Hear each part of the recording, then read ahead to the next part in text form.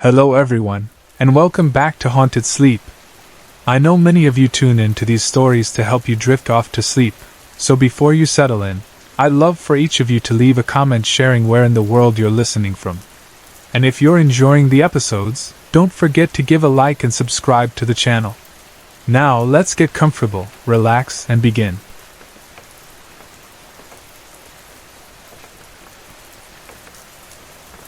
It was 1992, a strange summer. I had just finished primary school and was preparing for secondary school. By this time, I had already experienced 2 encounters with the supernatural, and had become obsessed with learning more. That's when my best friend, Jonathan O'Reilly, John for short, and I started a club, the Ghost Club/Beastly Remains. John was eager for his first encounter, while this would be my third. That day, we were both about to lose our childhood innocence forever. The day began like any other. After breakfast, John and I set out to gather clues for a case we were working on. I won't go into the details of that case. It's a story for another time, but it was something that had occupied us for over a year. Along the way, we stumbled upon something disturbing, a crow nailed to the ground by a cross through its chest. It wasn't related to our case, but it felt like an omen. Looking back, it was a sign of the dark events that were about to unfold. Later, we returned to John's backyard, where our clubhouse, his mother's shed, was located. Frustrated by our lack of progress on the case, I threw our findings to the ground and slumped into an armchair we'd salvaged from a skip. John, always the optimist, suggested we go for a walk. Not to look for anything, he said, just to enjoy the day. It was overcast, but the sun occasionally peeked through. As we walked, John pestered me with questions about my previous encounters. He was jealous of my talent, and curious about what I saw and felt. "Do you believe in evil ghosts?" he asked. I didn't have a concrete answer. "There are good and bad people," I told him. "Why wouldn't there be good and bad ghosts?" Before I could say more, I was hit by an overwhelming sensation: heat, suffocation, and emptiness. I couldn't breathe. Then, just as suddenly, it stopped. When I came to, John was beside me, pale and terrified. "You were shaking and screaming," he said. I didn't remember any of it. Looking around, I found myself on a small, unused road. To my left was the factory fence of Martin Savage, tall and spiked. In front of me was an abandoned cottage. "Let's check it out," I said, hoping to shake the lingering unease. The cottage was typical for the area, but its front door and windows were boarded up. We climbed onto the roof, using the factory fence for support, and found a window slightly ajar. Once inside, the place felt unsettling. One room had a ceiling but no floor, while the other had a floor but no ceiling. As we explored, John called me over to see something, a small footprint, clear enough to count the toes, and blood. John's hands were smeared with it. "It just appeared," he whispered, shaking his head. He explained that he had seen the footprint materialize in front of him. The blood, however, was dripping from the top of a window. When he touched it, he realized it wasn't rust. I boosted John up to the attic to investigate, but he jumped back down almost immediately, pale and panicked. Without a word, he bolted for the window. I ran for the front door, hearing footsteps in the other room growing louder and closer. Kicking the door open, I threw myself through, scraping my back on nails as I fell outside. Then I saw it. Flames surrounded me, and I was in a perfect, unburnt room filled with panicked people. I heard myself screaming at them before the vision ended. Back in the present, I waited for John, but he didn't appear. Instead, I heard the most blood-curdling scream I've ever heard. Moments later, he emerged, falling from the roof with a crunch. John was pale, his eyes unfocused. All he could say was, "Grandpa, I need Grandpa." I carried him to his grandfather's house, where the old man, upon hearing our story, revealed a horrifying truth. Decades ago, his 16-year-old sister had burned to death in that cottage when her dress caught fire. My vision and John's terror made perfect sense. That night, John insisted on returning to the house alone. I protested, but he was adamant. As I waited on the road, I heard hoofbeats and saw something I'll never forget. 6 black horses, a black carriage, and a headless rider, the Kashta Bauer, the death coach. It wasn't for me, though. A girl brushed past and climbed inside before it vanished. John returned, shaken but resolute. "It's not finished," he said. Though we drifted apart over the years, John and I remain bonded by that day. He passed away later, but I still feel his presence when I walk that road. I know the Kashta Bauer will come for me one day. Until then, I wait, cherishing every day I have.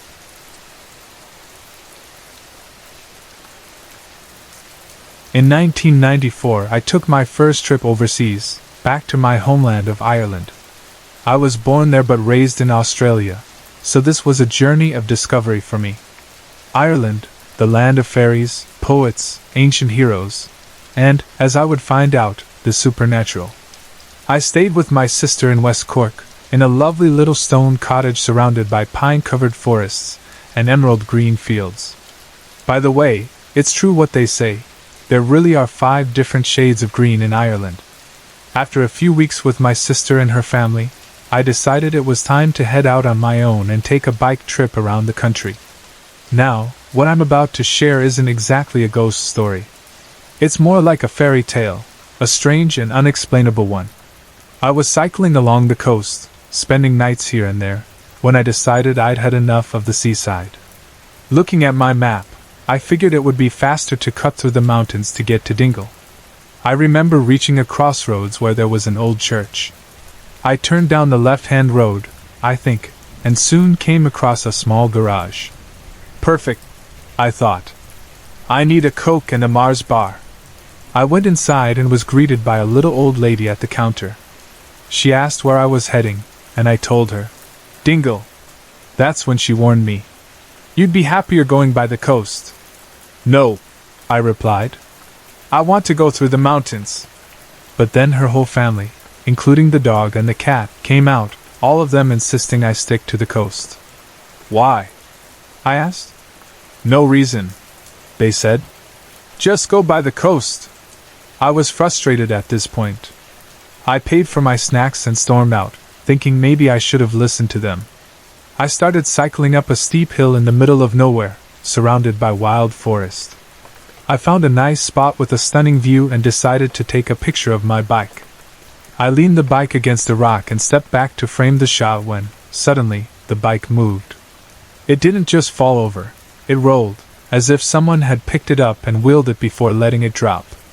Confused, I walked over, picked the bike up, and leaned it against the rock again. Then it happened again. I checked the ground, smooth as could be, so there was no reason for the bike to move on its own. Shaking my head, I finally took the photo and continued pushing my bike up the hill. That's when I heard it, childish giggling. At first, I thought it might be kookaburras. But then I remembered, I was in Ireland, and there are no kookaburras here. A chill ran down my spine, and before I knew it, I was running as fast as I could. It felt like the bike was pushing me instead of the other way around. Later, I found out where I had been, a place called the Gateway to Tir na Nog, Fairyland. Believe what you will, but that's what happened to me. To this day, I can't explain it.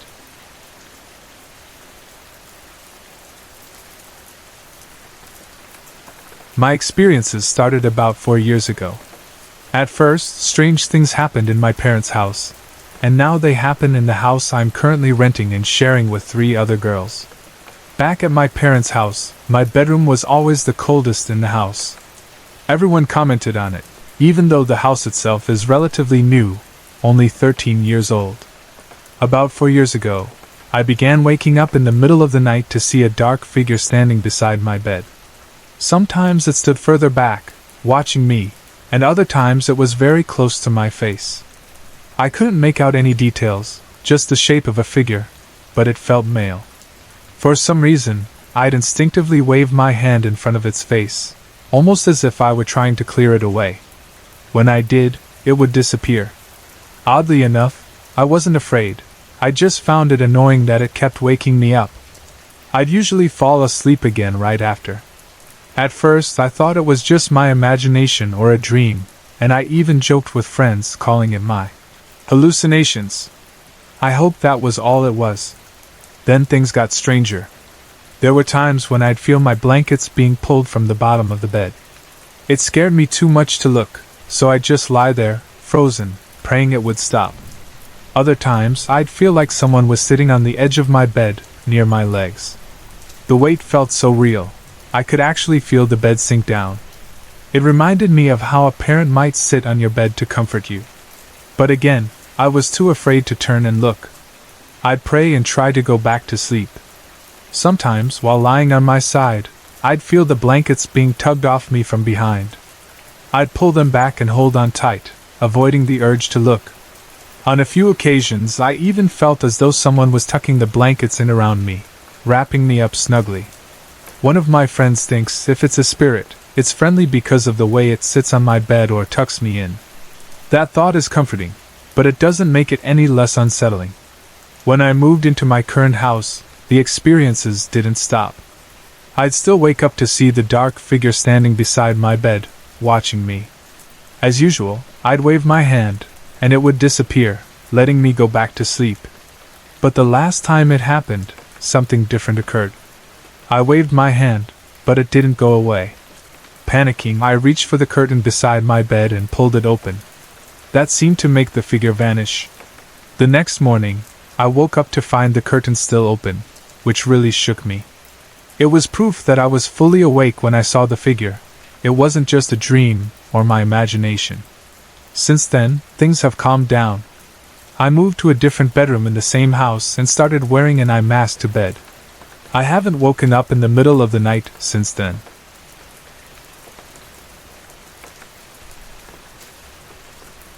This experience happened very recently, and many details about the spirit's appearance were new to me, which makes it a little hard to describe.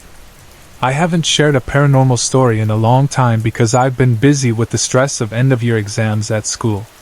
My school is known for its many hauntings and eerie history, which makes this story even more interesting. I go to Garin Tower, a school located outside Carnla on the coast road toward Larne. The main building is a large mansion built in the style of a medieval castle, which was popular in the late 1800s. It was originally owned by Frances and Vane, the Marchioness of Londonderry. After her death, it passed to her son, who neglected it. Later, it went to her grandson Winston Churchill, but he had no interest in the property and donated it to the British tourist industry. The castle became a hotel, but after a devastating fire, it was turned into a school. The castle has a tragic history. Some students are said to have jumped from the cliffs it overlooks, and there are many tales of strange deaths and hauntings.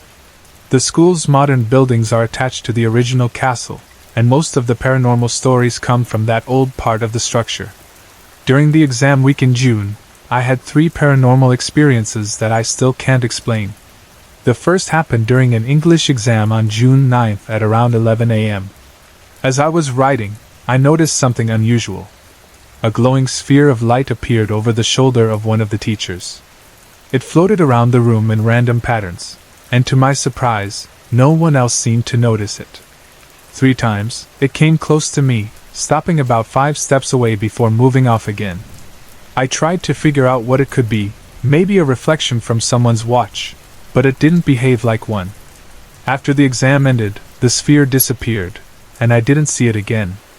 A few days later, on June 14th, I was sitting in the castle's old garden with 2 friends during lunch.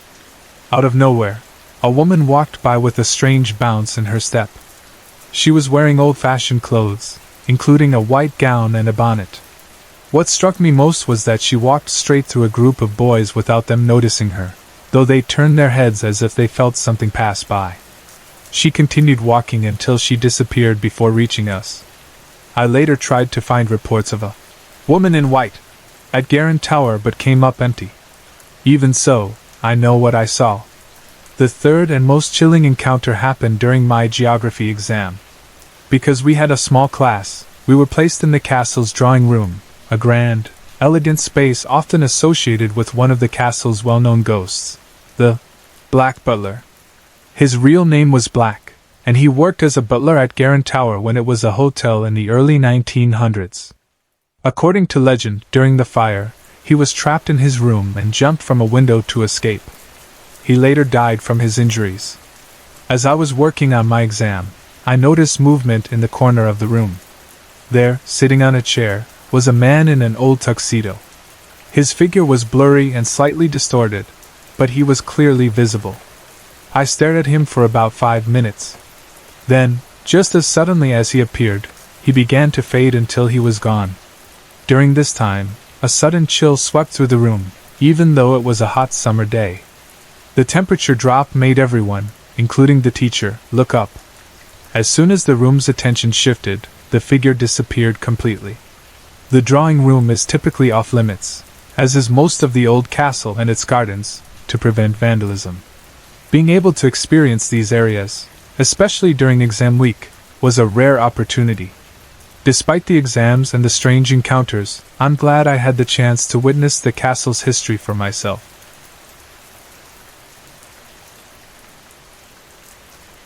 This story comes directly from my mother's diary, where she documented many paranormal experiences throughout her life. It is an accurate account of what happened to her on May 11, 1971, her birthday.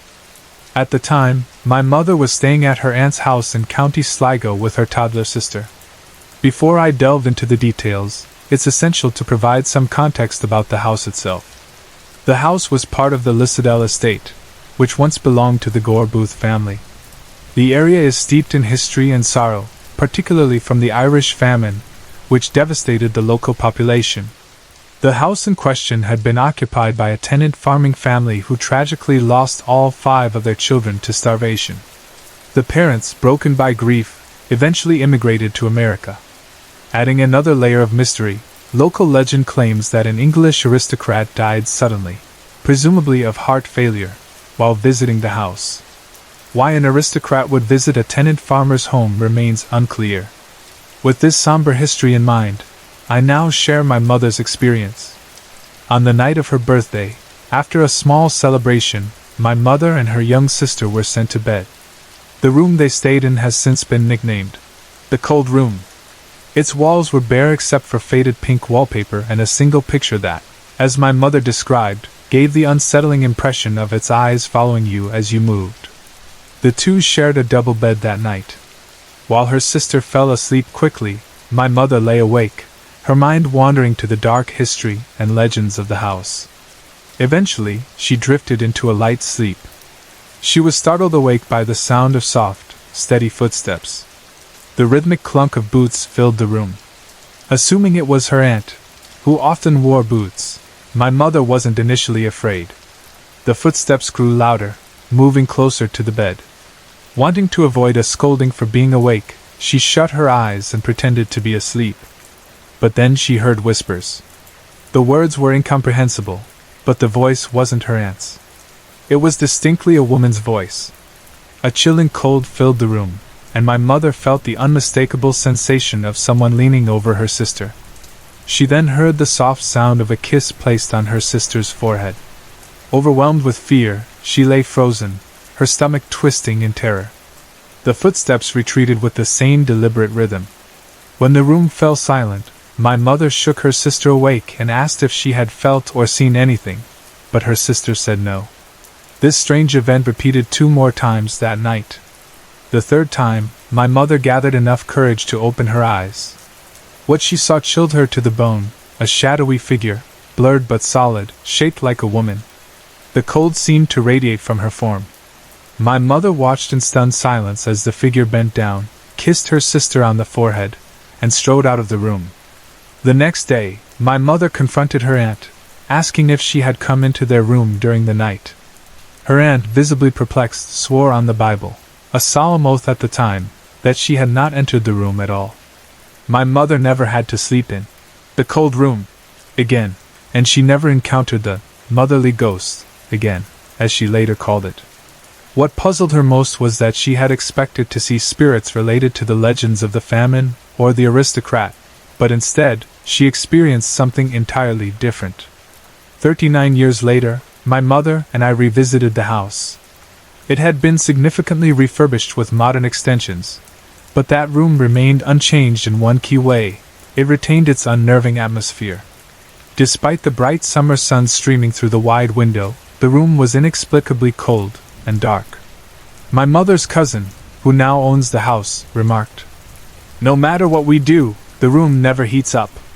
This account left a strong impression on me, especially after visiting the house myself. The room exuded an undeniable energy, a lingering presence that seemed to echo the events my mother described. It felt like a place where a haunting might still be in operation.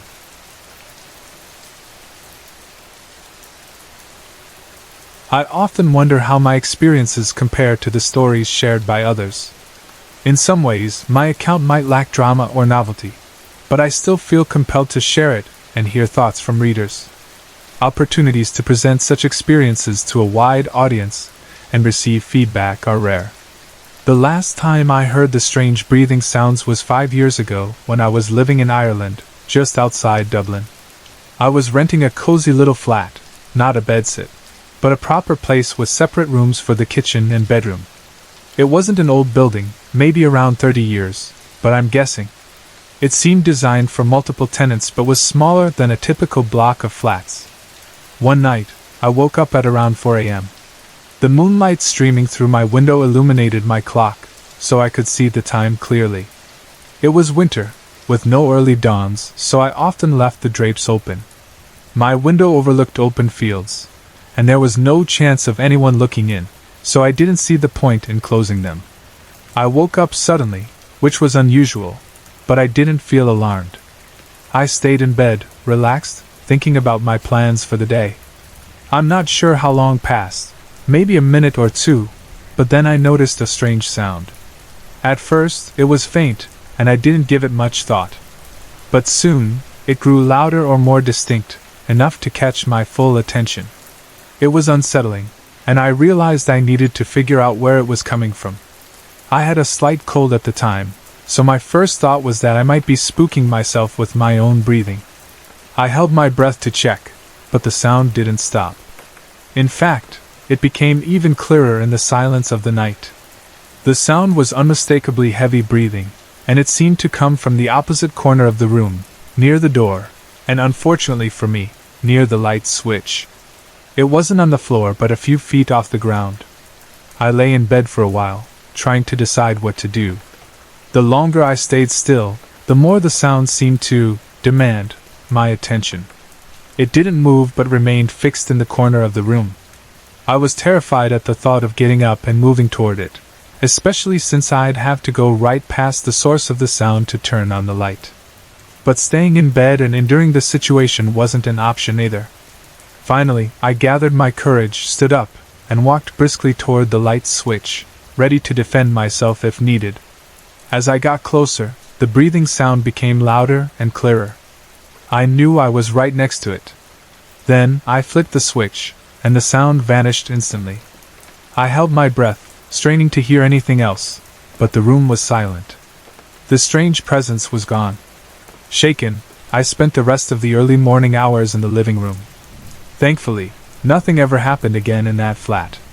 I've heard similar breathing sounds before, at different times of day and night, and on 3 different continents.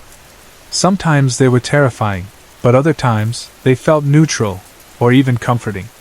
There were moments when the sound made me feel less alone, especially when I wasn't well. The nature of the experience seemed to change depending on the place and time. There have been years when I didn't hear anything at all, and now it's been 5 years since the last time, my longest gap ever. Sometimes I wonder why, but overall, I'm relieved.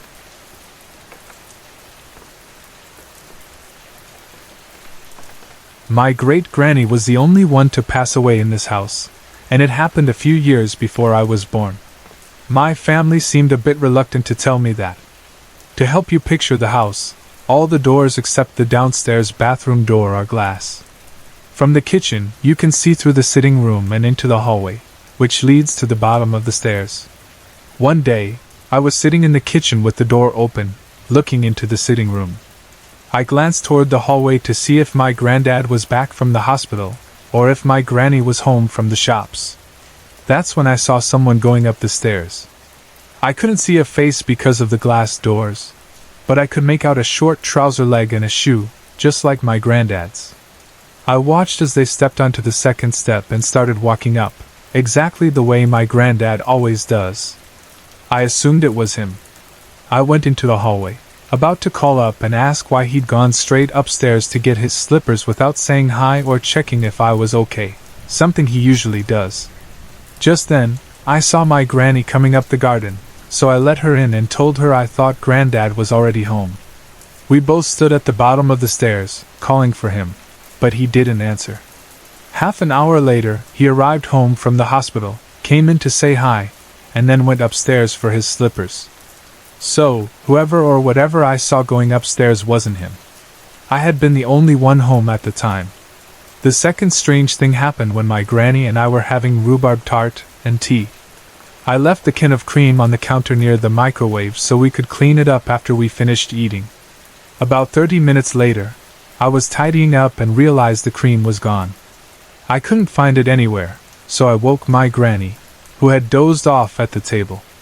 My granddad had been asleep in the sitting room the whole time. We searched everywhere for the cream, only to find it in the fridge, clean and with the lid on.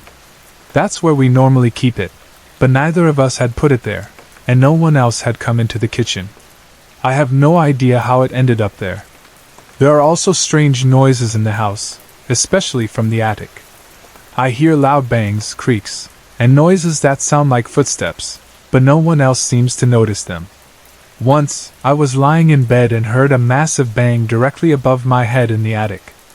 I thought something heavy had fallen, but when I asked my family, they said it was just the neighbors. However, my granddad didn't hear it from across the hall, and my granny didn't hear it from downstairs, even though their hearing was fine at the time.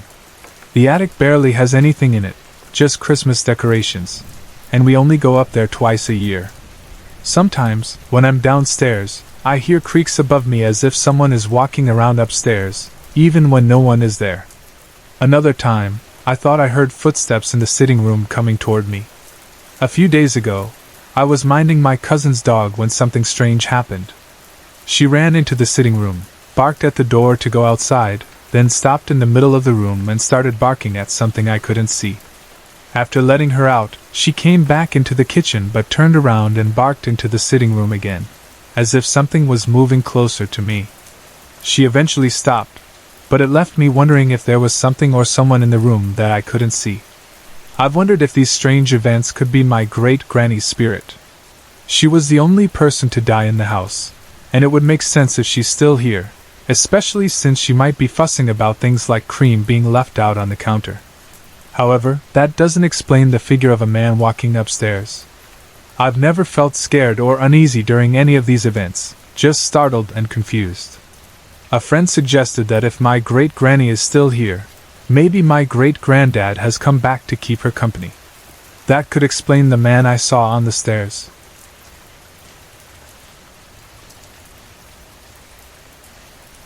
The house where I spent much of my childhood always felt unsettling. Looking back, I wonder if my family and I simply developed a coping mechanism to deal with the constant, unhappy presence that seemed to linger there. We moved into the house when I was around 8 or 9 years old.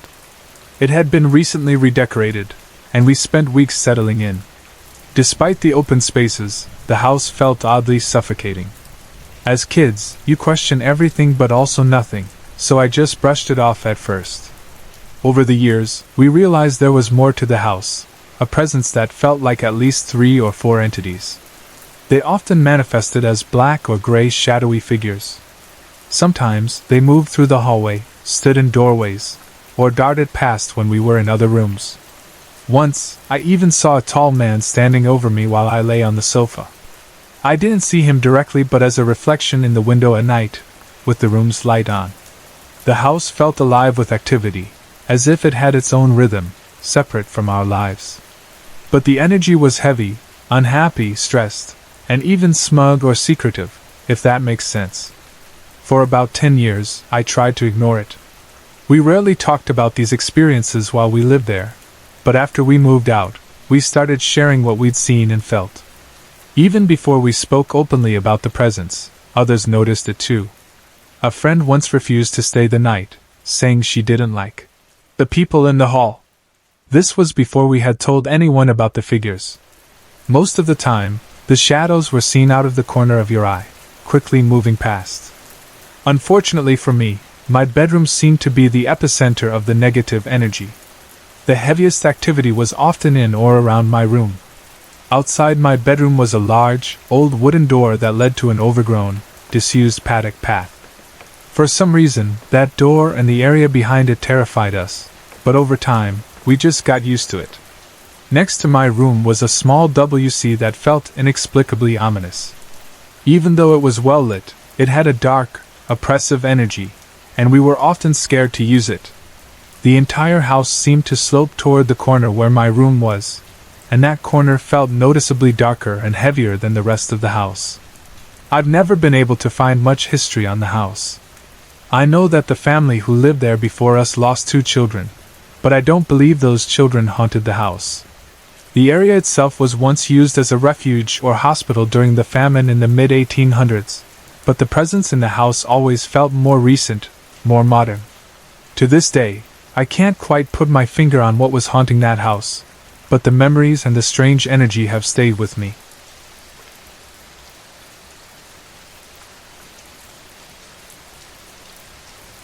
When I was younger, I can't remember this myself, my mom told me that I once said I saw a little girl in a white dress. Yes, I know it sounds like a cliché, but that's what I apparently saw. At the time, my mom thought it was just my overactive imagination trying to scare me. In the past 2 years, I've started seeing that little girl again. I haven't seen her face, but I can tell she has long dark hair, a little nightdress, and looks about 10 years old. There's something else strange. In my mum's room, on one side of the wardrobe, even though all the wardrobes are the same style, there's a patch of dirt. It looks like someone finger-painted an image of an angel, but it's in a fetal position. This makes me wonder. My mum had a miscarriage a few years ago. Do spirits age? Could this little girl have been my sister? Maybe I'm the only one who sees her because she has no face or name. I haven't seen her in a few weeks, but usually, I spot her when I'm minding my little brother or playing computer games in the attic. Her movements are quick, almost like a child running away when they get caught listening. She doesn't talk, and it feels like she hides the moment I realize she's there. I've been trying to figure out who she is and what she wants. She even followed me when we moved to a different house. Could she have gotten lost for a few years trying to find me? I've heard that can happen. Honestly, she scares me when she shows up. I haven't gotten used to it yet. Maybe once I know it's her, I'll feel more comfortable. At night, things are even stranger. I'll close my eyes to sleep and suddenly wake up feeling like my hair is being pulled or I'm being poked in the side. Sometimes, it feels like I'm being lifted out of my bed. This has been happening on and off for about 4 to 5 months. The lifting sensation feels like I'm flying, but it's terrifying, not pleasant. I've been wondering if it's a recurring dream, but it feels so real. I know dreams can seem incredibly real, but this doesn't feel like a dream. During these moments, I feel powerless. I can't move, only feel what's happening. That's what makes it so scary. The past 3 days have been the worst. I've woken up multiple times to my hair being tugged, my sides poked, and an icy cold sensation around me. I even bought a dream catcher, hoping it might stop whatever's happening. If this is all just a bad dream or something evil, maybe the dream catcher can help. But so far, it hasn't. I've barely gotten 8 hours of sleep in the last 3 days. At first, I thought it was my hairband pulling my hair, but even after I took it out, the pulling didn't stop. And the poking, how do I explain that? It feels like someone nudging me, saying, "Wake up, wake up." I don't think these encounters are mean or harmful, but I don't like them. Maybe I should just ask. "Please leave me alone, you're scaring me." My friend who lives nearby has had even crazier experiences. She says the spirit in her house throws things, turns the TV on and off, and does other mean stuff. Compared to that, what I'm dealing with seems friendly, even playful, but it's still unsettling. I live in Anger, near Blanchardstown/Cloney in Dublin, and I've heard rumors that a lot of houses here are built on burial grounds and old farmland. Then again, so are many places. I wonder if what I'm experiencing is connected to the past, or if it's the little girl trying to play. For now, all these strange things only happen at night.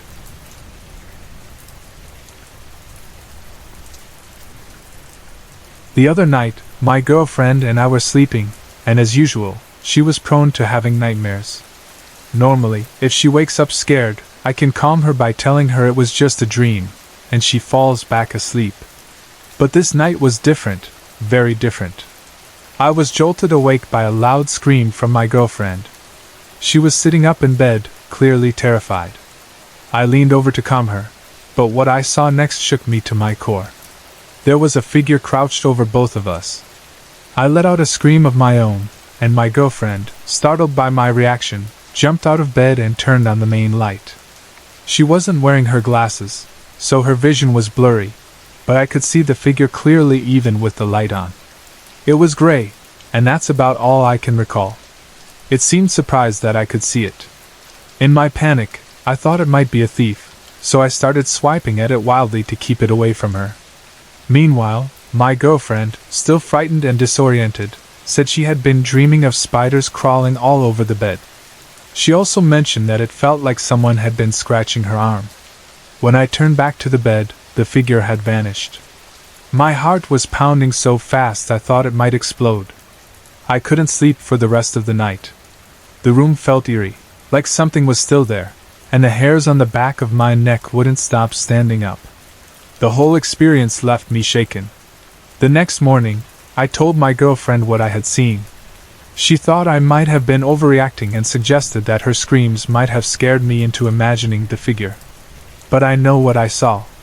I was wide awake, and it was real. It wasn't just my imagination. As we talked, we realized other strange things had happened in the apartment. One night, my girlfriend was sleeping in the spare room because I was snoring too loudly. She told me she had a vivid dream that two men came into the room and told her she was dead and had to come with them. She said they didn't seem scary, but the dream felt incredibly real. We've also come home to find pictures on the floor, even though the wall plugs were still firmly in place, as if someone had thrown them down. Sometimes, when I'm alone in the apartment, I get an odd feeling, like a presence in the room. The hairs on the back of my neck stand up, and it's hard to shake the feeling that something is there, even though I can't see anything. When I told my friends about the figure and these experiences, they suggested having a priest bless the apartment. It's worth noting that our apartment block is located near an old graveyard, which might explain some of the activity. I'm certain that what I saw was a ghost or spirit. Whether it was good or bad, I don't know. When I spoke with my mom about it, she reminded me of strange things that used to happen when I was younger. She said I would talk about weird dreams, and my parents would have to ask my older brother to pretend to go to bed with me until I fell asleep. I also remember odd things, like my bedroom door opening and closing on its own, or the handle moving as if someone were trying to get in. I'd hear footsteps on the stairs, but when I checked, no one was there. At this point, I wonder if it's not just the apartment that needs a blessing. Maybe I do. What I saw defies any logical explanation, and it's left me questioning everything.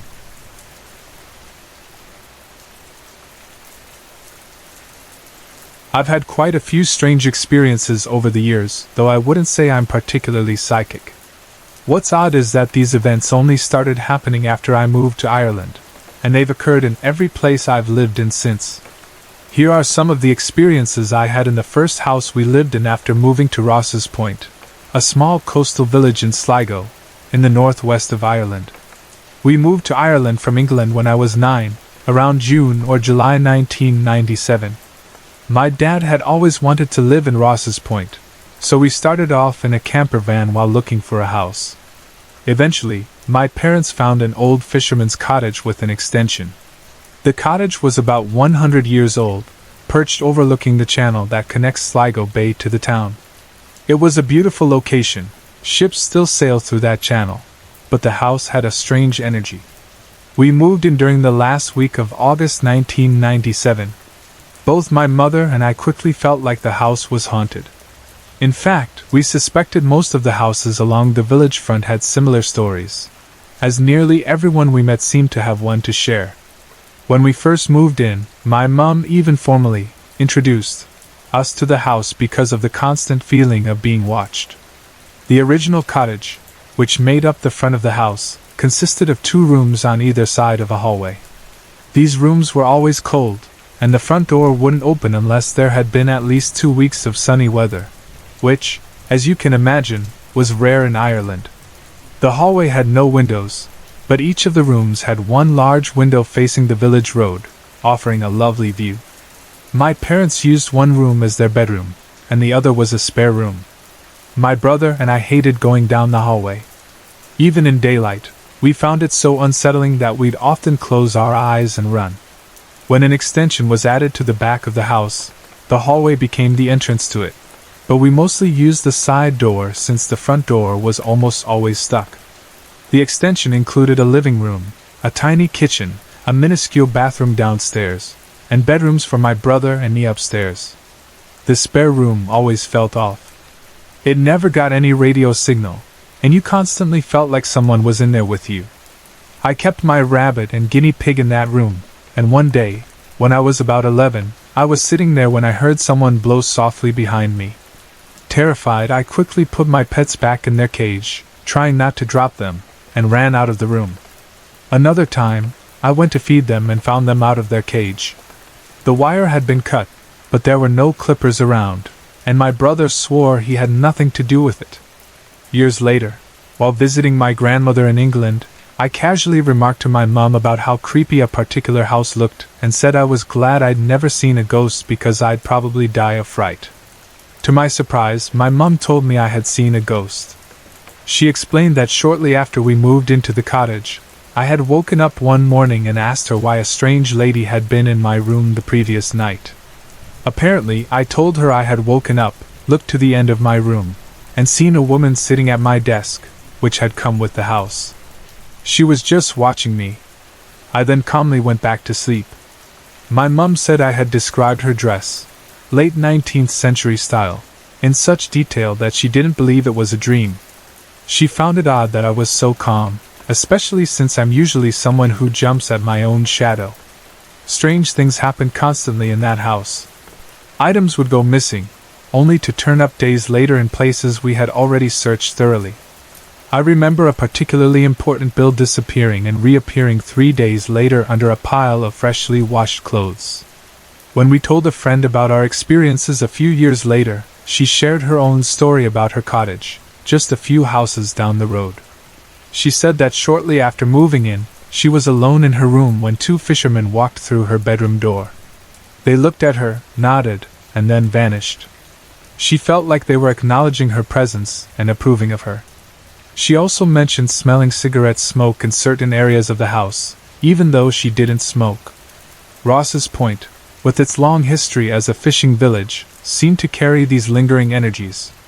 Whatever was in that house, it made for an unforgettable experience.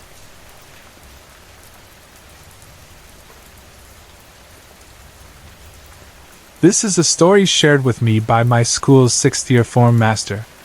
Before I dive into it, let me give you some background. My school is very old, dating back to the 1800s, and it has a long history. For privacy reasons, I can't reveal its name, but for the purposes of this story, let's assume the details I've been told are accurate. In the early 1900s, a man was murdered in the 6th-year corridor under mysterious circumstances.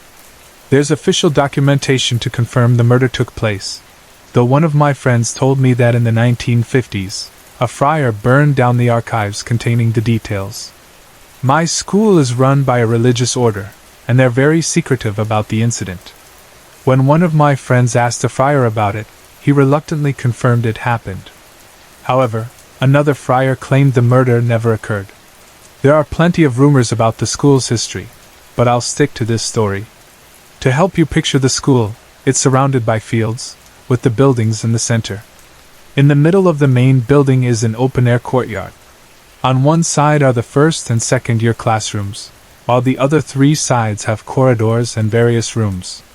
The third and fourth year classrooms, labs, and fifth year rooms are on the second floor, and the sixth year corridor is on the top floor. The sixth year corridor is oddly shaped, like a question mark with sharp corners instead of curves. One room in this corridor is now sealed off. It used to be a common room back when the school was a boarding school, but it's no longer in use. All that remains is a door that leads nowhere, and behind that door is where the man was murdered over a century ago. The form master told me that one night, at around 9 p.m., he went up to the sixth year corridor. He unlocked one of the doors to the corridor and locked it behind him, ensuring no one could follow. As he walked along the corridor, he passed the classroom with the sealed door at the back. When he glanced into the room, then back into the corridor, he saw a man standing there. He described the man as wearing a waistcoat, trousers that ended at his knees, a bow tie, and shoulder-length, straight hair combed back. He could see part of the man's face in profile and said he looked deeply depressed. The man was completely still and silent. Feeling creeped out, the form master hurried to his office. When he returned to the corridor after gathering his things, the man was gone. I'm generally open-minded about ghost stories, but I also try to find logical explanations. I trust my teacher completely. He's a normal, level-headed person who I don't believe would lie to me. It seems unlikely that someone could have snuck into the locked corridor, dressed in old-fashioned clothing, just to scare him. And no one in the school matches the description of the man he saw. The only rational explanation is that he imagined the figure, but I don't think that fits either. My teacher is grounded and reasonable, and there's no reason why he'd hallucinate something like this. My school is a fascinating place with many rumors about its history. For example, I've heard the attic is especially eerie. However, this story about the sixth year corridor is the only one I've heard that feels truly believable.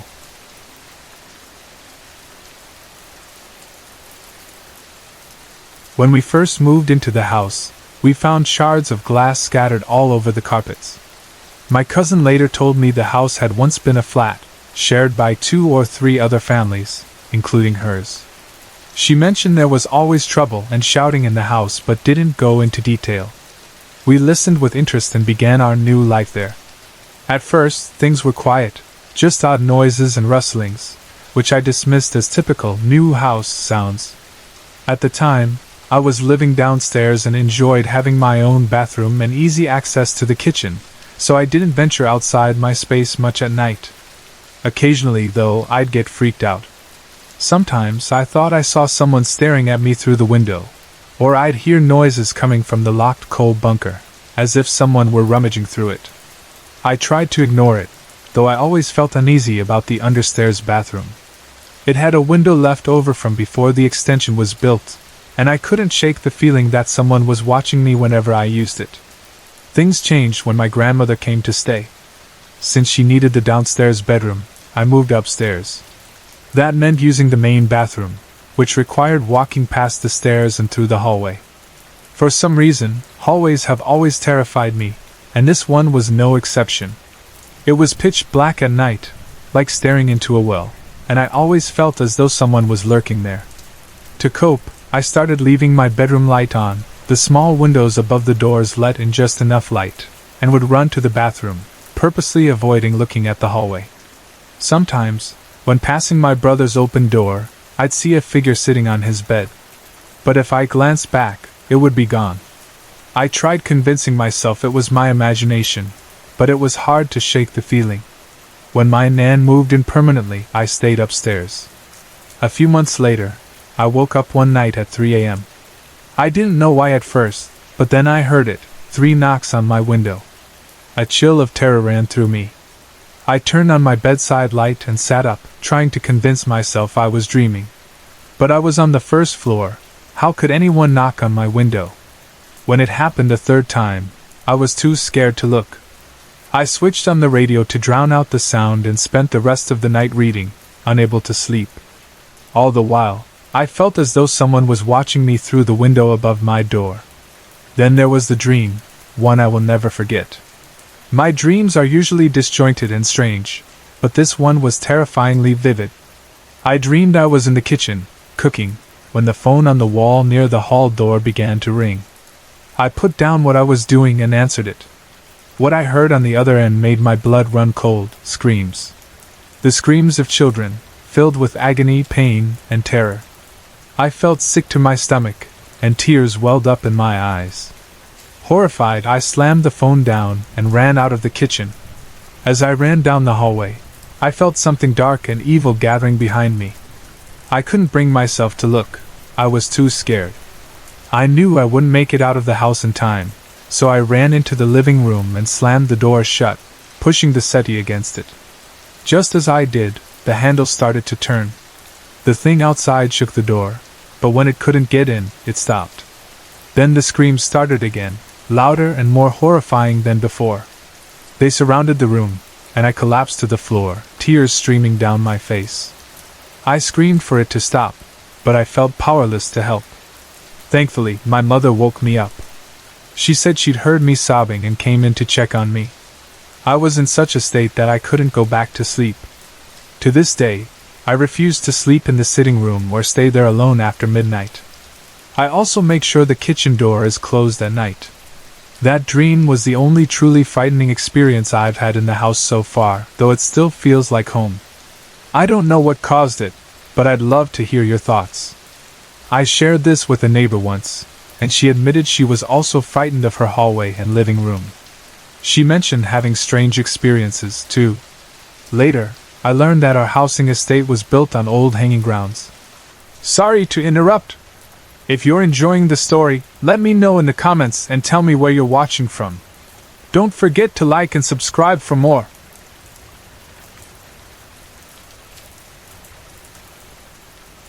June 2010. I had been living in the house for about a month when something strange happened.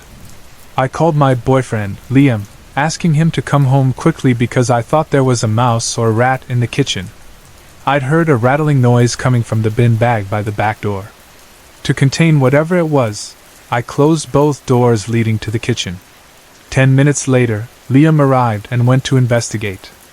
Oddly, the bin bag looked untouched, but all the bottom press doors in the kitchen were wide open. There was no mouse to be found. At the time, I brushed it off as strange but didn't think much more about it. August 2010. Around 3:30 a.m., I woke to the sound of footsteps running back and forth in the attic. At least 3 times. The steps sounded too light and close together to belong to an adult. It sounded more like a child. My 2.5-year-old son was fast asleep between me and Liam. I tried to wake Liam, but he didn't stir, so I eventually went back to sleep, though the incident unsettled me. September 2010. Again, around 3:30 a.m., I was woken by a loud scratching sound on the bedroom wall beneath the window. The scratching traveled from one end of the wall to the other. This time, Liam woke up too and heard it. The noise lasted for about 2 minutes before Liam told me to go back to sleep. The next morning, I asked him about it, but he said he didn't even remember waking up. February 2011. 2 weeks before this incident, I visited a psychic. She got many details about my past life, but I remained skeptical about such things. During the session, she told me I needed to leave the house I was living in. She said my son could see spirits but assured me they meant him no harm. She also mentioned something about a problem with my water. I dismissed it, insisting the house was perfect. Then, one night around 3 a.m., I woke up to the sound of flooding, water rushing loudly somewhere in the house. I panicked, thinking it must be coming from the old woman's house next door, as we could also hear distinct splashing footsteps in the water. But when we followed the sound, we realized it was coming from our attic. Liam went up with a flashlight, but as soon as he got there, the noise stopped. The water tank was full but not overflowing, and the surface of the water was completely still, not a single ripple. I stepped outside to check if there were any lights on next door, but the house was dark and quiet. Unfortunate events. Over time, I've learned about some misfortunes that happened to the 2 families who rented the house before us, particularly involving their children. My own son developed meningitis and septicemia 1 month before the flooding incident. We had only been home from the hospital for 3 days when it happened. I keep wondering if I'm overthinking things or if there's something more to this house. The psychic's warnings, the strange noises, and the unsettling history seem too much to be mere coincidence. I would love to hear other opinions. Am I imagining things, or could there be something deeper going on?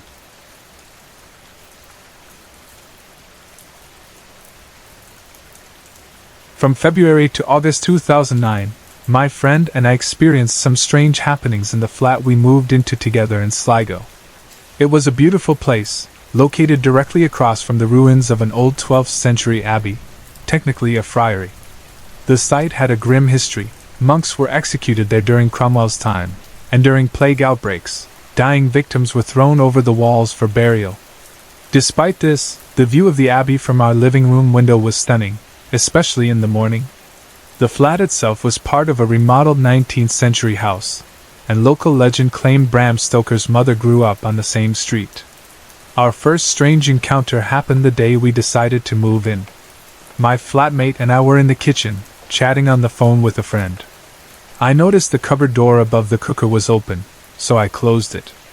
But as we watched, it slowly opened itself again. We were silent for a moment before laughing it off.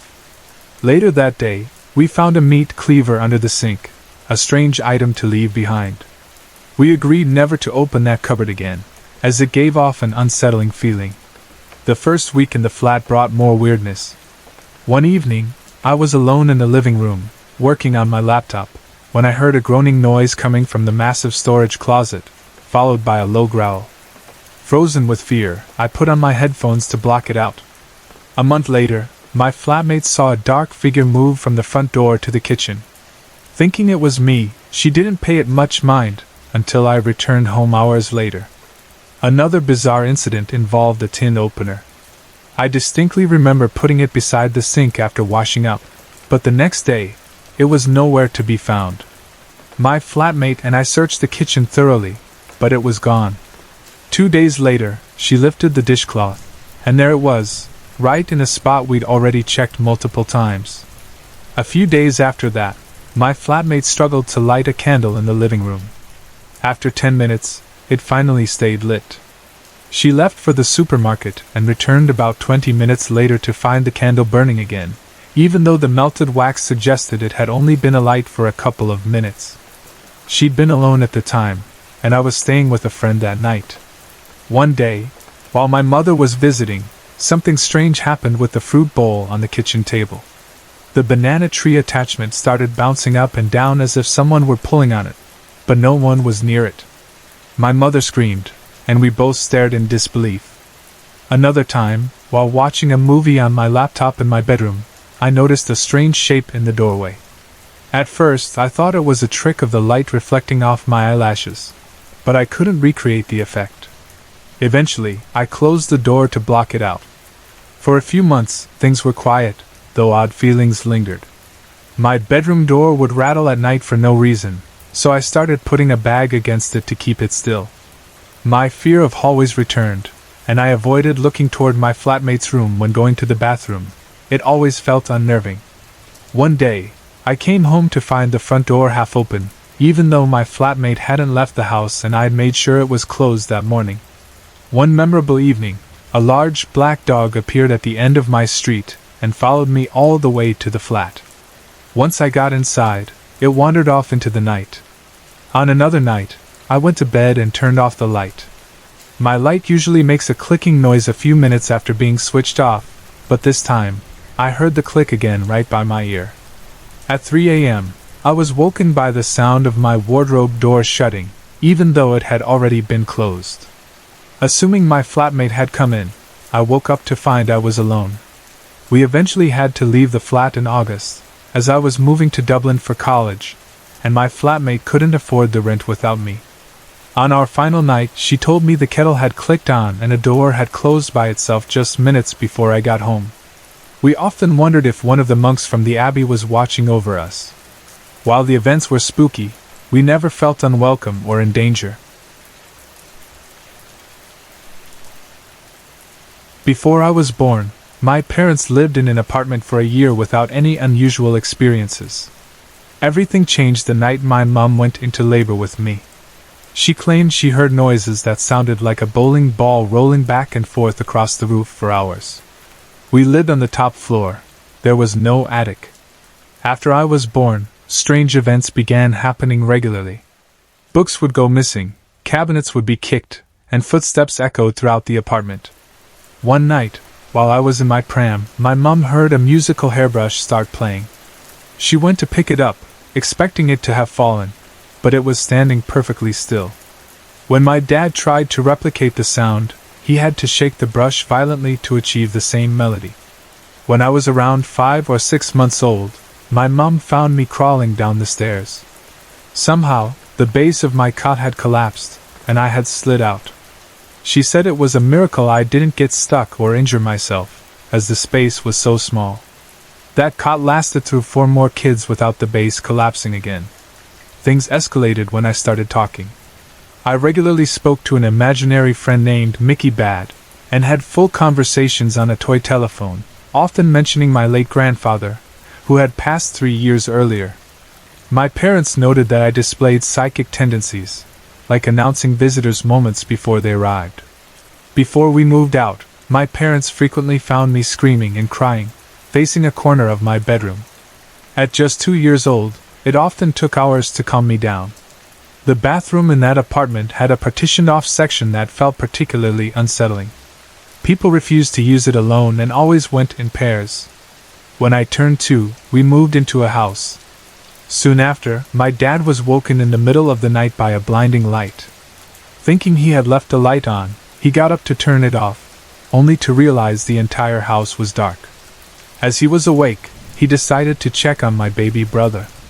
To his horror, he found my brother's blanket tucked tightly around him from head to toe, suffocating him. My dad believes that if the light hadn't woken him, my brother might not have survived. Another incident happened while my mum was checking on my brother in his cot. She dropped a glass she was holding, and it shattered above his face. Somehow, none of the shards touched him. My mum described it as though an invisible shield was protecting him, with all the glass landing around him but not on him. Years later, when we were teenagers, my brother and I locked our younger brother in his bedroom as a prank. Trying to get out, he kicked a football at the door and accidentally smashed the window above it. I was standing on the stairs when I saw shards of glass fall, seemingly heading straight for him. But the glass shattered midair, about 4 inches above his head, forming a clear circle around him. He wasn't hurt at all, though I was covered in glass. Even now, strange things continue to happen in the house. I frequently see shadows, and our back garden gives me an overwhelming sense of unease. Friends have claimed to see people inside our home when I was alone. Objects move on their own when I'm in the bath, sliding across the shelf without explanation. Recently, I was lying in bed, fully awake, when I heard the loudest scream right next to me. It was followed by the sensation of someone sitting on the bed, a heavy, dead weight beside me. Interestingly, the strange occurrences stopped for a while after my parents divorced but started again when I was 13 or 14. My dad and I both seem to be particularly sensitive to these experiences, and they've remained a part of our lives ever since.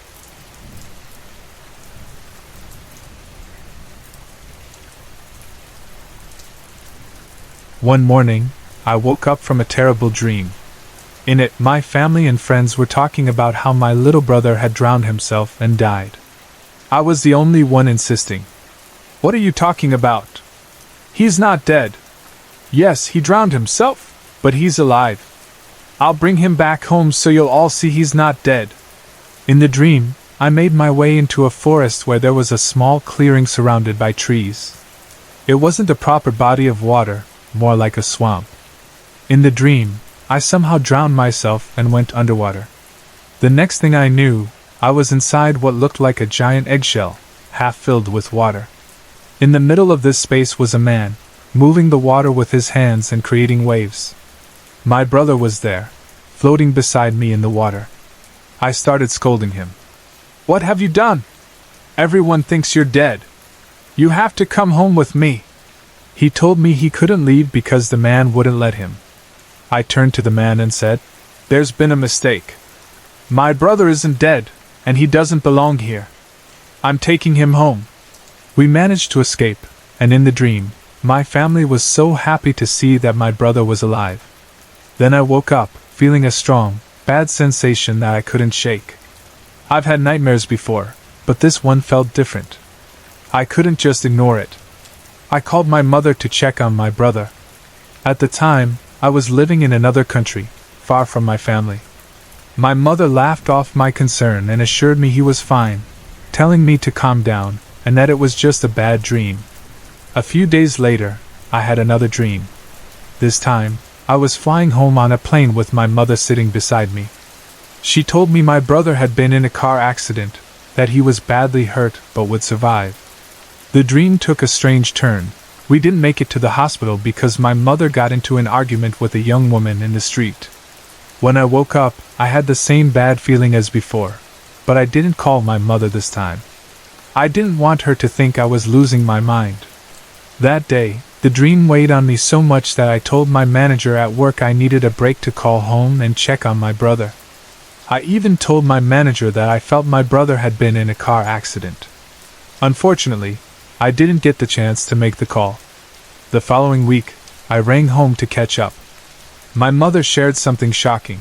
My brother had narrowly avoided being hit by a speeding car. He had been playing with older boys, throwing stones near a normally quiet road, when the car appeared out of nowhere. Somehow, he was the only one in danger of being hit, but luckily, nothing happened.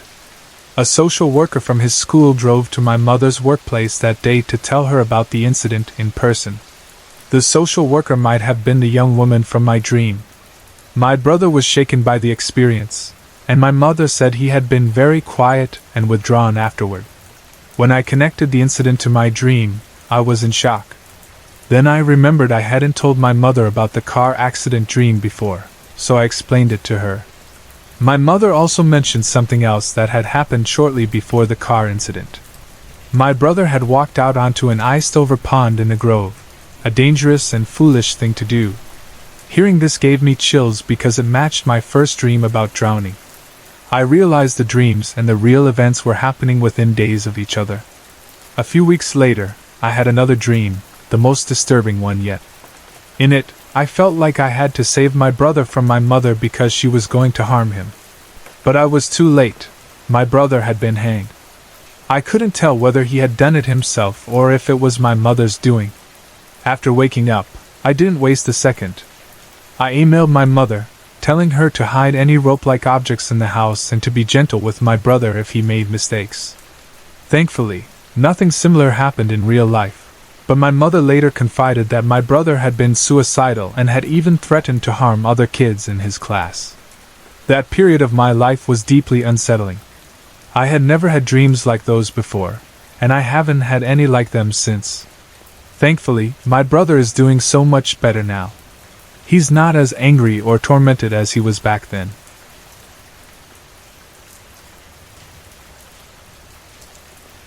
The first time my Auntie Marie felt something strange in her house was the week she moved in. She was taking a shower when she suddenly felt as if someone was watching her. Panicked, she quickly got dressed and went straight to my Nan's house. A few nights later, she and her partner were watching TV when they heard heavy footsteps on the stairs, like those of a man. They muted the television to listen more closely, and the footsteps continued. Marie told her father, my granddad, who was skeptical and suggested it was just the house settling or maybe an infestation. He even set traps, but nothing came of it. A few weeks later, Marie was having drinks at home with her partner and her brother. They were chatting in the sitting room with the radio playing softly in the kitchen. Suddenly, the radio turned up to full volume. They froze, then went to the kitchen to investigate. They turned the radio off, but as they did, a door upstairs slammed shut, followed by the sound of small footsteps running across the ceiling. Terrified, Marie called my father. That night, my parents went over to her house, and they all discussed what had happened. My father, being a logical person, went upstairs to investigate. He and my uncles even tried slamming the door themselves, but none of them could make it bang as loudly as it had on its own. There were no windows or doors open that night, and it was the middle of summer. With no explanation, my father suggested she call a priest, just in case. A week later, a priest arrived. He blessed Marie and every room in her house, and while it provided some comfort, the strange events didn't stop. The radio would still turn up on its own, doors would knock and open without reason, her dogs acted uneasy, and she continued to feel unsettled when alone. A few months later, Marie invited me over. She had 2 new kittens and a rabbit, and wanted to show me something. She handed me a photo she'd taken of her staircase. In it was a shadowy white mist. She'd taken the picture because the animals had been playing there, and she thought it was odd. No one had been smoking, and there was no reflection, yet this mist only appeared in the 3rd photo she snapped in a span of 5 seconds. Looking closely, you could make out several shapes, though it could have been imagination. Marie believed there was something there. A couple of summers ago, I visited again. While sitting in her kitchen, I heard a knock at the door. I got up to answer it, but the door was already open, and no one was there. Moments later, I heard a buzzing noise like the static from a black and white TV. When I asked Marie about it, she said it was the baby monitor in the sitting room. The upstairs unit was off, but the noise had been happening a lot lately. She also told me about an incident from that weekend. She and her partner had been sitting outside when her baby, Abby, started crying. She sent her partner upstairs to check on her. He found Abby's soother, attached to a clip, hanging out of her blanket at the end of the cot. At the time, Abby was too small to unclip her soother from her dribbler and reattach it to the blanket.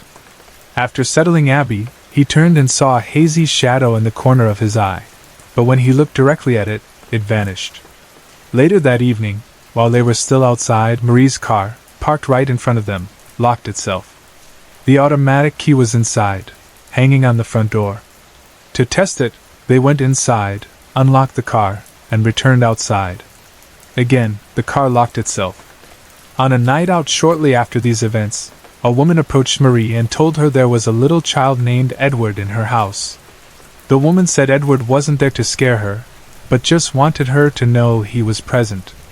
What creeped us out the most was that Marie had only shared these experiences with family. No one else could have known.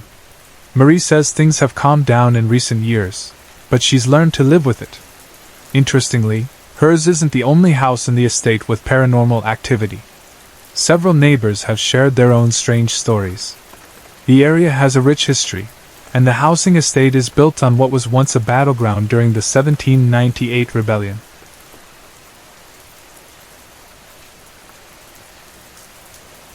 When I was around 10 or 12 years old, I never believed in anything paranormal, until one unforgettable night. I went to bed as usual and woke up sometime between 3 and 4 a.m.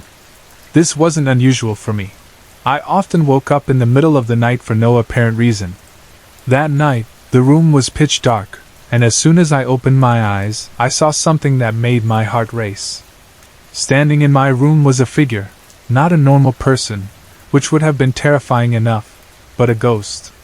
It was translucent and faintly glowing, and I could see my dresser right through its body. The ghost was of an old man. His features were so detailed that I could make out his hair, facial hair, glasses, and even the shape of his nose and mouth. He wore a button-down shirt, and while his upper body was clear, his lower legs and arms were blurry, almost fading into nothingness. I froze in fear, my heart pounding as I stared at him. He wasn't looking at me, though. Instead, he seemed to be gazing at the walls of my room. I tried to convince myself it wasn't real. I pulled the blanket over my head, pinched myself to wake up, and whispered reassurances to myself. But when I peeked out from under the blanket, he was still there. The pinch only hurt. It didn't wake me up because I was already awake. Then, as suddenly as he appeared, he vanished. I felt a brief moment of relief, but it was short-lived. He reappeared, this time right next to my bed, near where my head was. My whole body tensed in terror, but the ghost still didn't look at me. He just kept staring at the walls. Seconds later, he vanished again and returned to the middle of the room. That's when I knew I couldn't just stay there, frozen in fear all night. I had to do something. I decided I would count to 3 and run as fast as I could to my parents' room across the hall. In my head I told myself, If this isn't real, it can't hurt me anyway. I was desperately trying to stay brave. I hid under my blanket, leaving only my wide, terrified eyes exposed, and counted silently, 1, 2, 3. I jumped out of bed and sprinted toward my parents' room. As I ran past the ghost, I caught it turning its head to look directly at me, and my fear spiked. I bolted across the hall, glancing back to make sure it wasn't following me. It wasn't, but it was still watching me. When I reached my parents' bed, I dove under the covers, gasping for air. My dad stayed sound asleep, but my mom woke up and asked, "Are you okay?" I simply said, "Yeah," and buried myself deeper under the blankets. I didn't want to explain or talk about it. I just wanted to fall asleep and forget it ever happened. The next morning, I woke up in my parents' bed. I went back to my room, and of course, the ghost was gone. I tried telling my mom, dad, and sister what I had seen, but none of them believed me. They thought it was my imagination, or maybe just a bad dream. But I know it wasn't. It was real. Looking back, I regret not telling my mom that night to check my room. Maybe she wouldn't have seen anything, or maybe the ghost would have vanished by then, but at least I would have tried. My mom always said she'd believe in ghosts if she saw one herself, but I know what I saw. To this day, I wonder why that ghost was there and what it wanted. Part of me wishes I had tried to talk to it, but then again, I have no idea how it would have reacted. Was it just passing through? Was it trying to communicate?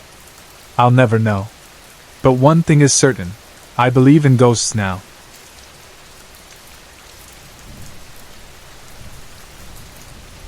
This happened at my cousin's house, located at the far end of town in an estate. Although I hadn't experienced anything strange there myself, apart from the occasional sound of cutlery at night, which I assumed was the dishwasher, my oldest cousin had once mentioned seeing shadows. He said that while sitting in the living room, he'd often see a shadow pass the glass kitchen door and creep upstairs. That alone was enough to give me the creeps. One evening, my cousins and I decided to play a game of blind man's bluff. The group included 2 boys, aged about 16 to 19, their younger sister, and another cousin who lived nearby, both around 14. Their dad wasn't home, so we turned off the lights and turned up the mischief. As always, I lost the "if your shoe is dirty" IP dip, meaning I had to be the one blindfolded in the dark. Great. They spun me around until I was so dizzy I could barely tell which way was up. I heard laughter and giggling as everyone ran to hide. Then the chaos started. Towels, balls, and boxes were thrown at me to throw me off course, and I stumbled around trying to catch someone. I could hear their footsteps charging up the stairs, so I chased after them, still getting pelted with objects. I followed the sound of laughter to the boys' room, but as I got close, the door slammed in my face. Determined, I opened it, stepped inside, and closed the door behind me. I stood still for a moment, stretching my arms out to block their escape. It was eerily quiet, far too quiet for them not to be giggling. I crept forward and, bam, walked straight into the foosball table. Odd. That table was usually by the window, not so close to the door. I shoved it aside and moved forward. Then I caught the edge of someone's jumper. Finally. The person was tall and still, almost like they were letting me catch them. As I started counting to 10, they suddenly slipped away. How? They were cornered. I assumed they must have climbed onto the bunk bed, but I didn't hear the bed move. Frustrated, I called out, "That's not fair! You're caught!" No reply. I felt around again and, strangely, the foosball table was back in front of me. I hadn't heard it being moved. My frustration was growing. I lifted the table out of the way, but the silence around me was unsettling. As I took another step, I heard the bunk bed shake. There was no laughter, no voices, just the sound of the bed creaking. Fear crept in. I didn't want to play anymore. I pushed forward, only to run into the table again. Confused and upset, I yelled for them to stop messing with me. This wasn't part of the game. Suddenly, one of the foosball handles shot out and hit my thigh hard enough to make me scream. That's when I heard my younger cousin's voice, but it was coming from downstairs. I ripped off the blindfold, ready to confront whoever was up to these tricks. But the room was empty. No one was there. I hadn't heard the door open or close, nor any footsteps leaving the room. My cousin came running upstairs and asked me what I was doing. I snapped, "To throw me off while whoever's up here hides, right?" Her serious expression sent a chill down my spine. She insisted that everyone was downstairs, calling for me, no less. She and our cousin had gotten bored waiting for me and decided to watch TV. Still thinking it was a prank, I stormed downstairs, expecting to catch them laughing at their clever ruse. Instead, they were annoyed at me for ignoring them and not looking for anyone. To this day, I can't explain what happened in that room. Let's just say I wasn't eager to play blind man's bluff again anytime soon.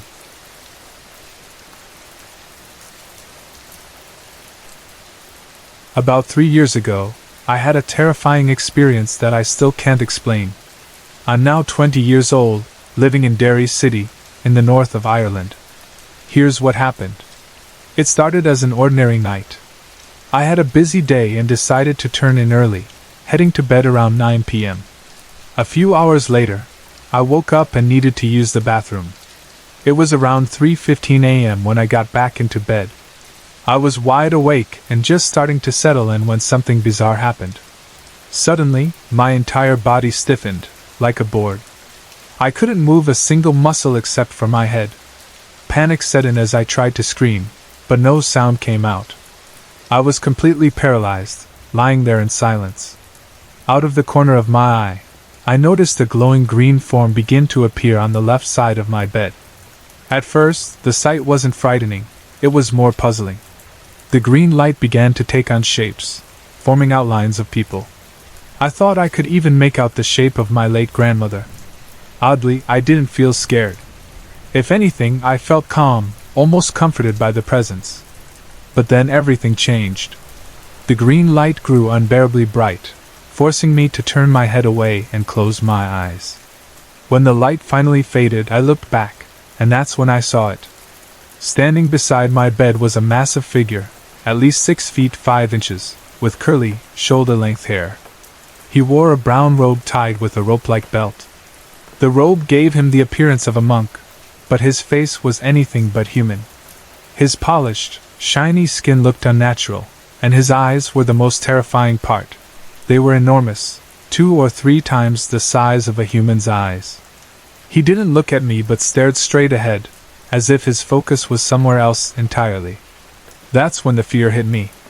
I could feel it coursing through my entire body, from the tips of my toes to the top of my head.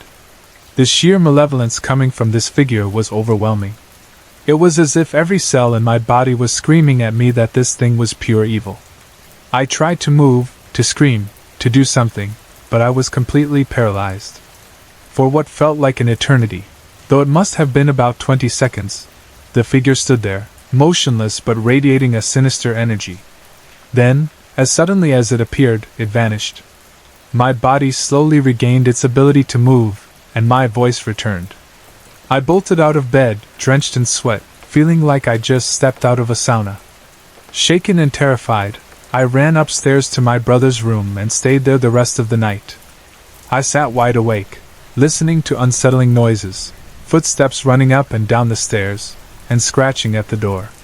The next morning, I told my parents and a few others about what had happened. They dismissed it as a bad dream, but I know for a fact it wasn't. I was fully awake when it happened. Since then, I haven't experienced anything like it again. Out of curiosity, I decided to research the area. Supposedly, the street where my house was built is located on the site of an old monastery from centuries ago. Could the figure I saw have been a monk? Whatever it wasn't good. I could feel the evil radiating from it, and the memory of that night still haunts me to this day.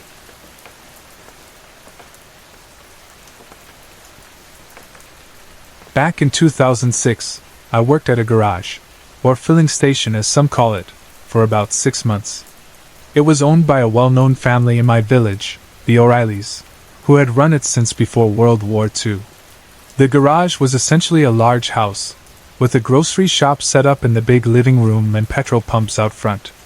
The O'Reilly family was incredibly kind, and the ownership of the business had passed down through generations. At 17, I wasn't overly concerned about much beyond earning money to buy drinks for nights out with my friends at the lake. Those were some of the best times of my teenage years. About 3 weeks into my job, the O'Reilly family made the tough decision to sell the business so they could use the money for IVF treatment. Sadly, their efforts were not successful.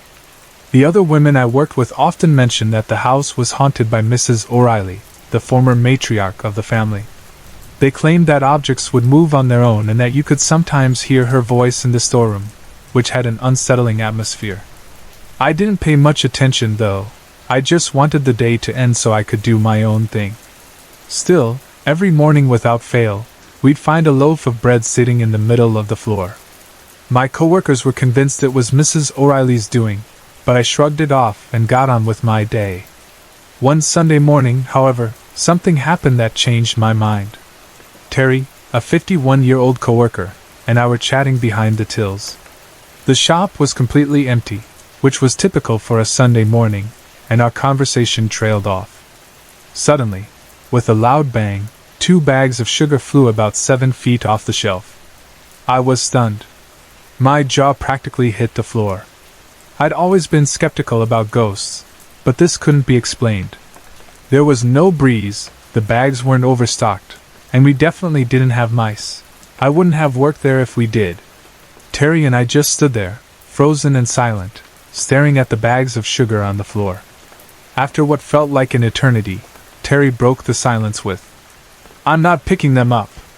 We left them there for about 20 minutes before I finally gathered the courage to clean them up and throw them out. When the new owners took over, they made drastic changes. They moved the entire shop into the smaller living room, closed off the main entrance, and created a new side door as part of their renovations. The once spacious 1,200 square foot shop was crammed into just 600 square feet. It was cluttered and messy no matter how much we cleaned or organized, and we all hated it. The new owner, Michael, wasn't exactly pleasant to work for either. One Friday afternoon, the shop was busier than usual with 3 customers inside, which felt packed for the tiny space. A woman in the queue was paying for her items when she suddenly turned pale. She told us that she had just picked up a loaf of bread off the floor and put it back on the shelf when she felt someone grab her wrist tightly. Then, in an angry voice, a woman whispered in her ear, "I don't like Michael or what he's doing to my house." The woman was certain no one had been near her. We shared the story with the previous owners when they stopped by the next day. They explained that Mrs. O'Reilly had passed away in that very living room, in her favorite chair, years earlier. The room and furniture had remained untouched until Michael began his renovations. The bedrooms had been turned into offices and storerooms, and almost every part of the house had been altered, except for the stairway.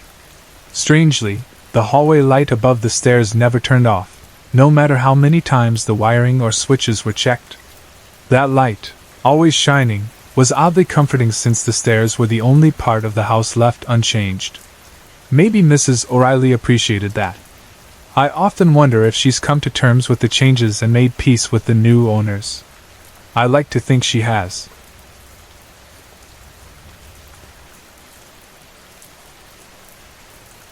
This is incredibly difficult for me to talk about because it still scares me. What unsettles me even more is that, despite the fear, I've found myself drawn to the experience. Last summer, I traveled to Dublin, Ireland, with a friend. We stayed at a cabin resort on the outskirts of the city.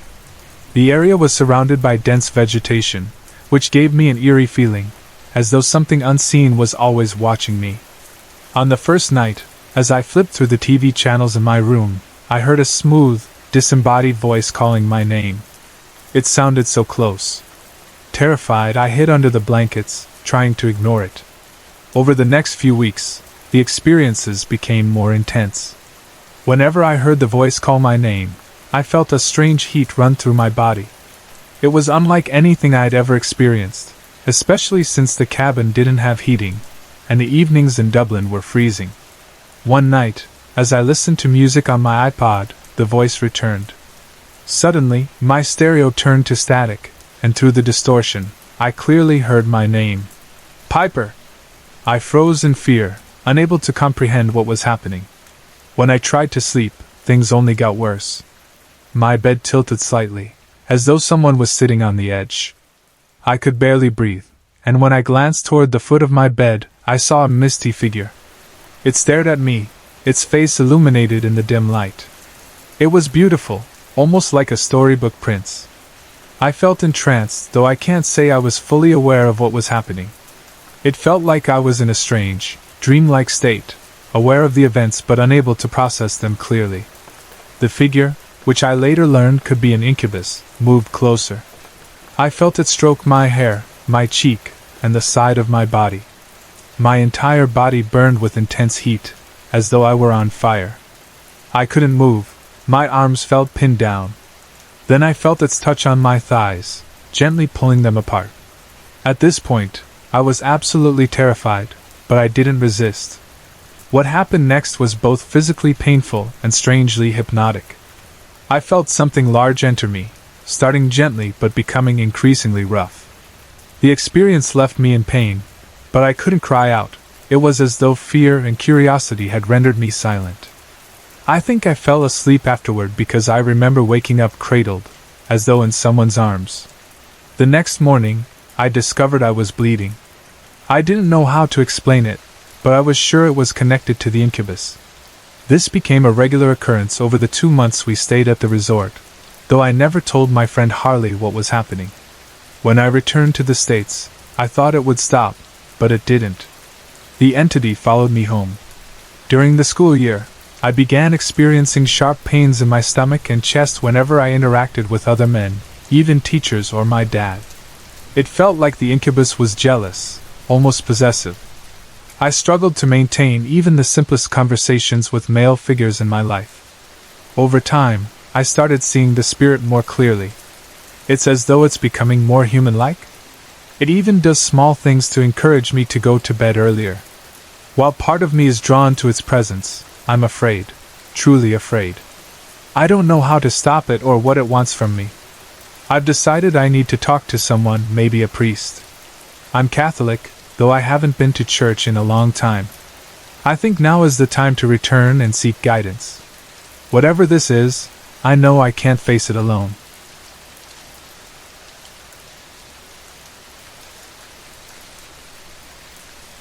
This happened at my home about 10 years ago. I don't think about it much anymore, but at the time, it left me utterly confused. I've always been a light sleeper, waking up at the slightest noise. Back then, I'm not sure if I was the same. I can't remember the details of my habits. What I do remember is waking up in the strangest way. The memory begins with me clutching my teddy bear, standing in the middle of our long backyard in the dark. My mother was walking toward me, asking what I was doing out there at that time of night.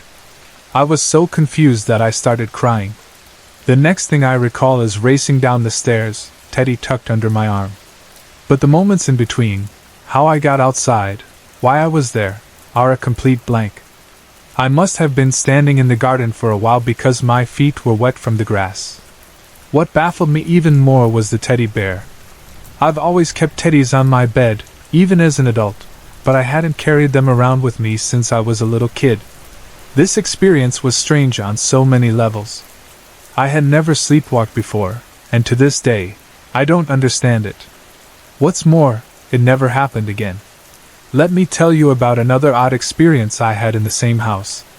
It's different, but it left me just as unsettled. To set the scene, my dad is a bit of a joker.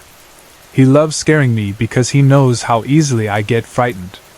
He'll turn off lights when I'm in a room or hide behind doors and jump out, trying to give me a scare. Usually, it's all harmless fun. But one time, it wasn't funny at all. At the top of our stairs, which curve to the left as they go down, is my bedroom to the right, the spare room to the left, and my parents' room straight ahead. One day, I ran upstairs to grab something I'd forgotten in my bedroom. The lights were off, and as I reached the landing, I saw my dad standing in the spare room doorway with his back to me. The door was open, and as he walked in without turning on the light, The edge of his jacket brushed the door, making it move slightly. The door is white, so it was easy to see even in the dark. I assumed he was trying to scare me. Rolling my eyes, I called out, "What are you going in there for?" No response. I laughed nervously and added, "Come on now, this isn't funny." "You're not funny." Still nothing. Turning on the hall light, I decided to wait for him to jump out with a "Boo!" But it didn't happen. Curious, I turned on the light in the spare room and cautiously stepped inside. It's a small room, so I thought I'd find him easily. But he wasn't there. I checked everywhere, behind the door, under the bed, in the cupboard. Nothing. I was shaking with unease. Then I heard the sound of wood being chopped outside in the yard. Rushing to the window, I looked out and saw my dad standing there, axe in hand. I yelled, "Dad!" And he looked up, startled. "Yes?" he asked casually. I nearly died of fright. I stumbled downstairs, breathless, trying to explain what had just happened. But my dad just stood there grinning. Then he started laughing. I was furious. "What's so funny? Shouldn't you be comforting me?" I asked. To this day, I have no idea who, or what, I saw upstairs that night. Was it really him? Or something else entirely? I'll never know.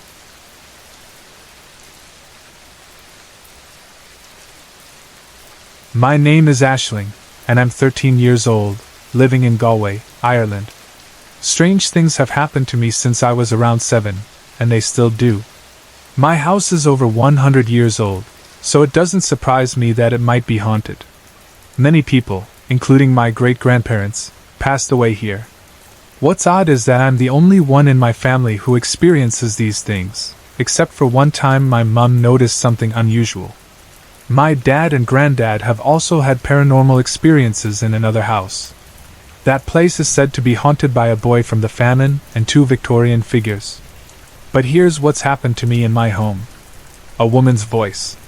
When I used to sleep in my old bedroom, I often felt uneasy, like something dark was in the room. One night, I couldn't sleep, and my sister was already asleep. Suddenly, I heard a loud, clear woman's voice, but I couldn't understand what she was saying. It sounded like she was talking to someone else, who kept murmuring in response. Later, my mum told me that when I was about 2 or 3 years old, and she was pregnant with my sister, she felt like an old woman was watching her through the window in the sitting room. She thought it might have been my great-grandmother. Maybe the voice I heard was her too. Noises in the night. Another time, I was lying in bed when I started hearing pots and pans clanging in the kitchen downstairs. It sounded like someone was baking. To make sure I wasn't dreaming, I pinched myself, and I was wide awake. The noises went on for a few minutes and then stopped suddenly. When I asked my family the next day if anyone had been up during the night, they all said no. On another night, my sister and I were in bed, still awake. I heard footsteps in the hallway, loud and clear, as if someone was pacing back and forth. At times, the steps stopped right outside our bedroom door. My dad was downstairs watching TV. When I asked him later if he had been walking around, he said he hadn't. A dark figure in the hallway. After moving to my current bedroom, I once woke up early to get ready for school. As I was straightening my hair, I heard the creak of a door opening. Thinking it was my mum, I turned to look, but no one was there. I continued getting ready, but I heard the door creak again. This time, I saw a dark, shadowy figure in the shape of a man. It moved quickly down the hallway and stopped outside my brother's room before vanishing. I've told my parents about all these experiences, but they think I'm imagining things. I've also felt strange things, like a punch on my face that flung my head backward and my bed shaking in the middle of the night. I don't know what's going on, but it scares me. Sorry to interrupt. If you're enjoying the story, let me know in the comments and tell me where you're watching from. Don't forget to like and subscribe for more.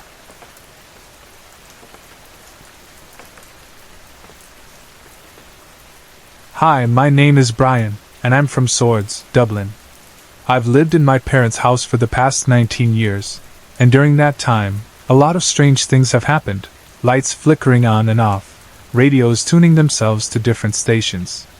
Now I'm 21, and I've realized that most of these strange occurrences seem to target me. I've heard plenty of odd noises in the house over the years and eventually got used to it.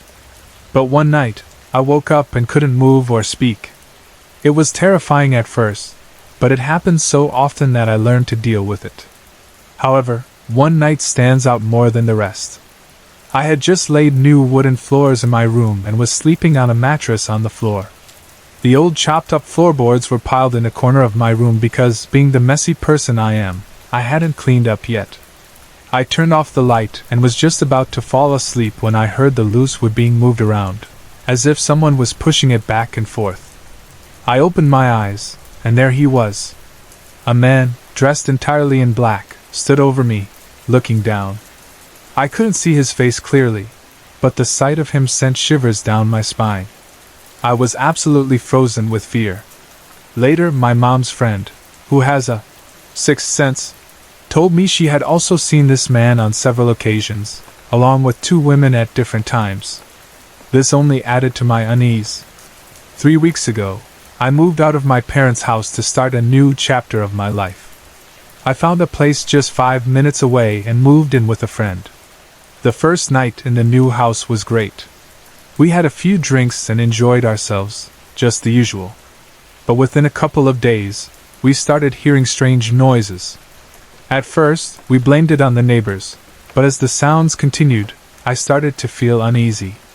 My friend, a skeptic who always laughed at my stories about my parents' house, wasn't laughing anymore.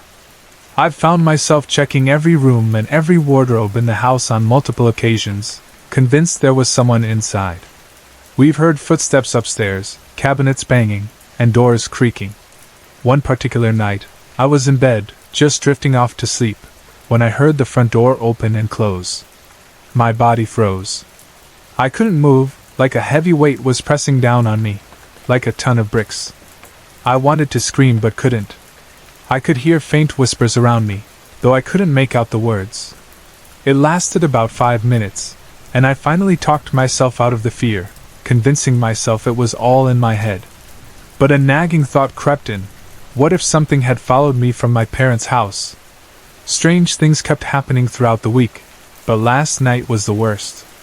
My girlfriend and I were lying on the bed, chatting, when we both heard a whistle, a man's whistle. I didn't want to say anything, thinking maybe she hadn't heard it, but the look on her face told me otherwise. We both went pale. For a moment, we considered leaving the house altogether. Now I can't help but wonder if whatever haunted me in my parents' house has followed me here. It feels like no matter where I go, it's not ready to let me go.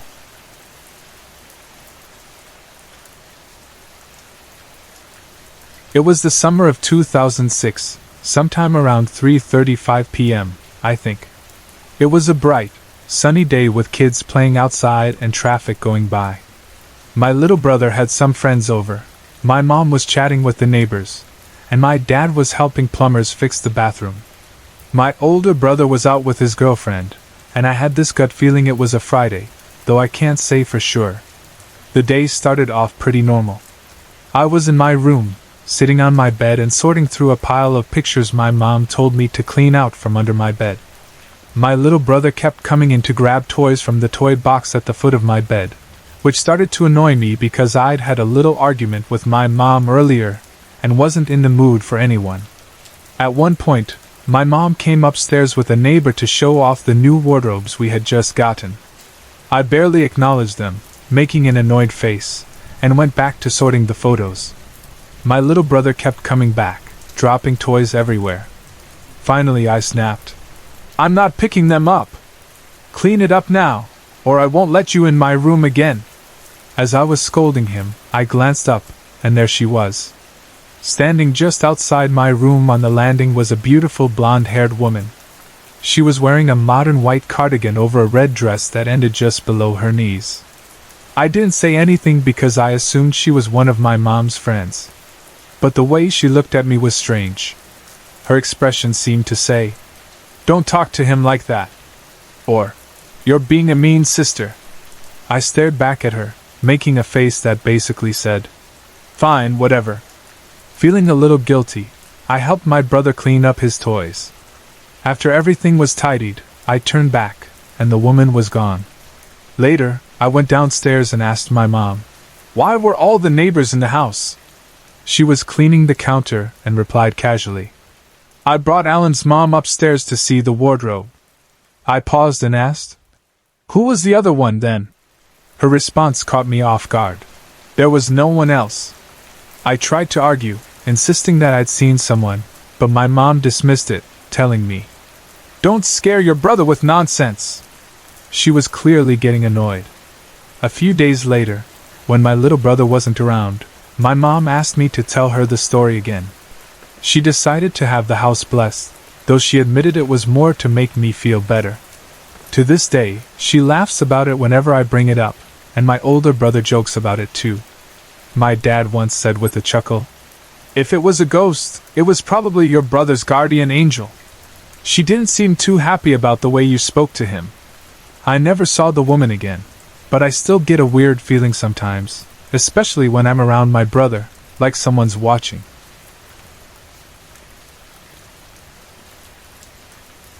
Three years ago, in 2004, my family and I went on a 2-week holiday to the Holiday Centre in Cork.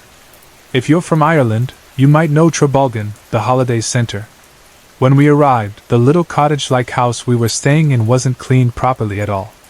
It looked like it hadn't been touched since the Dark Ages. It was me, my older brother Paul, my little brother David, my parents, my cousin Jamie, and my Aunt Catherine. The center was more suited for kids than adults or teenagers, so my brother Paul and I took turns watching over David and Jamie. Each night, there was a show in the town for the kids. The adults would usually enjoy a drink while the kids were entertained. One evening, David and Jamie got tired, and my mom decided it was my turn to take care of them. "Paul has had the kids long enough. It's your turn now," she said. Paul happily headed off to explore town, leaving me to bring the kids back to the cottage. Our cottage was part of a row of connected houses. From the back entrance, there was only a narrow path leading to a large circular green. That evening, the whole area was eerily quiet. Most house lights were off, and the only sound was the occasional chirping of crickets. We entered through the back sliding door, and after a few minutes inside, there was a sudden knock at the door. The curtains were drawn, so I couldn't see who it was. Expecting my mom, I opened the door, only to find no one there.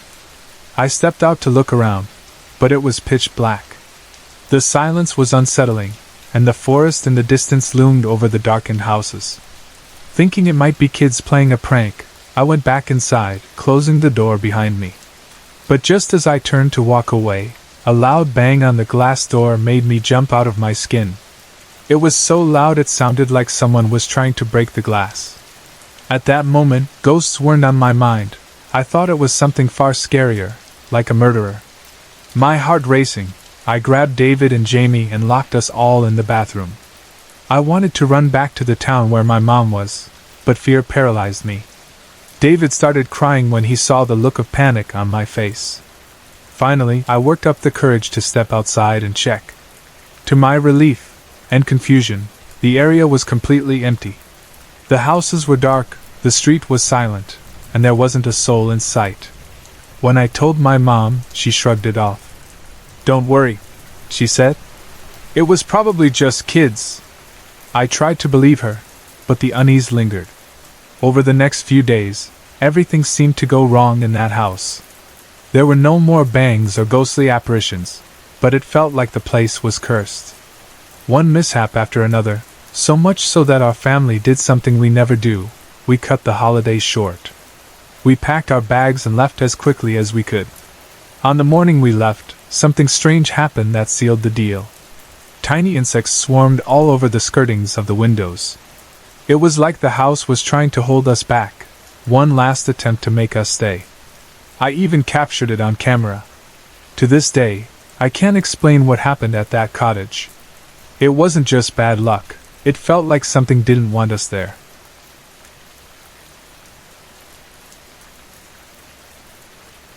When I was 2 years old, my parents moved back to Ireland and rented a small, old coach house as temporary accommodation. It was a 2-bedroom house, and the first night we moved in, strange things started happening. My dad had stacked all the moving boxes in the spare bedroom, but later that night, there was a loud bang. My dad rushed in to find all the boxes knocked over. He assumed he hadn't stacked them properly and shrugged it off. A few days later, we went into town, and when we returned, every light in the house was on, and the front door was wide open. My dad checked inside, but nothing had been disturbed. They thought they might not have closed the door properly but couldn't shake the uneasy feeling that something was wrong. The next day, while my mom was alone reading in the sitting room, the room suddenly became freezing cold. She could see her breath and felt as though something was watching her. Freaked out, she decided to go to bed. Later that night, she woke up to music playing from the radio in the sitting room. When she went to check, the music stopped as soon as she opened the door. The hair on her arms stood on end, and she rushed back to bed, but as soon as she lay down, the music started again.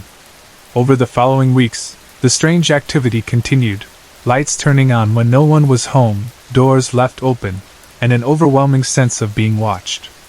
One night, my dad put me to bed like usual. I was sleeping in the same room as my parents at the time.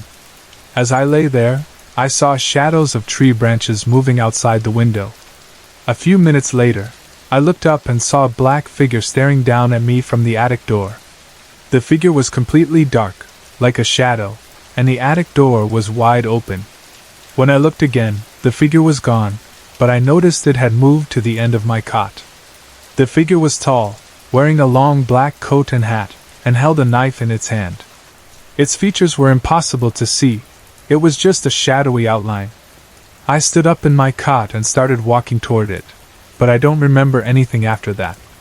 I only remember screaming and crying, which brought my mom rushing into the room. She saw the attic door was wide open and heard me shouting, the man," while pointing at the wall.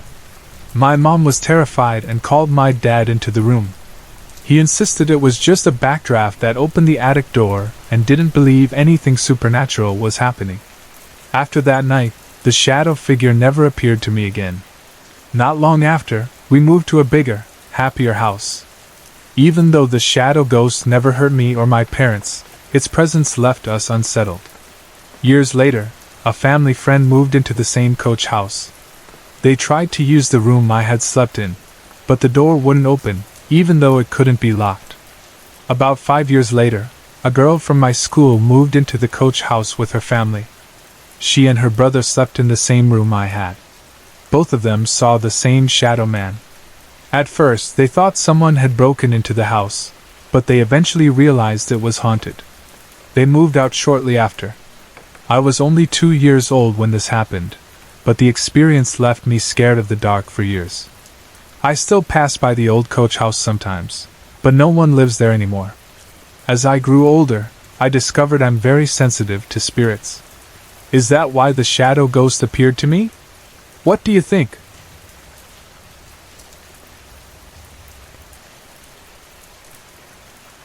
This story happened long before I was born, back when my dad used to help my granddad with various tasks like electrical work and construction in other people's homes, usually for close friends. One particular house they worked in always gave them an unsettling feeling. The house was enormous, with a large orchard that had only one way in and one way out. One day, while my granddad was in the kitchen repairing a socket, he turned around to grab a tool and saw a young boy, about 7 or 8 years old, sitting on a chair pulled out from the table. The boy looked transparent and was dressed in old, ragged clothes that seemed to be from the time of the famine. Granddad was startled and just stared at him. The boy sat completely still, staring back, before vanishing into thin air. This didn't surprise my granddad much because the woman who lived in the house had mentioned seeing the same child before. She said the boy would appear now and then, usually just sitting quietly and watching her as she cooked or cleaned. He never caused harm but left everyone feeling uneasy. Even my dad, while working in the house, always felt like someone was watching him. On another occasion, my granddad was in the basement fixing the circuit box when he saw something unusual in the garden outside. 2 people, a man and a woman, seemed to be strolling along, but they also appeared to be slightly floating. No one else was supposed to be there, as the house and garden were private property with tall walls that couldn't easily be climbed. The man wore a top hat and a black suit, while the woman was dressed in a Victorian-style gown with a flowered bonnet. My granddad found it odd but decided to follow them into the orchard. However, when he got there, they were gone. Since there was only one way in and out, their sudden disappearance left him shaken. One night, while the family in the house was asleep, the mother was woken up by a loud, piercing scream that sounded almost like a banshee. She quickly realized she could smell smoke. Running to investigate, she discovered the sitting room was on fire. Thanks to the scream, she managed to get everyone out of the house safely, though they couldn't save the sitting room. If not for the warning, they might not have survived the night. When my dad was a teenager, around 14 or 15 years old, he used to ride his bike with his friends, often passing a house with a dark past. It had been abandoned for years, but he knew a girl from school who used to live there with her family. Her father, a wealthy man, was known to be violent and angry. He had died tragically while riding his horse across their land, but even in death, he didn't seem ready to leave. The family said they felt his presence constantly, making their once beautiful home unbearable. One day, the wife's sister was walking through the fields when she saw the man, dressed in his red hunting outfit, screaming, "Get out! Get off my land!" The situation became so unbearable that the family fled one night without taking any belongings. They went to a relative's house nearby and never returned. My dad said they never explained why they left, though they told the relative everything. It sounded like something out of a ghost story, but my dad swore it was true. Later, my mum worked at a play school owned by her friend Lisa, whose house was beside a graveyard with unmarked children's graves. One evening, Lisa and her husband Patrick went for a short walk, leaving their 12-year-old son Harry to babysit the younger kids. On their way back, they heard the sound of children laughing and playing. Lisa was furious, thinking her kids were out of bed, but when they got home, Harry told her the kids had been asleep the whole time. Lisa later thought it might have been the spirits of the children buried in the graveyard playing a trick on them. This wasn't her first paranormal experience. She often felt a strong presence behind her, and once even felt something place a hand on her shoulder. Recently, efforts have been made to give proper headstones and coffins to the children's graves, in hopes of putting their spirits to rest.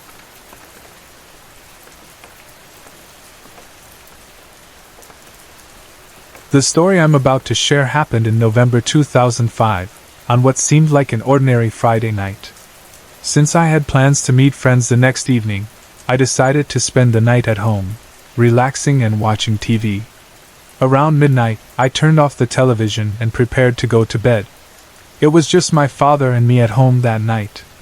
He had gone to bed earlier, so it was my responsibility to lock up the house and turn off the lights. As I passed the holy water font, I blessed myself, a nightly habit I've done for as long as I can remember. Soon I was in my room, tucked into bed.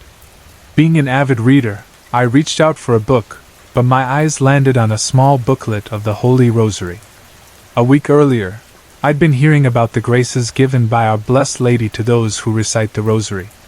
Though I've always considered myself religious, the Rosary was a prayer I never quite understood as a child, partly because of its length. For some reason, I felt drawn to say it that night, despite not being entirely sure how to pray it properly. I remembered something that had happened at Mass the previous Saturday. While waiting for my grandmother, who was receiving confessions, I glanced at the fresh flowers placed near a statue of Our Lady. To my surprise, I saw a step-by-step guide to praying the Rosary resting beside the flowers. Having gone to the same church for 24 years, I'd never seen such a guide before. I took it home and said the Rosary that night, dedicating it to the holy souls in purgatory. However, my good intentions faded over the week, until that Friday night. With the booklet in hand, I picked up my rosary beads and began to pray. At some point, I must have fallen asleep. Around 4:45 a.m., I was jolted awake by the sound of the doorbell ringing continuously. Startled, I rushed to the door and found my older sister. She'd been out at her office Christmas party and had misplaced her key. After letting her in, I helped her to bed while she shared some office gossip, a little too loudly. Not wanting to wake my father, I told her we'd catch up properly in the morning. Now fully awake, I returned to my room. I switched on my stereo at a low volume, turned off the light, and climbed into bed, ready for a snug sleep. A cheesy summer hit was playing in the background, and I found myself wondering how it had ever become so popular. That's when it happened. From the darkness, just 10 inches from my face, I heard the most horrifying growling I'd ever encountered. The sound was so loud and menacing that I was certain my father and sister would burst into my room at any moment. Paralyzed with fear, my heart pounded in my chest. My eyes remained tightly shut, and in my mind, I envisioned a snarling, evil dog. The air in my room felt heavy, suffocating, as though pure evil had descended upon me. I knew immediately that this was something beyond the physical world. My first instinct was to cry out for divine help. I began reciting the Our Father aloud, blessing myself repeatedly in the darkness. At some point, the growling stopped. I don't know if it ceased as soon as I began praying or as I blessed myself, but when the room fell silent, I quickly turned on the light. I spent the rest of the night praying until exhaustion overtook me, falling asleep with the light still on. Looking back, I am certain I was fully awake during the experience. I was aware of every detail in the room. To this day, I believe it was the devil himself visiting me that night, possibly because I had been praying the rosary, a powerful prayer that I believe he fears. This experience reinforced my faith and the protective power of prayer. It's just one of several supernatural experiences I've encountered in my life, but it stands out as a reminder of God's presence and the strength we can draw from him in moments of fear.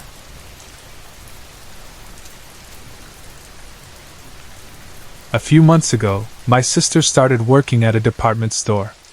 Recently, I found out the store was built on the site of an old hospital. Before I dive into her recent experiences, I should mention that as a child she had imaginary friends. She remembers one of them particularly well, a boy named Andrew. She described him as having blonde, floppy hair and said she could see him in physical form. Our childhood babysitter once told us that my sister referred to her imaginary friends as her brothers and sisters. She would often talk about being in a rush to go back home to see them. My sister even claimed she has a clear memory of Andrew running down the stairs laughing in our old house. Now, onto her recent experiences. Things started happening around the time she began working at the store. One night, she told me she woke up to the feeling of something hugging her. She could clearly feel hands around her middle and even the sensation of fingertips pressing against her. As she pulled away, she felt the grips slowly loosen. Another time, she was sitting at her dressing table, barefoot and in a dressing gown, putting on makeup. She felt a sudden gust of cold air blow under her feet, lifting her dressing gown slightly. There were no windows open to explain it. One day, while standing in front of the bathroom mirror doing her hair, the bathroom door, which had been shut tightly, suddenly swung open. Nobody was there. At her workplace, the stockroom where she works is filled with shelves. While tidying up her assigned shelf, 2 small boxes, gift sets, I think, fell and hit her on the head. Shaken, she finished her work and was leaving the room when a ladder, which had been propped against the wall, fell right in front of her. She also says that while working on the sales floor, surrounded by the bustling energy of the store, she sometimes feels as though someone is watching her. Even in a crowd of people, it feels personal, as if one unseen presence is focused solely on her. The most alarming incident happened recently when she was in her room with friends, waiting for a taxi. She was wearing a dress with a low back and leaning against her smooth wooden wardrobe. Out of nowhere, she felt a sharp pain, as though she'd been scratched. When she turned around, she saw 3 red marks on her back, as if a cat had scratched her, even though the wardrobe's surface was completely smooth. My sister has always been skeptical about these things. While she doesn't fully believe in the paranormal, she doesn't dismiss it either. Our parents don't believe in any of it, but I've always been fascinated by ghost stories and experiences like this. Still, I have to admit, her experiences scare me. I can't go anywhere alone because of it, even though whatever this is hasn't affected me, touch wood. For her part, my sister doesn't seem too frightened. She's intrigued by what's happening, but she's not letting it disrupt her life. Nothing has really happened to me directly, though I think I might have heard a whisper in her room once. Of course, I bolted out of there because I'm a total wimp. For context, our house is about 35 years old, so it's not ancient or anything.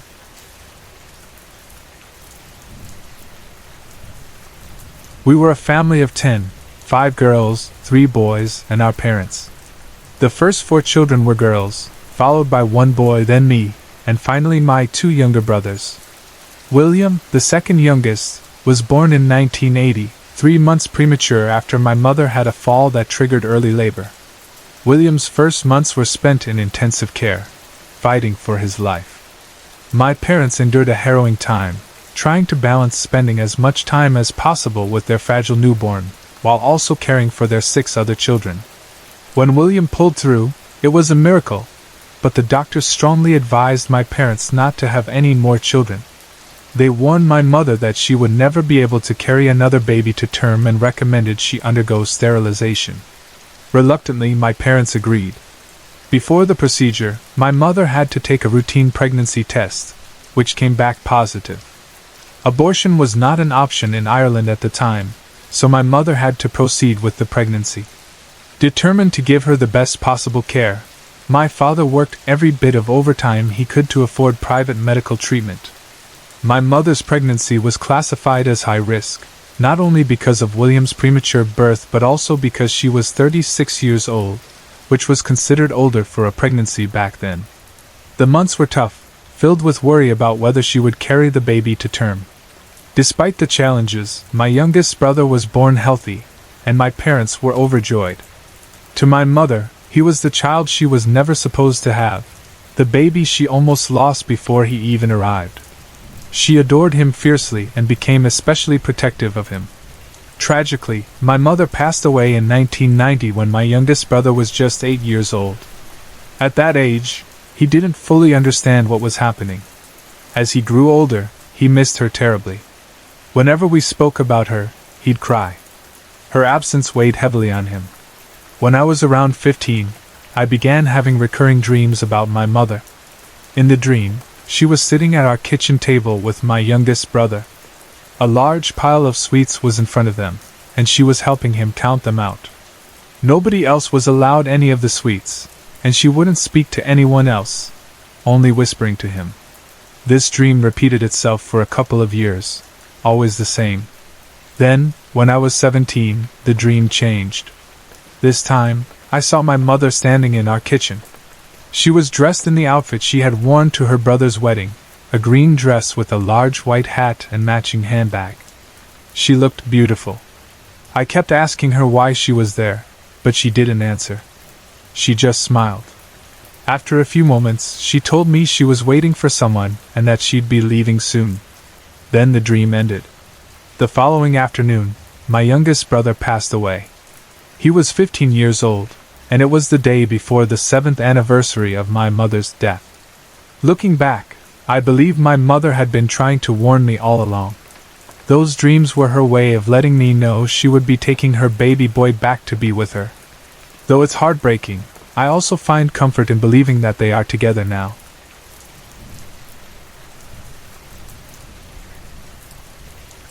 I'm 26 years old now, but this experience happened on the night of my 20th birthday at Castle Leslie in Glaslaw, County Monaghan, Ireland. At the time, Castle Leslie was a small, charming hotel with just 8 themed bedrooms, each decorated uniquely. Our room for the night was called the Nursery, located on the 3rd and top floor. It featured a bay window with a stunning view of the lake, and the bathroom itself was designed like a large dollhouse. The room and the view were absolutely enchanting. What made Castle Leslie so special was its unique policy. Guests had free reign over the entire castle and its grounds. You only interacted with the staff when you needed something, and telephones were strategically placed around the castle for this purpose. Otherwise, you were left entirely on your own. That night, After a fabulous dinner with my mom, she retired early to our room. I, however, was still brimming with excitement. It was my birthday, after all, and the castle had a magic about it that I wanted to explore. I had picked up a Cuban cigar at dinner, a big deal for me as an American, given the U.S. embargo against Cuba, and decided to enjoy it in the drawing room, the only room in the castle where smoking was allowed. By this time, the staff had retired to their own living quarters, leaving the castle in complete darkness. I had to navigate the pitch-black hallways and grand staircases by memory, turning on lights as I made my way from the third floor to the first. At one point, I stopped on the staircase to call the staff and ask if the motion alarm had been set, but they assured me it hadn't. They encouraged me to continue exploring. I eventually made my way through the dimly lit hallways, passing the huge dining room where the staff had closed the floor-to-ceiling shutters and doors. When I finally entered the drawing room, it was pitch black. The room was massive, nearly as long as the dining room, and elegantly furnished with a black grand piano, antique furniture, and other historical artifacts. I felt my way along the wall until I found the light switches. Turning on one set of lights, the room became softly illuminated, enough for me to see clearly. I crossed to a comfortable chair near the side wall, with the fireplace directly in front of me and slightly to my right. Settling in, I lit my cigar and let myself relax. That's when I noticed something strange. In the glass of the fireplace, I saw a flickering light, like the reflection of a flame. Confused, I got up and looked around to find the source. To my amazement, on top of the piano sat a single white candle in a brass holder, its flame gently flickering. What struck me was that the candle looked freshly lit. There were no wax drippings, and it hadn't been burning long. I was certain the room had been completely dark when I entered, and the idea of the staff leaving a candle unattended seemed impossible. With all the old woodwork and curtains, such negligence would have been grounds for dismissal. I walked over, blew out the candle, and returned to my chair to finish my cigar. Strangely enough, I didn't feel frightened. Instead, I felt a comforting presence, almost as though the candle had been lit for me, perhaps to guide me through the darkness. Castle Leslie is known as one of the most haunted locations in Ireland. Among the stories is that of Shane Leslie, a young man who once lived there and died in a distant war. Some say his spirit can still be seen standing by the lake. I can't say for certain who lit the candle that night, but I like to believe it was Shane, offering a small gesture of hospitality. Whether it was him or another spirit, the experience left me with a sense of warmth and wonder, a perfect memory from an unforgettable birthday.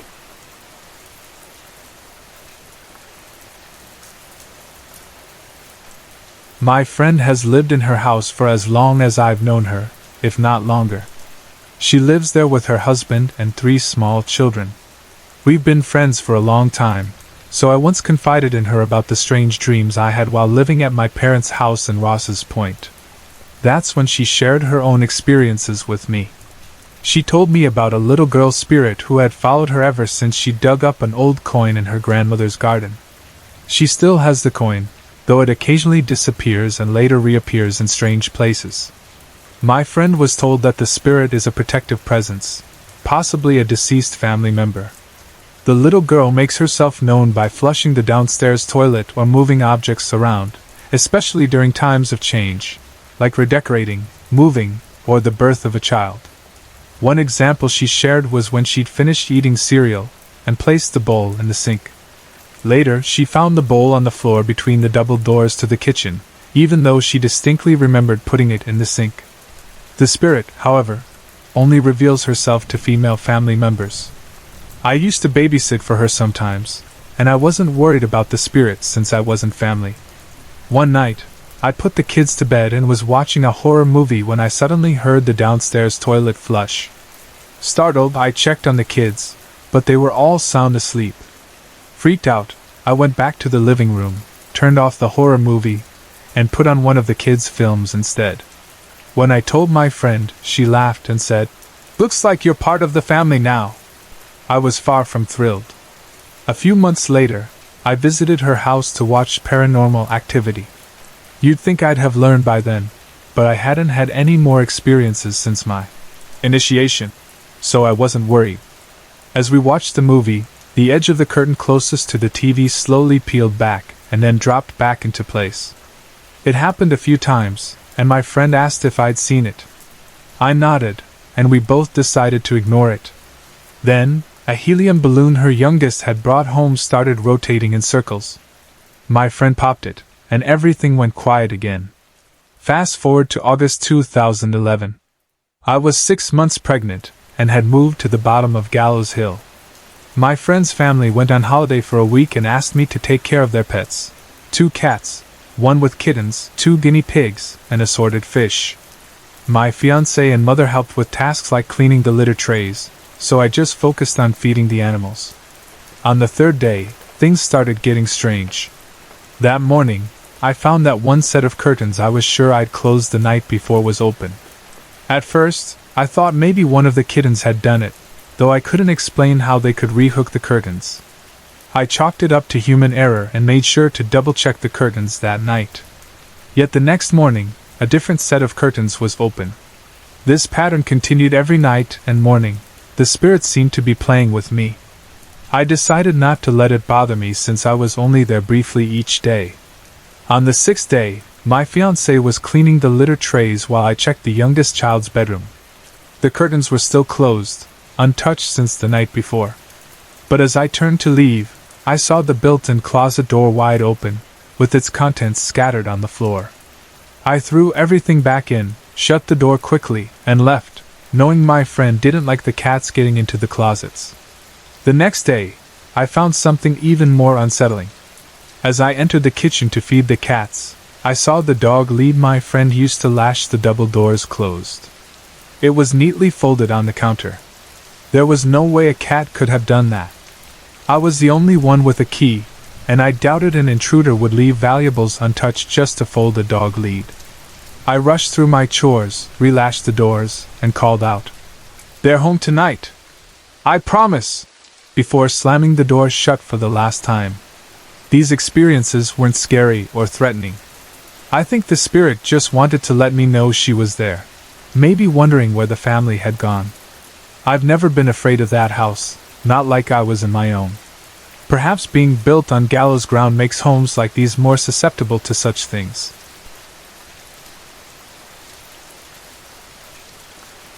One night, I had just climbed into bed and was lying on my side, ready to fall asleep.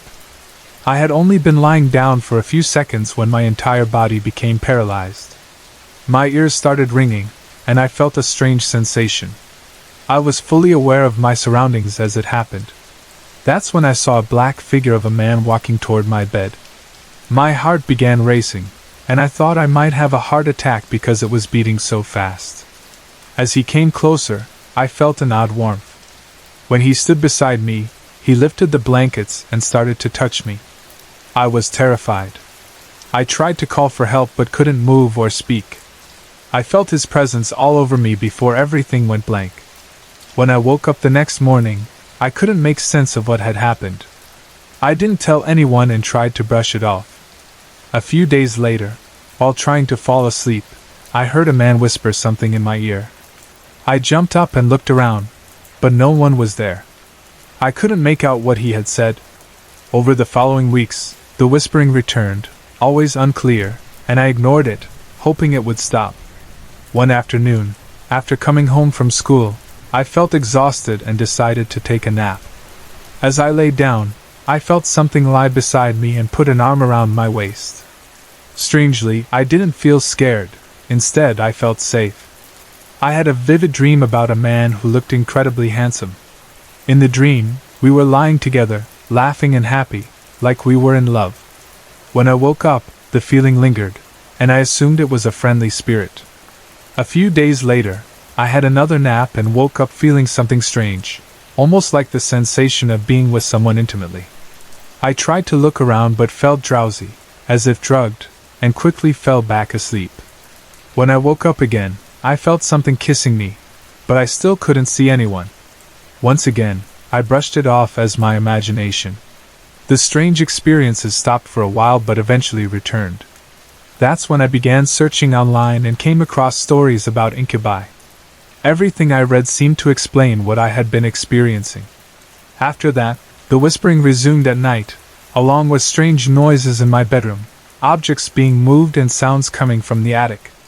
It scared me so much that I started going to bed later than usual, hoping for some peace.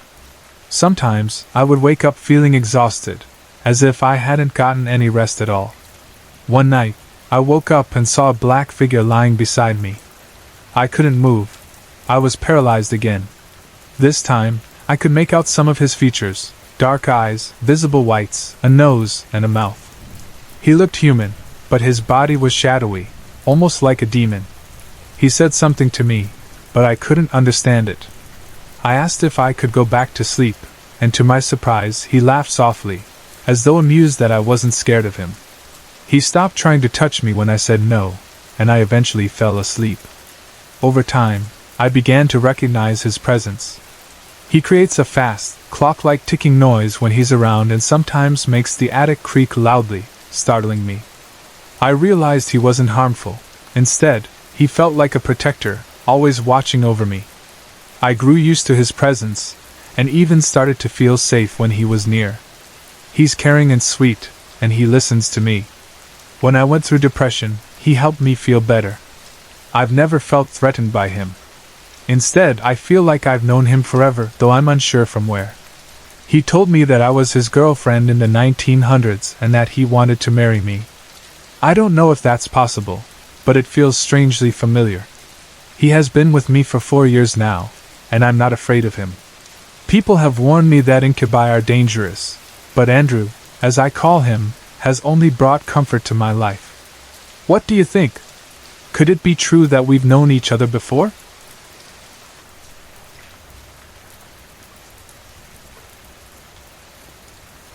My uncle passed away in late summer 2009 from lung cancer. We were very close, and when I heard the news, I was devastated. There's one event surrounding his death that has stayed with me to this day, something I've never shared with anyone. The evening it happened, I was babysitting. The children were in the next room while I was watching TV. It was around 7:40, and I was eating some popcorn when my phone rang. Startled, I dropped the bowl, and popcorn spilled everywhere. Frustrated, I grabbed my phone. The caller ID said it was my uncle. This confused me. He was in the hospital. "Hello?" I answered. There was nothing but silence on the other end. "Hello? Uncle?" I repeated, but still no response. "Hi. Are you there?" I asked again, becoming irritated. After a few moments of silence, I hung up and started cleaning up the mess on the floor. The call felt strange, and I couldn't shake the heavy feeling in my stomach. A sense of dread crept over me, and I started worrying about my uncle. Images of his hospital monitor flatlining filled my mind. I couldn't relax for the rest of the evening. Later that night, my mom called. From the moment I heard her voice, I knew something terrible had happened. "Hi, sweetheart," she said, her voice shaky. "What's wrong, Mom?" I asked, already fearing the answer. "It's your uncle," she began. I didn't need her to finish. The words hit me like a brick. My uncle was gone. My beloved uncle had died. When the children's parents came home, I walked back to my house, which was just a short distance away. My mom and dad were sitting on the couch. She was crying.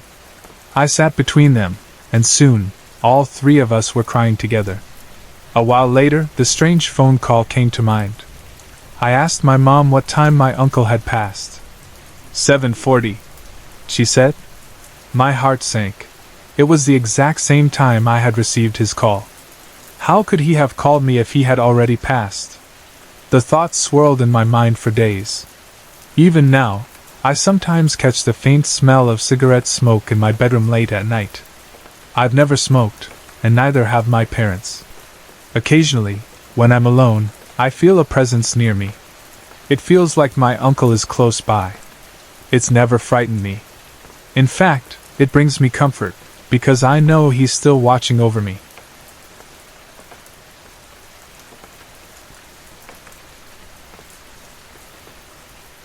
I live in a part of Ireland known for its hauntings, but until recently, I hadn't had what you'd call a proper paranormal experience.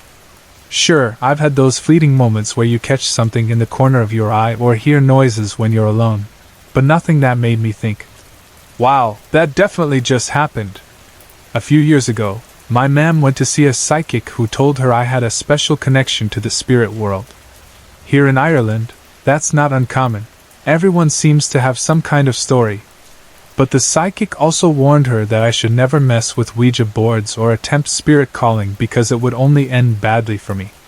I've taken that warning seriously and have no intention of ever trying it. So, here's what's prompted me to write into YGS. I've been reading stories here and feel the advice is solid, so I'm hoping someone can help. Strange things have been happening to me since around September, which is why I'm using it as a marker. I turned 21 that month and don't recall anything odd before then. The first thing I noticed was small, things going missing or being moved. At first, I didn't think much of it. But then I started to get spooked. For example, a set of house keys I lost a year ago on a night out suddenly appeared hanging on the back of my door. No one in my house knows where they came from. My books, which I keep in strict alphabetical order, have been moved around. These little things don't scare me, but they are frustrating. What does worry me is the issue with lights. About 3 weeks ago, I went into the kitchen to talk to my dad, and the lights flickered. No big deal, right? But when I went back an hour later, the light went out completely. Then, at college, I went into a bathroom cubicle, and the light above me went out. It's only happened twice, so maybe it's just a coincidence, but it's still unsettling. The next two experiences are what scare me the most, and are the main reason I'm sharing this story. First, there's my cat, Philo. One day, I was walking to college and saw him sitting on a wall with 2 neighbor cats on the pavement nearby. As I got closer, one of the cats bolted as if something invisible had been thrown at it. The other cat turned to me, arched its back, and hissed, spitting in my direction. At this point I thought, what on earth is going on? That cat also ran off, leaving Philo. But Philo wasn't looking at me. He was staring past me, as though something else was there. When I tried to pet him, he dodged and let out a horrible, deep meow before running off toward my house. Since then, he's been back to normal with me, but I can't stop wondering what he saw behind me. The second experience happened at my grandmother's house. She's 89, and when I walked into her kitchen the other day, she smiled at me and asked, "Who's your friend?" Confused, I replied, "I'm on my own." She looked surprised and said, "Oh, sorry. I thought there was someone standing behind you." Chills ran down my spine. I nearly froze on the spot. These events have left me feeling shaken. I know they may not seem terrifying to some people, but they've unsettled me deeply. I'm not sure what's happening, but it feels like something has changed since I turned 21. I hope someone can offer some insight or advice about what might be going on.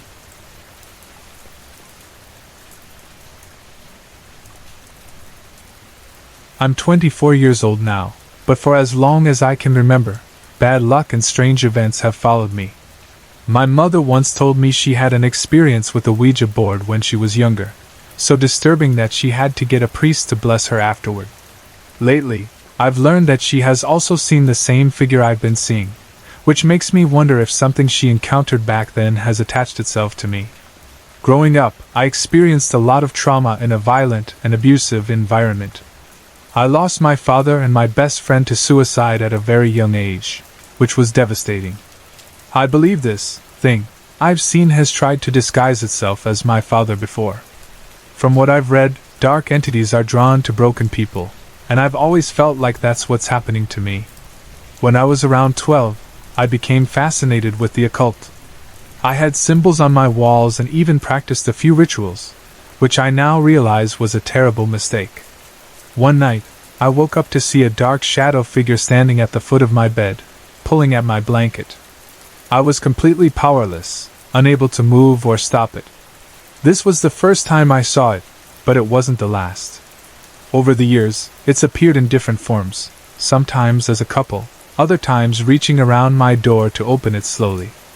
Once I heard scratching sounds coming from my built-in wardrobe. When I checked, there were deep scratch marks on the inside of the door, like claws or fingernails. Since that night, my life has been marked by struggle. I've battled addictions and often hear a voice in my head urging me to do harmful things. My depression has come and gone over the years, but it's always there in some form. This shadow figure has never truly left. Sometimes, years pass without seeing it, but it always seems to return during my lowest points. Around this time last year, after a devastating breakup with my partner of 8 years, I fell into a dark place. I started exploring the occult again and was present when someone attempted to summon a demon. That's when things took a serious turn. The shadow began appearing every single night. Whether I was sleeping on the sofa or in my bed, it was always there, on the wall, standing over me, or just lingering. The sense of being watched was overwhelming. I stayed up all night because I couldn't bear to close my eyes. Strange noises came back, and electrical appliances would turn on and off, even when unplugged. I had no explanation for any of it. Since then, my life has spiraled further. I've faced constant bad luck, losing jobs due to circumstances beyond my control, which has led to financial struggles.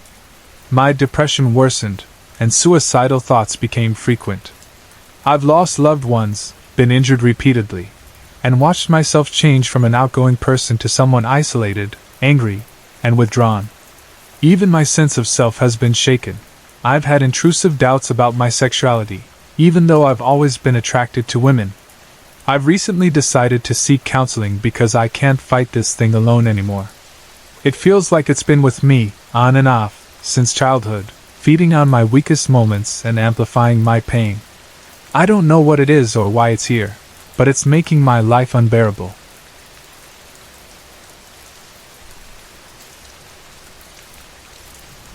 Growing up, my grandparents lived next door to us. As they got older and were no longer able to care for themselves, they moved into a nursing home.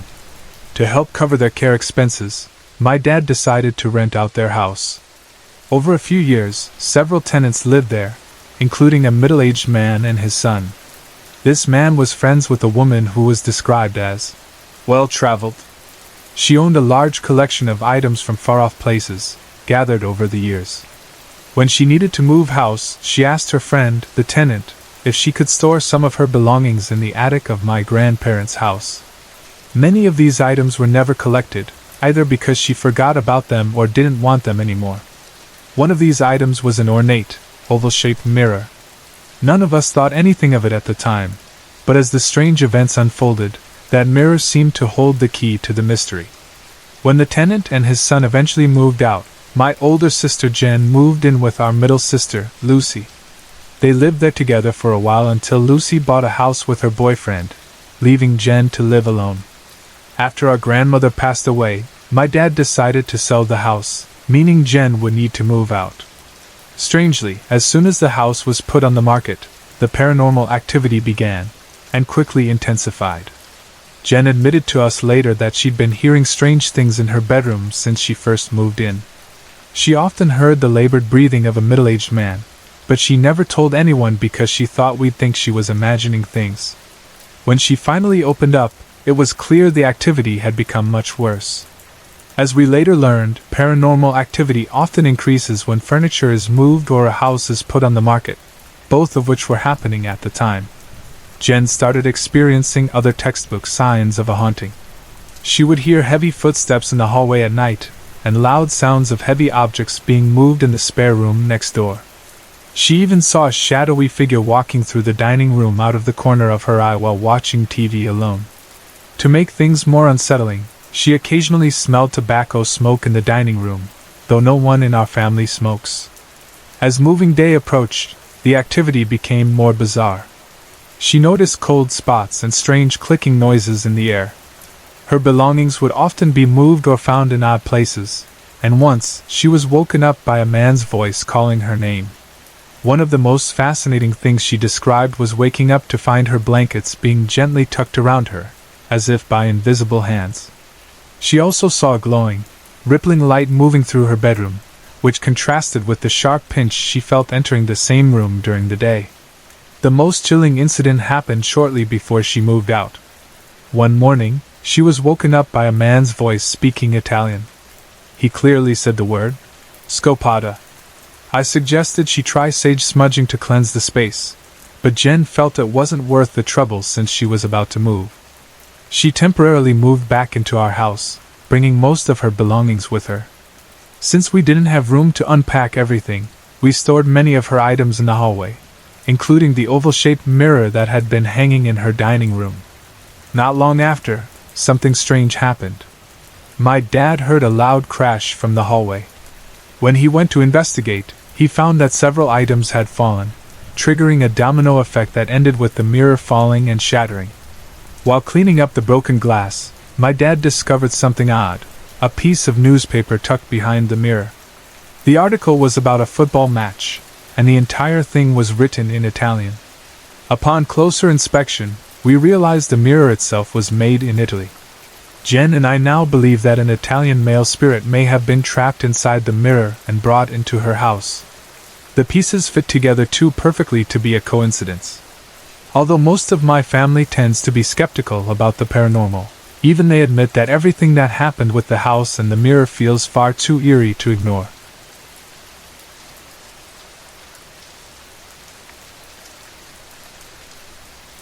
My name is Emma Martin, and I'm 13 years old. For the past 3 or 4 years, I've been able to sense and see people who have passed away. I remember having these experiences when I was younger, but they stopped for a while and then started again.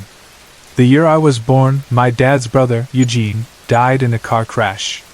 His ribs and lungs were crushed, and he passed away because he couldn't breathe. I never met him as a child, but around 2006, I started seeing him. Whenever he appeared, he was just standing there, smiling at me. One day, something unusual happened. I was in the sitting room with my mom and dad watching a movie when I saw Uncle Eugene walk in and sit on the couch beside my dad. My dad couldn't see him, but I could. Eugene rubbed my dad's arm, and my dad suddenly had a shocked look on his face, saying he could feel something touching him.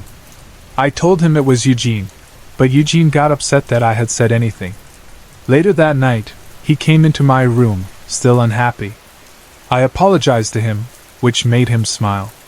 Since that day, Eugene has been around me here and there, especially during certain situations.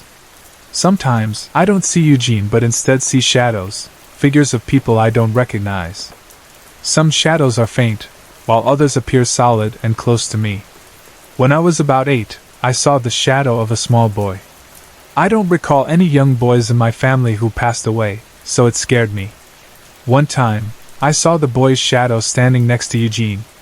Eugene looked happy to see him, so I thought I should feel happy too. From that day on, I often felt the boy's shadow sitting on my bed at night, staring at me. I started to believe Eugene had sent the boy to watch over me when he couldn't, but things started to change. The boy began appearing in my dreams, scaring me for no clear reason. I always felt like he was trying to warn me. About a year later, my mom's brother, Peter, passed away. That's when I began to think the boy's warnings might have been about Peter. After Peter's death, the boy never appeared again. I didn't see Uncle Peter's spirit until the first anniversary of his passing. He was standing behind my mom with his hand on her shoulder. She started crying and told my granny that she could feel him touching her. I told her it was Peter, but she didn't believe me because I was young. Then Peter bent down, smiled at me, and leaned in as if to kiss me but stopped when he noticed his younger sisters. He went to stand beside them instead. Since then, Peter has often been there to help me when I'm upset or in trouble. In 2011 or 2012, I started boxing because it runs in the family. My dad and his brothers, including Eugene, were all boxers, so it felt natural. I became good at it, and coaches often complimented my unique style. One day during a big tournament, I prayed to Eugene and Peter before my match, as I always do. When the match started, I froze in the ring for a moment because I saw Eugene there, wearing boxing gloves. He winked at me and stood beside me. Every time my opponent tried to hit, Eugene made a move, and I copied him. Thanks to him, I won the fight. In late 2013, my mom took a video of my little brother and sister dancing. In the video, white orbs floated around, some faint and others more visible. At one point, the bathroom door behind my brother slowly opened and then closed again. I also noticed a shadow moving in the bathroom, even though only my mom and the kids were in the room. Not long after, my brother, who never met Eugene, sat in front of a painting of him and said, "I miss Uncle Eugene. He was such a nice man. Will I ever see him again?" A few minutes later he started crying and said, "I miss him so much." None of us could explain how he knew about Eugene. A few days later, my brother was taking pictures on his iPod and showed my dad a photo of a shadow shaped like a person. He called it a Blue Peter, which is strange because no one told him what that was. My dad was so startled that he showed my mom. Recently I've struggled with school, and my mom told me to pray to Uncle Peter. I thought it was strange but did it anyway. The next day, I felt Peter's presence at school. One lunchtime, I saw Peter and Eugene together, looking angry at a girl I had argued with. That's when I knew my mom was right to tell me to pray to them. One night, my brother said something that shook us all. He told my cousin about Eugene's car accident, even describing how it happened, though no one had ever told him the details. When asked how he knew, he said, "The fairies from up above told me," pointing to the sky. We realized he meant angels.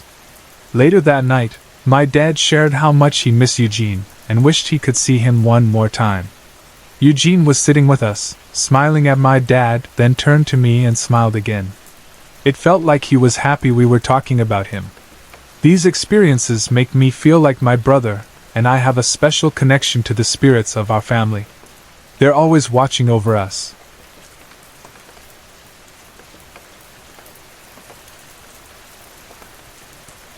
My dad is from Donegal, a rural county in Ireland, and every summer since I was born, my family has visited for a few weeks. Those trips are usually fun, filled with family gatherings, time at the beach, and the Mary from Dunglow festival.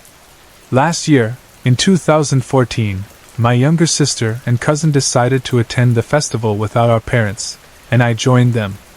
We stayed in the old house where my granny and dad had grown up. The house is hidden from the road and not far from the town. It was my first time staying overnight there, though I'd visited many times before when my great-aunt and uncle lived there. My older sister and aunties had told me stories about the house being haunted, but I wasn't too worried. If there were spirits, I figured they'd be family and wouldn't harm me. When we arrived, we got ready for the festival. That's when I noticed the house felt different. I couldn't explain it, but something about the atmosphere made me uneasy. As I put on makeup, I felt an intense sensation of being watched, almost as if someone were standing right behind me, breathing down my neck. Shadows seemed to flicker at the corner of my vision, but every time I turned, there was nothing there. We returned home from our first night out around 2 a.m. and decided to sleep in the same room for the holiday. My sister and cousin shared the double bed, and I took a mattress near the chest of drawers. That night turned out to be one of the strangest of my life. I kept waking up, freezing cold, then overheating. At one point I glanced at the bed and saw my sister and cousin both wide awake. In the morning, we laughed it off, but the pattern repeated every night. We all felt watched as we moved through the house, and one night, I found all the chairs in the kitchen pulled out from the table. I tried to convince myself it was just an old house making noises and creaking. But when the festival ended, things escalated. One night, I woke up at 3 a.m. and heard faint whistling. I told myself it was just my sister or cousin breathing in their sleep, but then the sound grew into a distinct tune. I closed my eyes and tried to fall back asleep, pretending it wasn't happening. The next morning, my cousin admitted she had woken up and heard whistling too. I asked her not to mention it to my sister. The following night, I woke to the sound of friction, like wood scraping against wood. I turned toward the chest of drawers and saw the copper handle swinging, as if someone had been opening and closing it. Terrified, I lay still and waited for sleep to take me. Then came the night that broke me. As I lay on my mattress, I felt a jolt, as if someone had pushed it. I sat up and saw there was still space between me and the chest of drawers. I told myself it wasn't real, lay back down, and tried to relax. Moments later, it happened again. This time, the mattress slid until it was pressed against the chest of drawers. I couldn't ignore it anymore. Whatever was in the house felt like it was isolating me, trying to get me to talk about it. But I didn't want to scare my family, so I stayed silent. Finally, I couldn't take it anymore and booked a ferry home, leaving 4 days early. On my last night in the house, I woke up again at 3 a.m. This time, I heard quiet whispers outside the bedroom door, like two people murmuring. Furious at whatever was tormenting me, I thought, if you have something to say, just say it. The whispers stopped. Then, clear as day, I heard a voice say, "Girls." I froze in terror, and moments later, my cousin woke up. I didn't tell her what had happened. When I got home, I tried to put it behind me, but weeks later, during a family dinner, my cousin and I opened up to each other. She revealed she had also been experiencing things but hadn't said anything to avoid scaring me. We compared stories, and they were eerily similar. My aunties joined in, sharing their own chilling experiences from the house. One story stood out. My cousin mentioned hearing bicycle bells at night, and feeling a presence she thought was a woman named Nance. She said she didn't think Nance was related to us. My aunties confirmed that Nance was a close friend of our great-grandmother, often visiting the house and riding her bike down the lane. Another cousin admitted to seeing a woman standing at the mantel in one of the bedrooms, facing away from her. Looking back, I wouldn't have believed these stories if I hadn't experienced the house myself. Needless to say, I won't be staying there again.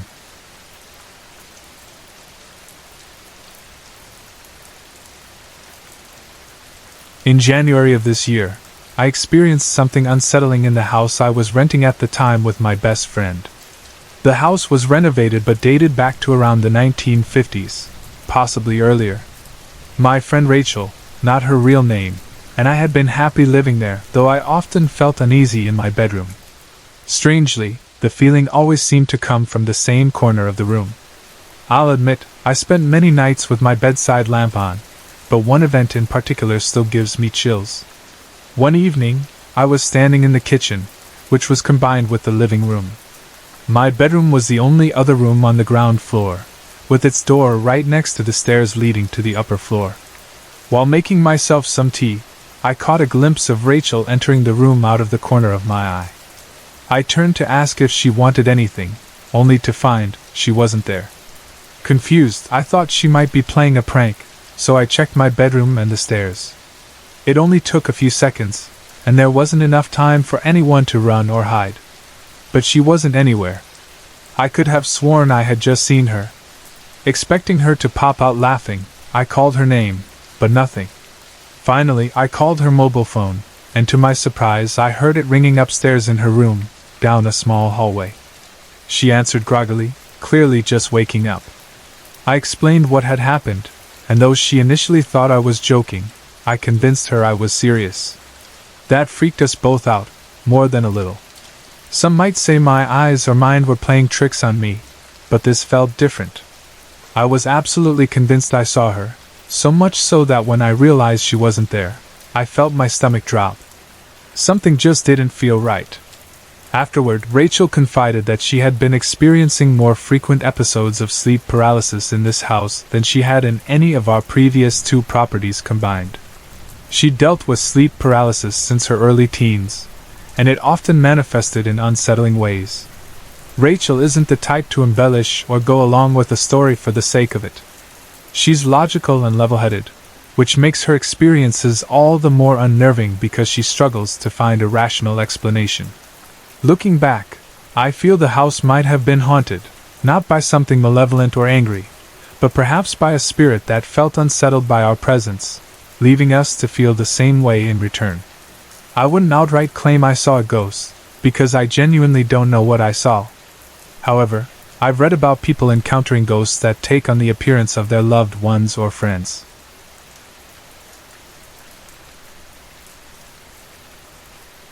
I'm a 25-year-old Australian, and last year I traveled around Europe with my younger sister, Kay, who was 20 at the time. We spent 3 months exploring, sometimes with friends and sometimes just the two of us. Both of us have an interest in the supernatural, so we made sure to include activities like ghost tours, exploring the Edinburgh vaults, the Paris catacombs, and visiting old, supposedly haunted castles. While all of these experiences were fun and interesting, we never encountered anything truly creepy or unexplained, at least not until the final days of our trip. The first strange experience happened early one morning in Dublin, before sunrise. By this point, it was just me and Kay traveling together, and we were running low on money. We had booked a day trip to visit some castles and other sites, and the meeting point for our tour group was a train station at 6:30 a.m. To save money, we decided to walk instead of taking a taxi. The hotel concierge told us the walk would take about 30 minutes, so we left at 5:45 a.m. to make sure we'd arrive on time. The streets were still quiet, with only a few people around, which made me feel a little uneasy. I was especially alert since I felt responsible for Kay's safety. About 20 minutes into our walk, I noticed the shadow of a person walking alongside us on the sidewalk. Instinctively, I turned around to see who was there, but there was no one behind us. The only people nearby were a couple walking on the opposite side of the street, heading in the other direction. When I looked forward again, the shadow was still there. Kay must have noticed it too because she turned to me and asked, "Did you just look behind us because of that shadow?" I responded, "You see it too?" At first, we weren't scared. I suggested it might be some kind of optical illusion. Maybe the angle of the streetlights was causing one of us to cast two shadows. To test it, we raised our arms and waved them around while watching the shadows. But only two of them moved. The third shadow kept walking alongside ours, as if it didn't belong to either of us. We started laughing nervously, the kind of laughter you can't help when you're uneasy. For the rest of the walk, we kept glancing behind us, trying to catch someone following us, but we never saw anyone.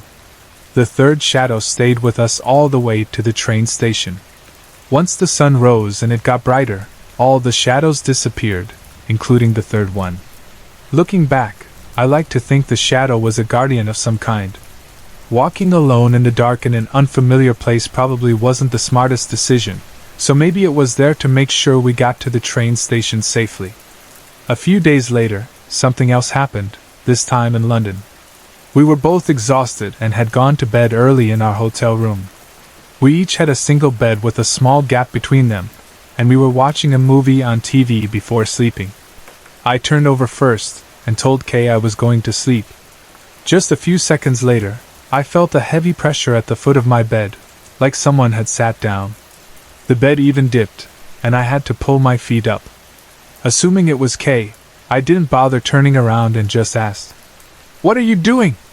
That's when Kay, still in her bed, replied, "What are you talking about?" I immediately sat up and looked. Kay hadn't moved. She was in the same position, with a bag of chips still resting on her stomach. There was no one at the foot of my bed. I told her what had just happened, and we both laughed nervously again. It wasn't exactly scary, just strange. A few minutes later, I fell asleep, and nothing else happened that night. These two experiences were the only unexplained things that happened during our trip. They weren't terrifying, but they left us puzzled. Whether it was a guardian shadow in Dublin or a curious presence in London, those moments gave us something to remember, and plenty to wonder about.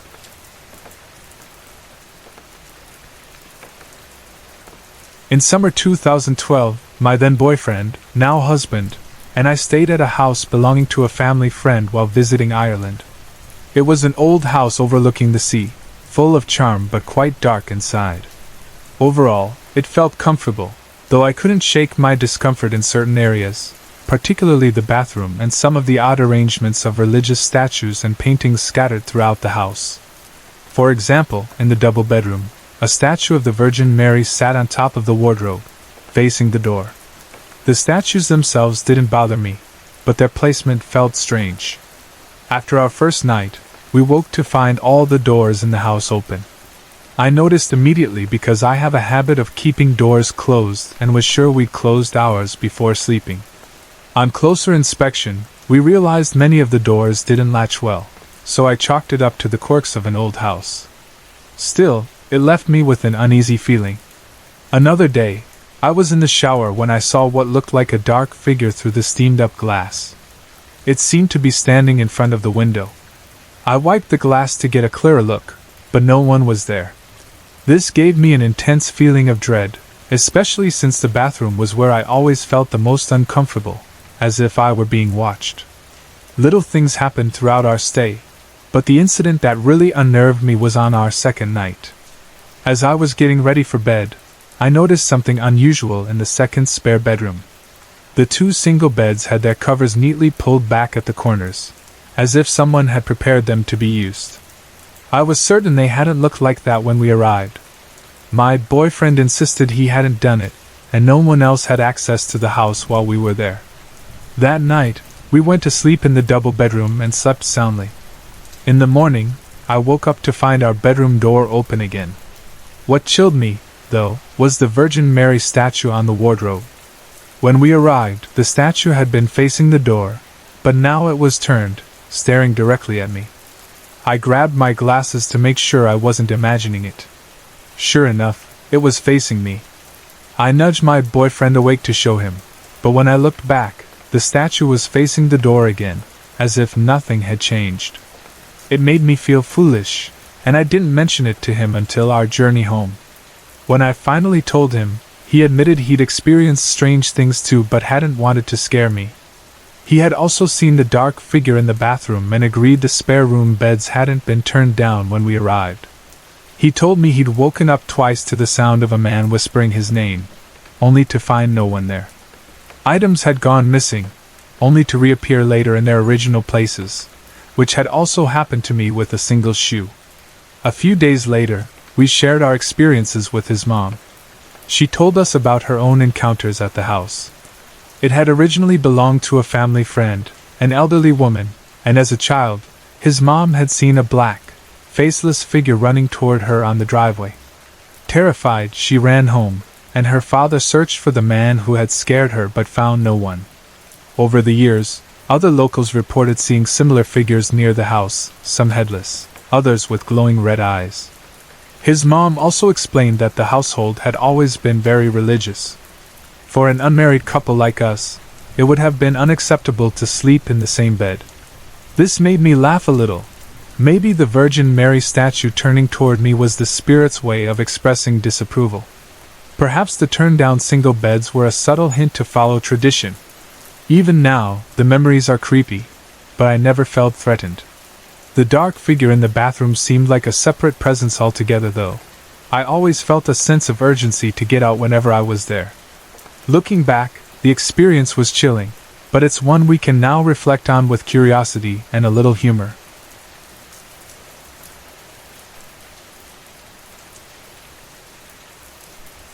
When I was about 16, I lived with my parents in an apartment in Riga, Latvia. One night, I woke up around 4 a.m. to the sound of breathing coming from the far corner of my room. It was slow, rhythmic, and peaceful, like someone sleeping. The sound terrified me. I pulled the covers over my head and lay there, listening. It lasted for over an hour, finally stopping when the sun came up and my cat ran into the room, playing around.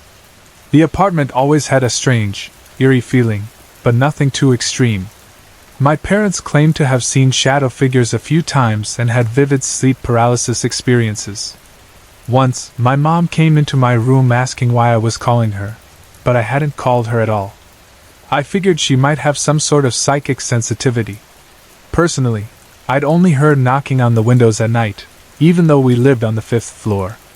I'd usually dismiss it as my imagination. But the breathing sound was different. It was unmistakable. Not long after, I heard the breathing sound again at night.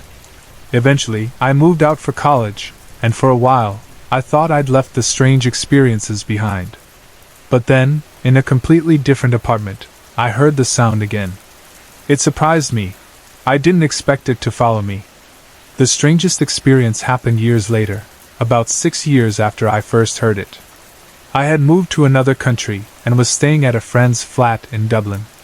It was a tough time for me. I had just lost my job and the place I was renting. One day, in the middle of the afternoon, I heard the breathing sound again. This time, it was coming from the middle of the living room, low to the ground, like a dog lying down. But there was nothing there. I panicked and ran to tell my friend. By the time we returned to the living room, the sound was gone. My friend, a believer in the paranormal, insisted it couldn't have happened in her flat. She had lived there for years and always felt the place had a nice atmosphere. She suggested that the stress I was going through might have caused me to imagine it, and encouraged me to relax. Strangely, soon after hearing the sound, my luck turned around. I got a new job and found a great place to live. After I moved out, my friend called me one day to say she had heard the breathing herself. It only happened once, but she said it felt almost like the spirit wanted to prove its existence. She described the presence as positive and peaceful, not scary at all. Fast forward to just a week ago. I was visiting my mom in the same apartment where I'd grown up. I woke up around 5 a.m. to the breathing sound again, coming from the same corner of the room as before. This time, I wasn't as scared. I was more curious. It was unmistakably clear, soft inhaling and louder exhaling, like someone in a deep, peaceful sleep. I sat up in bed to listen, and it seemed to get louder, as if it wanted to be noticed. I even stood up, and the sound didn't stop. It sounded distinctly human this time. I tried to think of rational explanations. Could it be my mom in the next room? No, that wasn't possible. The radiators were off for the spring, and we were on the 5th floor, far from any outside noise. The room was well lit, and I could see clearly that nothing was there. I turned on my bedside lamp, and the moment I did, the sound stopped. I almost regret doing that now. Only later did it occur to me that I should have recorded it on my phone. It was loud enough to be captured. I believe we're always being watched, possibly by spirit guides. Perhaps the breathing sound is a spirit trying to comfort me during tough times. Maybe it's an entity that has no other way to communicate. Could it even be the spirit of a pet from a past life that wants to stay close? I wonder if it deliberately chooses to only breathe, to avoid scaring me too much. Sorry to interrupt. If you're enjoying the story, let me know in the comments and tell me where you're watching from. Don't forget to like and subscribe for more.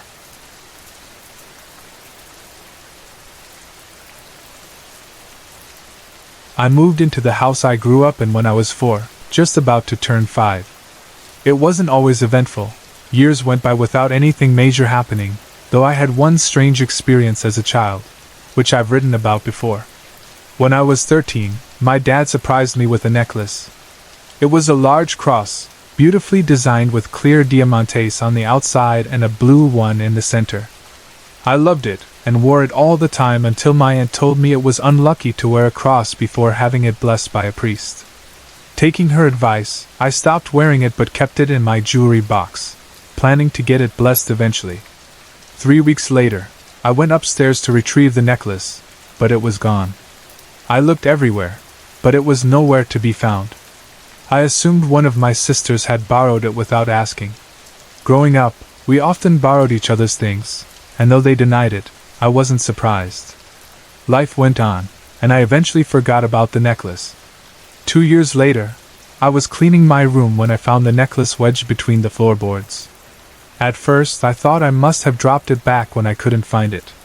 That explanation seemed reasonable, so I put it back in my jewelry box and went to tell my mom I'd found it.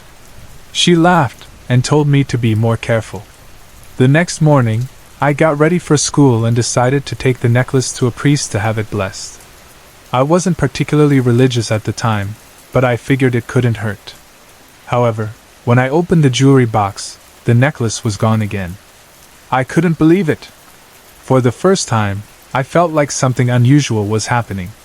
There was this unexplainable feeling, like something beyond the ordinary was involved. My older sister had moved out for college, and my younger sister had her own room. While I couldn't completely rule out the possibility that she might have taken it, she swore she hadn't, even years later. That was the first time I truly suspected there might be something else in the house. I don't live in that house anymore, but my sister still does. Over the past month, I'd been spending nights there on and off while sorting through my things to prepare for moving to a new county. The house I live in now feels completely different. I don't know how else to describe it, but it feels clean. The air feels light, peaceful, and clear, if that makes sense. My old home, though, always had a heaviness to it. Even when I was alone, I never really felt alone. 2 weeks ago, on my first night back, something happened that I hadn't experienced in over a year. It startled me more than I expected, even though it had happened before. I woke up in the middle of the night to feel my blankets being tugged. I pulled them back up and turned on my side, trying to stay calm while my heart raced. I don't know why it scared me so much. It used to happen regularly, and I'd gotten used to it back then. That's what I mean about never feeling truly alone in that house. There was always a sense of a presence lingering there. I love my new place because it feels so clear and peaceful. I haven't felt the need to use sage or do anything to cleanse the space. It just feels naturally clean.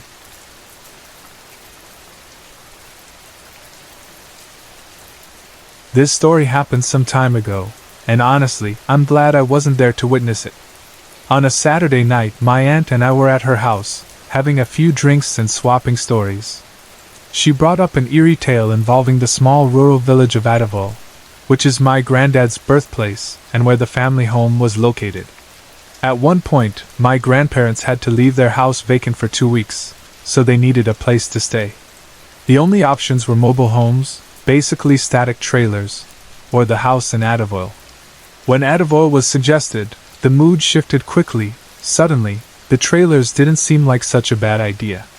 Curious, I asked why, and that's when my aunt told me the story. The family home in Adavol had a dark history.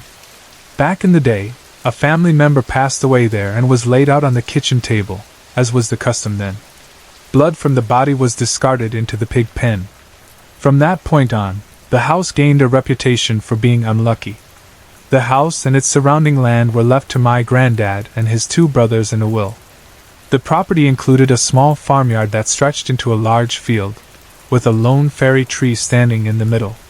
One day, sometime after the funeral, the 3 brothers were in the field when my granddad noticed something unusual. "Who's that by the tree?" he asked. The others looked but said they couldn't see anyone. Just as he finished speaking, a figure appeared and started sprinting toward them. It moved unnaturally fast, faster than any grown man could possibly run across such a large field. The 3 brothers panicked and bolted for the gate, desperate to get out. In their fear, they were practically ready to sacrifice each other just to escape. Once they made it out of the field, they turned around to see what had been chasing them, but it was gone. Completely vanished. They later gave it a name.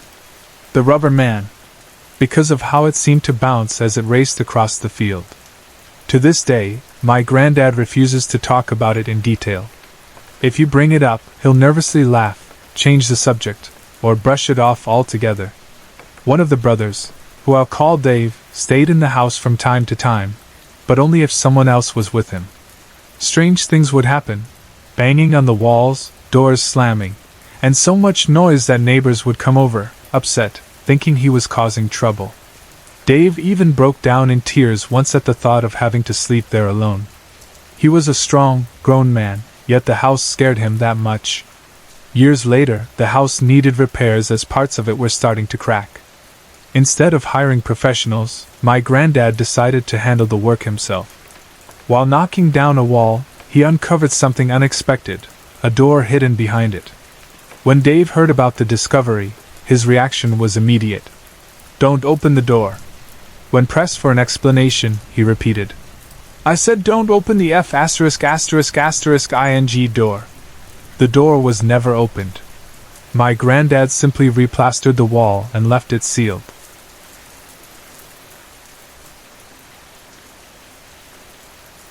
The first encounter I remember happened when my daughter was about 12. She had bought a new CD and left it on her bed. Later that day, she came to me saying it had disappeared. I assumed it must have fallen, so I went to her room to help look. She insisted it couldn't have fallen because she'd left it in the middle of the bed. I got down on the floor to check under the bed, and as she kept saying it was impossible, I jokingly said. "Okay, whoever took it, please put it back," and laughed. At that exact moment, a small ornamental doll, about 2 or 3 inches tall, fell off a shelf 3 feet away and hit me on the head. The doll had been sitting there untouched for years, so it seemed strange that it would fall suddenly. Both of us were shocked, especially since it really should have hit the floor, not me. Just as we were processing that, we heard a loud bang from another bedroom. We ran to check but couldn't find any explanation. Some minor things happened after that, but I didn't pay them much attention. Then, sometime later, at Christmas, my daughter got a small laptop. After dinner, she went upstairs to her room to get it, only to find that the screen was smashed inside. No one had been upstairs, and I brushed it off, telling her it must have been faulty. One morning, I went into her room to make her bed.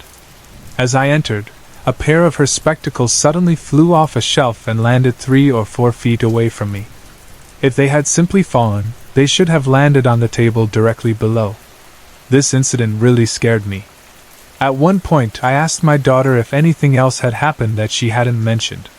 She told me she sometimes saw small shadows and had once seen a blue light shoot across the kitchen in the dark. I was shocked by her response. Then came Halloween night. We had been listening to ghost stories on the radio and TV before going to bed around 1:30 a.m. Not long after, I heard my daughter scream. I called out to her, and she replied, "It's okay." Seconds later, she ran into my room, half-dressed and clearly frightened. She said a hairband she had left on her bed had started moving. She'd seen it shift 2 or 3 times. At first, I tried to calm her down, saying she must have imagined it because of the ghost stories we'd been listening to. But she insisted it had moved. I told her it might have been static electricity from her hair, though she pointed out it was a brand new hairband that hadn't been worn. I decided to check her room to reassure her. As I stood there, the hairband, about 12 inches in an oval shape, moved twice right in front of me. I was completely shocked and scared. My daughter had never been truly frightened by the other strange events, but this one terrified her. She slept in our room that night, though she eventually went back to sleeping in her own room. After that, she continued to see shadows now and then. Sometimes she would glance at me when she saw something, but she never said much about it. The activity lasted for about 2 or 3 years, then it just stopped. The house was only 4 years old at the time, and we lived in a neighborhood with lots of other houses nearby. That was 10 years ago now, and as far as I know, there haven't been any strange happenings since. At least, none that I'm aware of.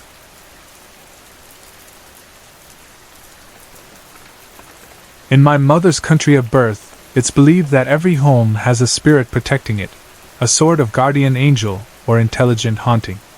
These spirits are always present, watching over the household. The belief is that feeding them positive energy ensures their protection, while negative energy may leave you vulnerable, like in the case of a robbery or something similar.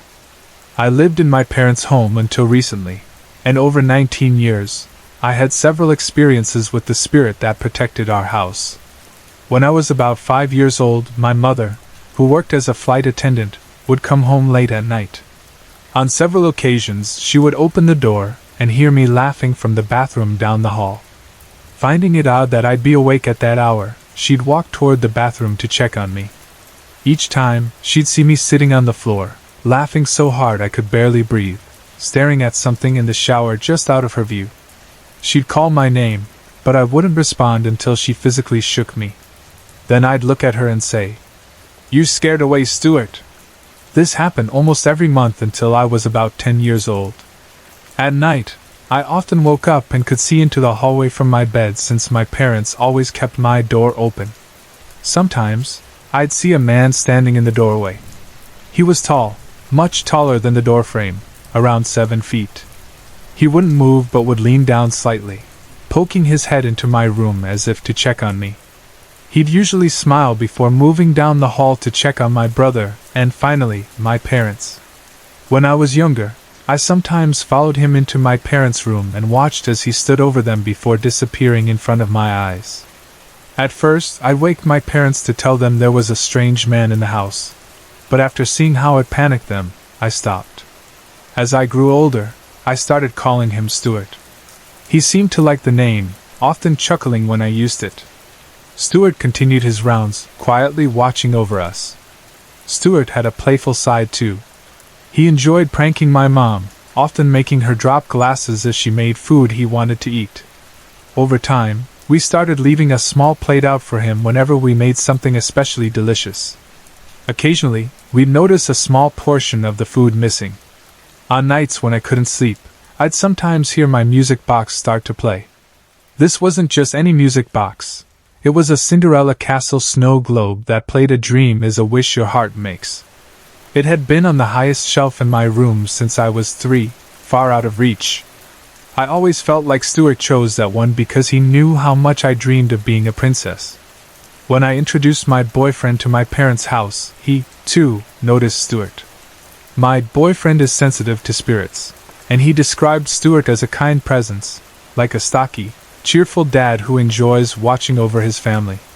He's had his own experiences with Stuart, but those are stories for another time. Even now, when I visit my parents or stay overnight, Stuart always comes by to check on me in my old bedroom before making his rounds. I've never felt safer than I do in that house, knowing Stuart is there to protect us. I woke up sometime between 12:40 and 1 a.m.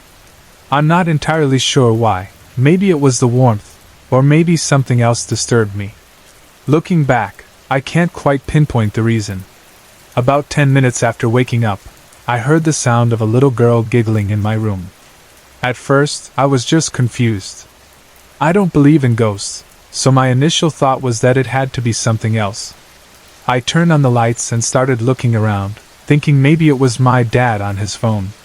But when I checked, he was fast asleep. The sound hadn't come from outside the door either. It came from the direction of my open window, which I had left wide open because of the heat. For a moment, I thought it could have been my imagination. But then I realized something strange. I knew exactly which direction the giggle had come from. When sounds happen inside your head, you can't identify a direction since you don't hear them with your ears. But this giggle, I heard it with my ears. It was unmistakable. All of these thoughts rushed through my mind in about 15 seconds. I felt unsettled but surprisingly calm, not scared. Then, out of nowhere, I started crying. And not just tearing up, I was full on sobbing, with tears streaming down my face and snot running from my nose. It was so bizarre because I didn't feel sad or scared at all. I'm not an emotional person and rarely cry, so this was completely out of character for me. I sat there, confused and crying, trying to make sense of what was happening. I stayed awake for the next 4 hours, texting friends to tell them about what had happened.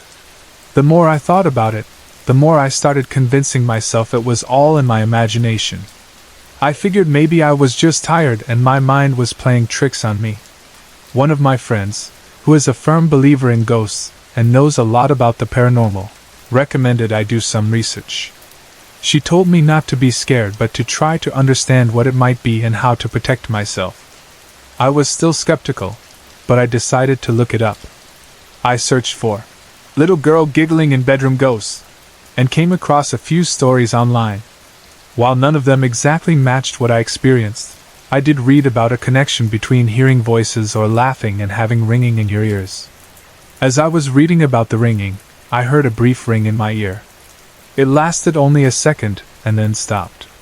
I assumed it was a placebo effect. I was freaked out, so my mind was playing along. I told my friend about the ringing in my ear while we were chatting, and just as I finished explaining it to her, I started crying again. Just like before, it came out of nowhere. I wasn't sad or scared, I just started sobbing uncontrollably. This all happened this morning, and I'm still trying to process it. Now that some time has passed, I'm wondering if it could all be my imagination. Maybe I was just overtired, and maybe my eyes were irritated and tearing up because I needed sleep. But at the same time, the experience felt so real and so strange.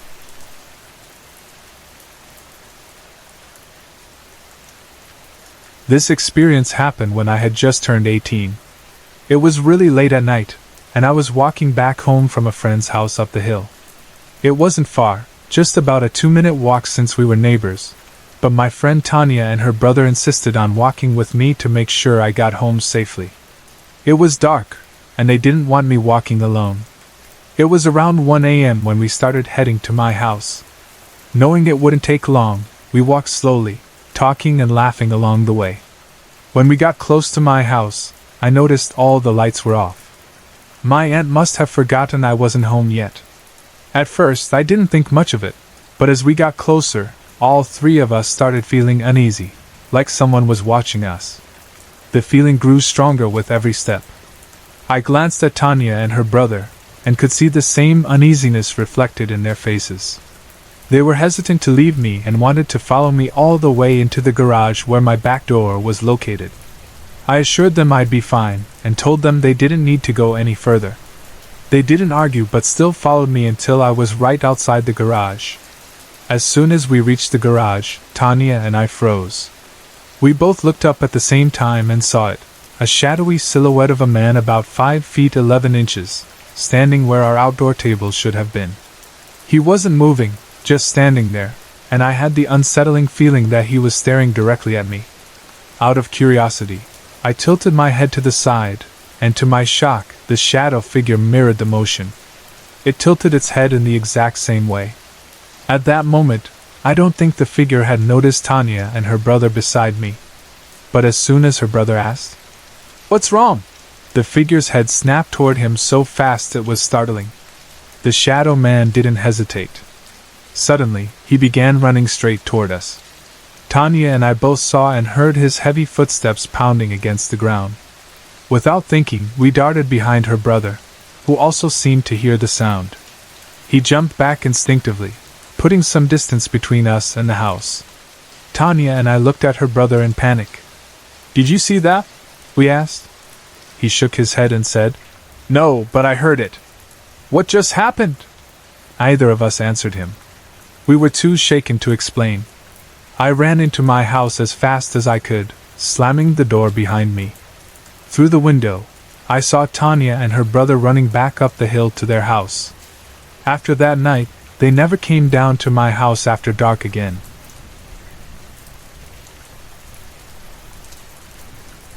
This isn't my story but one that my late uncle, whom I'll call Sean, shared with me. Sean was my late mother's younger brother. Back in 1994, during a visit to Ireland, Sean told me this tale. Sean was born in Northern Ireland, also known as Ulster, or Ullid in Irish. He was a deeply religious, devout Catholic man who prayed throughout his life. Sean had always aspired to be a priest, and he would have been an excellent one. But my grandfather, a practical man, was firmly against it. Instead, he trained Sean in a trade. He became a skilled glazier. In fact, everyone in my mother's family had a trade. Though they were working-class Catholics in a time when Protestant employers refused to hire Catholics, my grandfather ensured they had solid trades to rely on. When Sean was 15, he decided to defy my grandfather and run away to pursue his dream of becoming a priest. His journey took him towards the Republic of Ireland, known back then as the Free State. One night during this journey, Sean found himself stranded on a cold, dark back road. It was drizzling, and the chill in the air grew as he walked along the desolate path, surrounded by bogland and looming mountains. As Sean trudged on, he saw the outline of a building in the distance. It turned out to be an old, abandoned church, one of many scattered across Ireland. The main door was bricked over, and even the stained glass windows were sealed shut, with ivy creeping over the arches.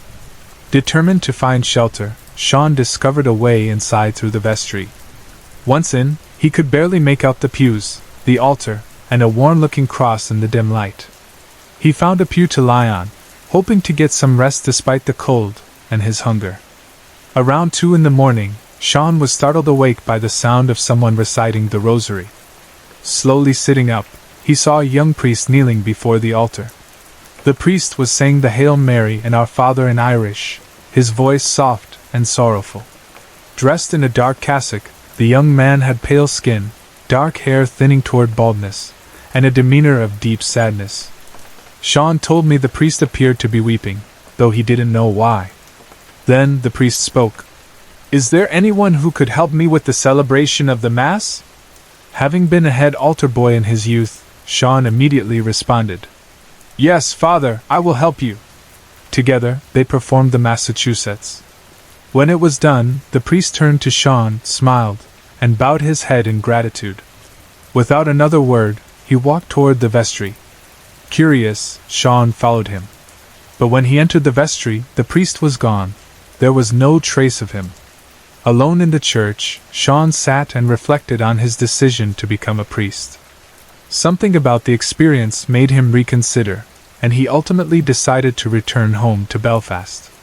When Sean got back, he shared the encounter with his great-uncle, Father M., a priest who was well known as an exorcist in Belfast. Even Protestants held Father M in high regard for his spiritual work. Sean described the young priest to him, and Father M listened carefully. Then, he revealed the truth about the priest. The young man had committed what was considered a grave sin. He fell in love with a nun. The two were caught, and the nun was sent away to a convent in France. The priest, however, was punished by his local bishop. As penance, he was condemned to repeat the celebration of the Mass over and over until someone who understood the Church's rites could help him complete his penance and set him free.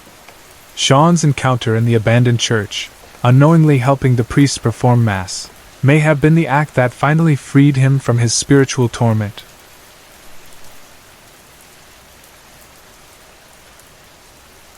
I was stationed on the naval base in Guam from 2004 to 2006. I'd had some paranormal experiences before, but nothing could have prepared me for what happened on my last night on the island.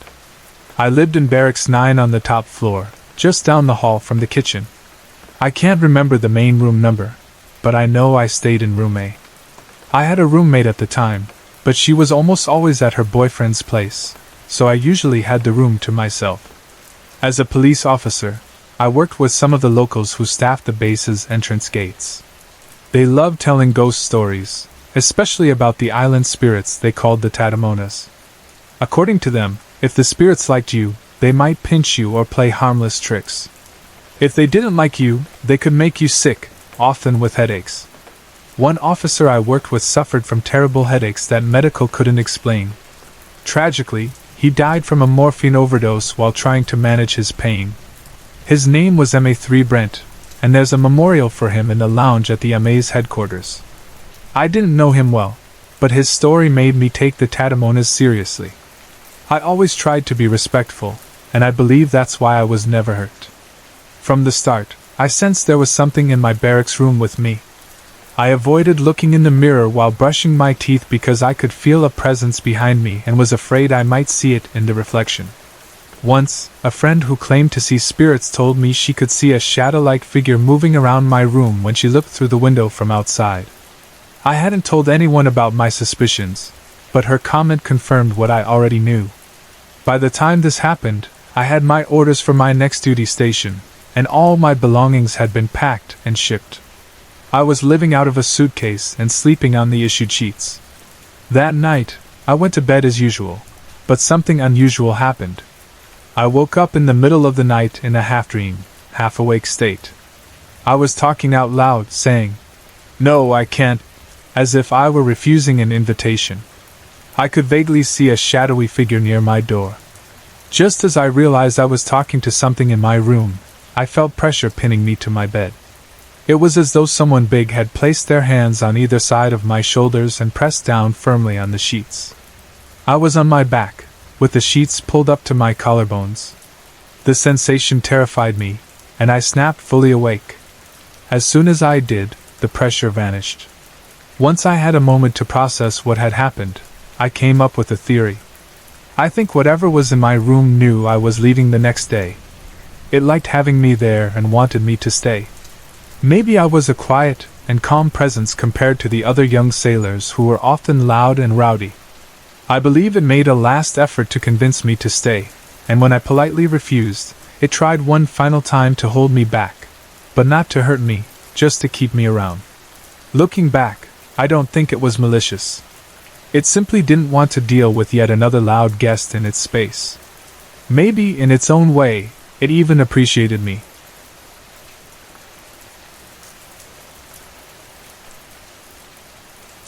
I live with my boyfriend in a small, quiet townhome. It was built in the 90s, so there hasn't been much history of paranormal activity, at least, not with lingering spirits. Occasionally, I'll sense or see spirits if they wander into my personal space, but I usually ignore them for my own safety.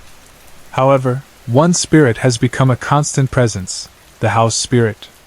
If you've read my story about Stuart, the house spirit from my childhood home, you'll understand what I mean. This house spirit is different. She's a little girl, and she's quite shy, especially around me since I'm new to the home. The glimpses I've caught of her are clear but brief. She looks about 10 years old, with dirty blonde hair tied back in a ponytail, and she wears a yellow dress that reminds me of a raincoat. She's always facing away from me or running off, so I haven't seen much more of her appearance. When I moved in, I brought my dog and parrot along, much to my boyfriend's sarcastic delight. Both animals have adjusted well to the spirit's presence. Back at my parents' house, they had grown used to Stuart, who never really interacted with them. But this little girl loves to play. She enjoys teasing my bird and playing tag with my dog.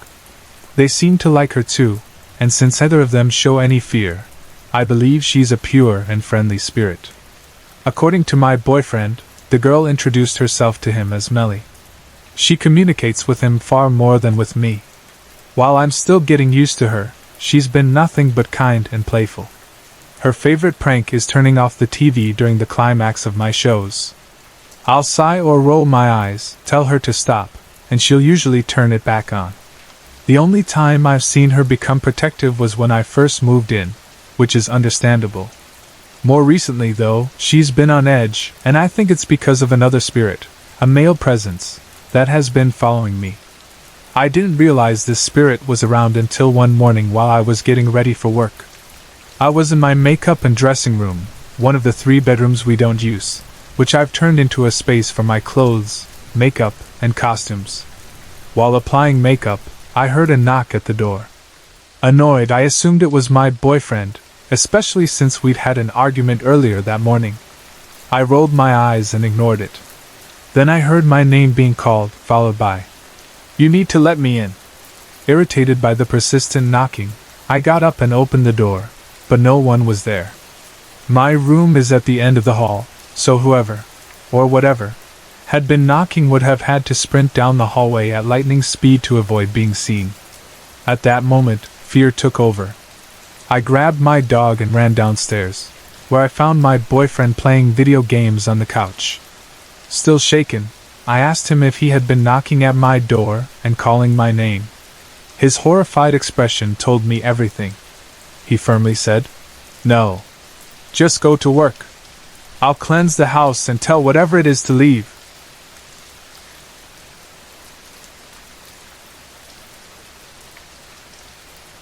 I was fortunate enough to visit Hong Kong twice, once with my family in 1994 and again on my own in 1995. It's the second trip, in July 1995, that this story comes from. One night, after spending time with friends, I was heading back to my uncle's flat. I wasn't too familiar with Hong Kong, so forgive me if I get the locations wrong, but this happened on the central mid-levels escalator, specifically the section running from Ice House Street up to Conduit Road. It was around 2 a.m., and I was completely alone. The silence of the night was unsettling, and as I rode the escalator, I began to feel as though someone, or something, was watching me. At first, I chalked it up to the security cameras dotted along the way. But then I heard it, a metallic thunk, rhythmic and deliberate, echoing from the lower sections of the escalator. It sounded like someone walking quickly, almost running, up the steps toward me. I paused at a level platform to peer down, hoping to see who, or what, was making the noise. From that vantage point, I should have been able to see 3 sections of the escalator clearly. But there was nothing there. The metallic thunking had stopped, as if whatever was making it knew I was watching. A cold wind brushed past me, sending a shiver down my spine. I decided to keep moving, quickening my pace as I ascended the escalator. The noise resumed, only faster this time, like it was chasing me. Each metallic thunk grew louder and closer. Panic started to set in.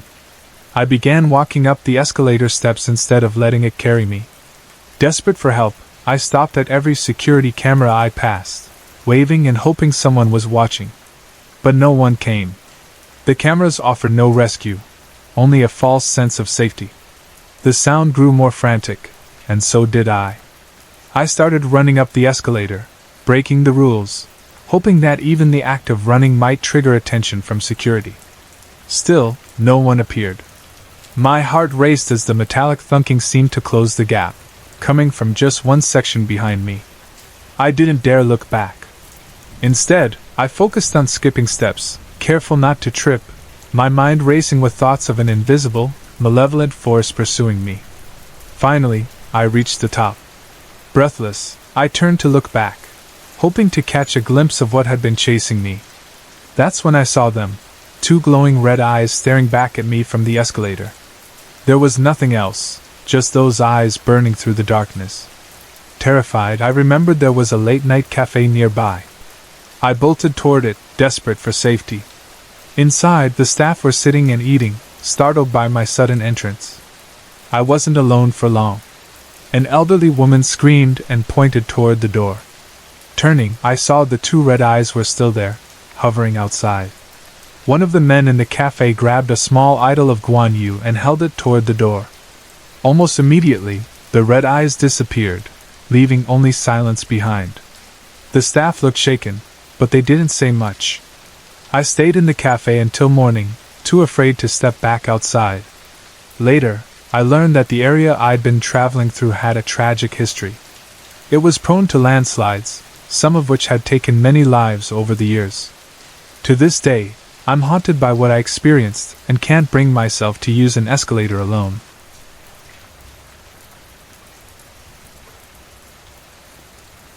This experience happened about 6 to 7 years ago when I was 23.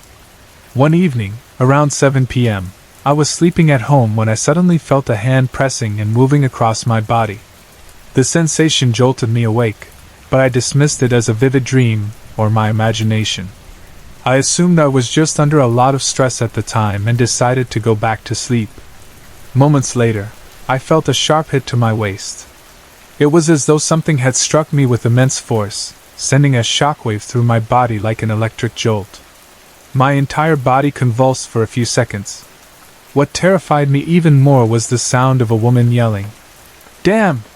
This time, I couldn't convince myself it was just a dream. I sat up in bed, heart racing, and scanned the room. There was nothing there, just me, sitting alone in the quiet room. The incident haunted me, and I eventually discussed it with my closest friends during a dinner gathering. One of my friends, who is known to be spiritually sensitive, became unusually quiet during the meal. At the time, I didn't think much of it. Later, he told me he felt someone poking him on the shoulder throughout dinner, adding to the unease I was already feeling. Since that first incident, I've experienced ongoing disturbances. It feels like something is harassing me, touching, poking, hitting, or even punching me. At times, I hear whispers or a voice yelling in my ear, but I can never make out more than a few hateful words. These occurrences don't happen on a fixed schedule, but they are strongest between 2 and 4 a.m.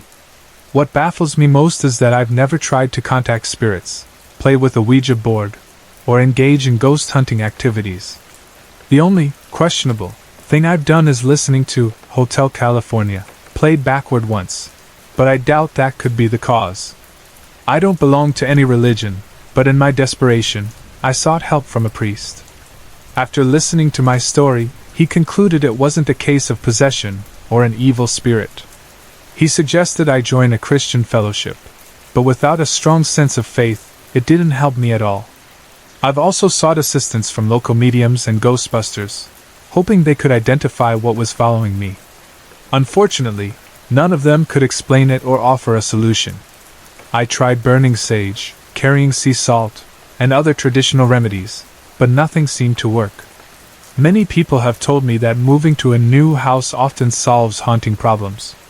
Over the past few years, I've moved multiple times, including spending a year overseas for school. Yet, the disturbances have followed me everywhere. Since I've never seen this entity or captured any evidence of it, I sometimes question whether this is truly a haunting or a psychological issue. But the sensations and the whispering feel so real that I can't dismiss them entirely. To this day, the mystery remains unsolved, leaving me wondering what exactly has been tormenting me all these years.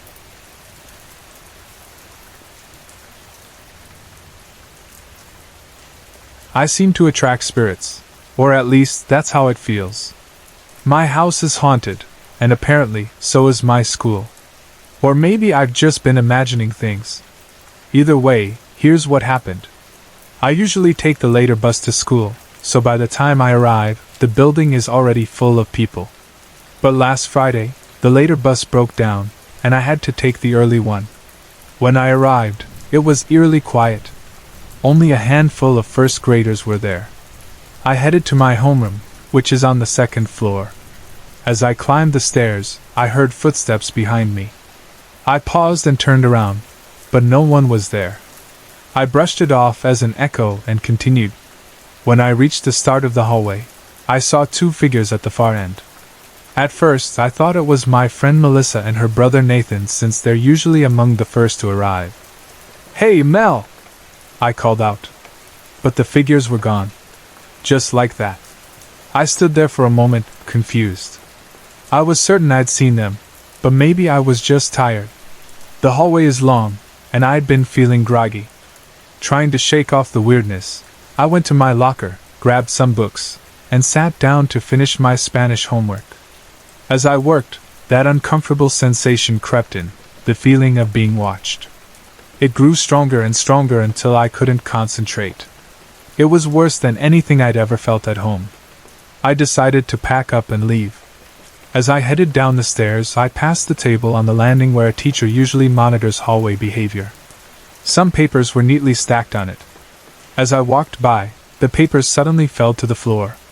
Assuming I'd accidentally brushed against them, I bent down to pick them up. That's when I heard giggling. It came from my right. There was no one there. My heart raced as I hurriedly put the papers back on the table and got out of there. I ran down the hallway and, in my panic, bumped into someone. It turned out to be my best friend, Jose, and Frank, the janitor. "What's wrong with you?" Jose asked, noticing my pale face. I told him I'd explain later. Frank excused himself to go retrieve something for Jose, leaving us alone. We sat on some benches while I told Jose everything that had just happened. He listened quietly, unsure what to say. Then, out of nowhere, he jumped up, staring wide-eyed at the bench we'd just been sitting on. "What's wrong?" I asked, startled. "Someone just yelled fag in my ear," he said, his voice trembling. "Jose is gay, but no one knows except me. How could something, or someone, possibly know?" We were both too freaked out to process it. Without saying another word, we bolted. At the far end of the school, we finally stopped to catch our breath and tried to make sense of it all. Maybe we'd imagined it, but it felt too real to dismiss. The sound, the sensation, it was all too vivid. We agreed on one thing: we never wanted to arrive at school that early again.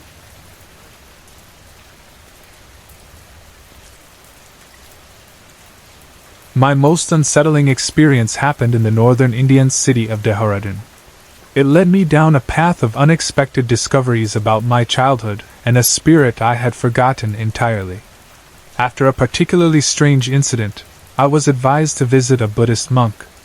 During our conversation, he asked me a series of unusual questions, including whether I'd had an imaginary friend as a child. His questions unsettled me and pushed me to confront topics that I had never explored deeply with my conservative and reserved mother.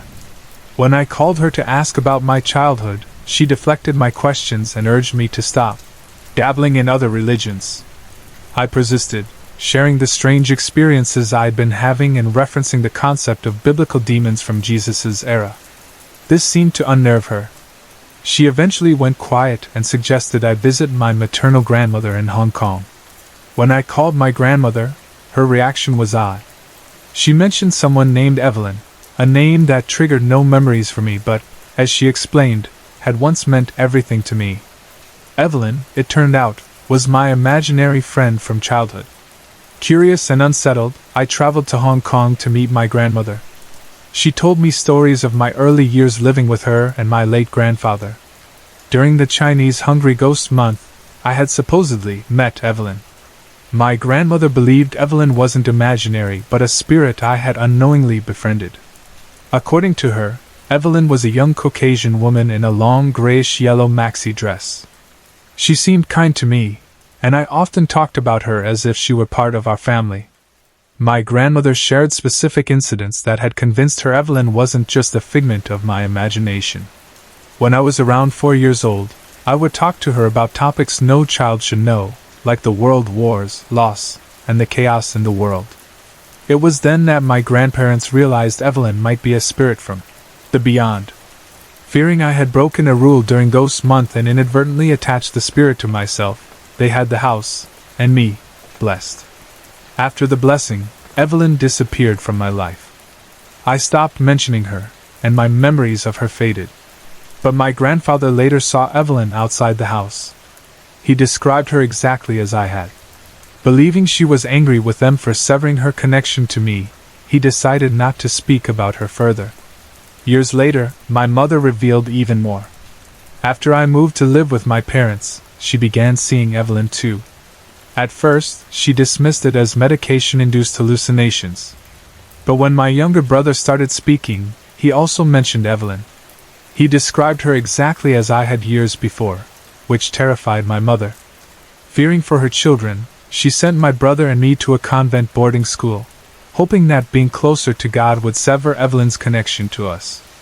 For years, neither of us mentioned spirits or anything paranormal, and my mother believed the ordeal was over.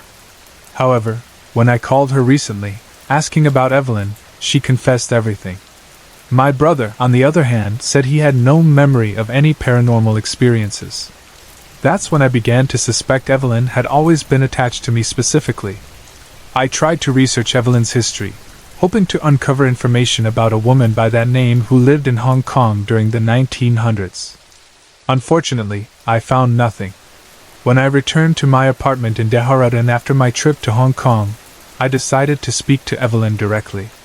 Sitting on my bed, I thought about her and all the stories I had learned. I asked her if she was still connected to me, if it was because, as my grandmother believed, I had broken the Ghost Month rules by opening an umbrella indoors. Then something extraordinary happened. I suddenly felt a wave of warmth wash over me, as though someone had poured warm water over my body.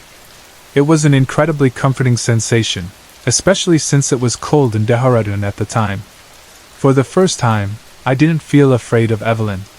Instead, I felt surprised, and perhaps even reassured, by her readiness to respond.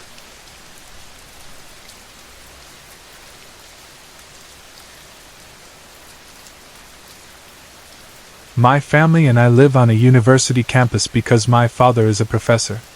We moved to a house near the campus about 4 years ago. From the beginning, the house gave me an unsettling feeling, but I brushed it off at first. That changed about a month after we moved in. One evening, I was in my room reading, a usual activity for me since I'm a bookworm. Suddenly, I felt like someone was watching me from the doorway. At first, I tried to ignore it, but the sensation wouldn't go away. I knew I was alone in the room, but I couldn't shake the feeling. Finally, I mustered the courage to look, but there was no one there. Still, the sensation lingered, and it scared me so much that I went downstairs. I considered telling my mom, but I knew she wouldn't believe me. That eerie feeling of being watched became a constant, and then something even stranger began to happen. My bedroom door started opening on its own. This happened regularly, even when there was no wind. It became most unnerving at night. I would hear the creak of the door opening, pull the covers over my head, and try my best to fall asleep. What baffled me most was that it only happened to my bedroom door, no other door in the house. Then, 3 months after we moved in, small objects started disappearing. Hairpins, remotes, pencils, little things that anyone could misplace. But what scared me was that I would search for them, only to find them exactly where I'd left them just minutes before. It happened often enough to make me feel like something, or someone, was deliberately playing tricks on me. The summer my cousin Maria came to visit, I decided to confide in her. We get along well, so I shared everything that had been happening. Maria immediately said it must be ghosts, which I had thought about too. However, growing up with parents who are strict scientists, my dad a mathematician, my mom a chemist, I'd learned to seek logical explanations first. Still, what happened that night made it impossible to deny. Maria and I were talking in my room before bed when my door started to open on its own. By then, I was used to it. I got up to close it, but as I reached for the doorknob, it closed on its own. Maria freaked out, but I tried to stay calm and told her it was just the wind, even though I knew there wasn't any. I managed to calm her down, but the events of that night weren't over. Later, Maria woke up screaming. She had a nightmare about being murdered in my room. It shook both of us, though I tried not to show it. After that night, however, all activity stopped for 2 years. I thought whatever was haunting the house had left or given up. But then, this past June, the disturbances began again. It started subtly. One evening, as I worked on the computer, I felt a hand lightly touch my hair. I turned around, but no one was there. Another time, I felt a hand on my shoulder. These occurrences sent chills down my spine. A week ago, while babysitting my 4-year-old sister, something even stranger happened. She was playing with her stuffed animals in her room and placed one on a chair. It fell, but instead of simply dropping to the floor, it landed 3 feet away. I picked it up and put it back, but it was thrown again, this time with more force. I was terrified but stayed quiet. My sister, however, found it amusing and wanted to see if it would happen again. When she placed the stuffed animal back on the chair, nothing happened, but instead, a doll fell from a shelf. We bolted from the room and stayed outside until my parents came home hours later. I want to tell my parents, but I know they won't believe me. With their scientific backgrounds, they'd probably think I was imagining things or suggest I see a psychologist. My sister, being so young, doesn't understand how strange all of this is. She finds it entertaining. I, on the other hand, can't help but feel that something is very wrong in this house.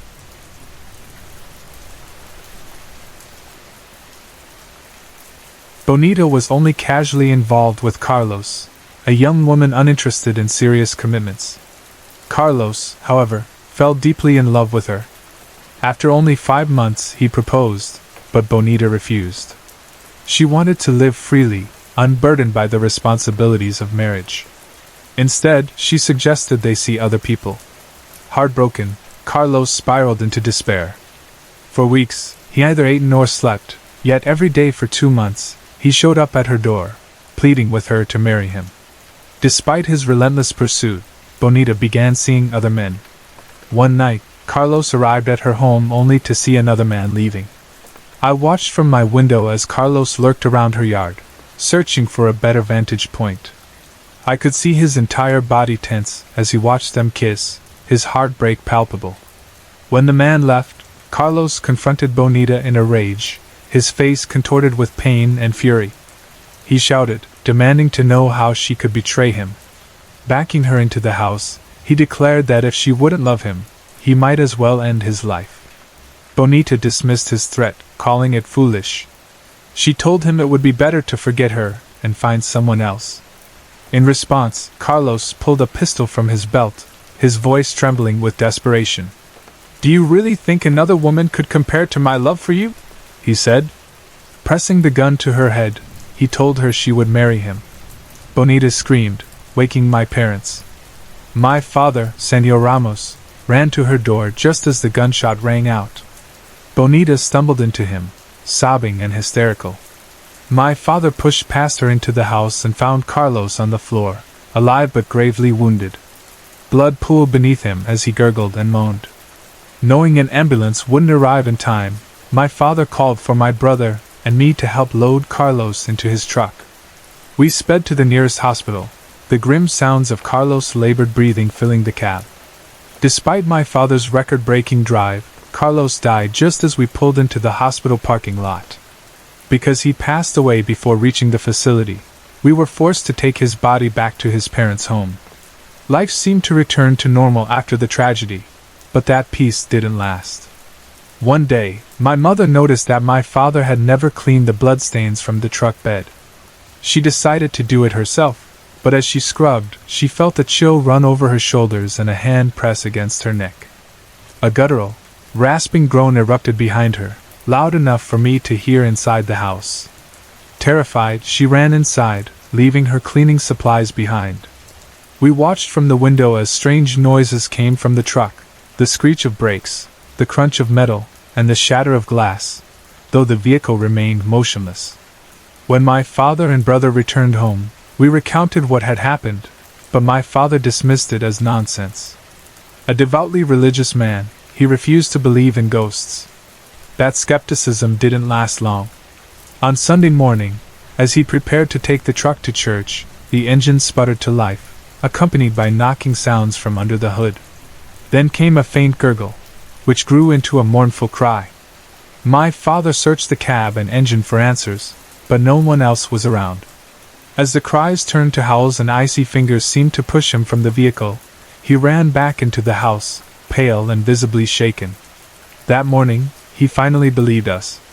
The knocking, wailing, and cries continued nightly. Carlos' voice echoed through the truck, calling for Bonita or cursing her. Desperate, my father called a mechanic to inspect the vehicle. After hours of searching, the mechanic found nothing wrong. My mother enlisted a priest to bless the truck, but even that didn't stop the hauntings. One night in late August, my parents went out for dinner, leaving my brother in charge. Skeptical of the mechanic's work, he decided to investigate the truck himself. As he tinkered under the hood, the truck shuddered violently, and a sob emanated from the cab, escalating into a loud cry that reverberated through the house. I ran outside and saw my brother frozen in fear, sitting in the driver's seat. In the rearview mirror, he had seen Carlos' ghost, his face just as it had been the night he died. As I pulled my brother from the truck, the knocking grew deafening, as if someone were trapped under the hood, banging and scratching to escape. Carlos' voice pleaded for help, for Bonita, for peace. We fled inside, slamming the door behind us. My brother turned to me, his face pale. "I saw him," he whispered. "He looked exactly the same as the night he died."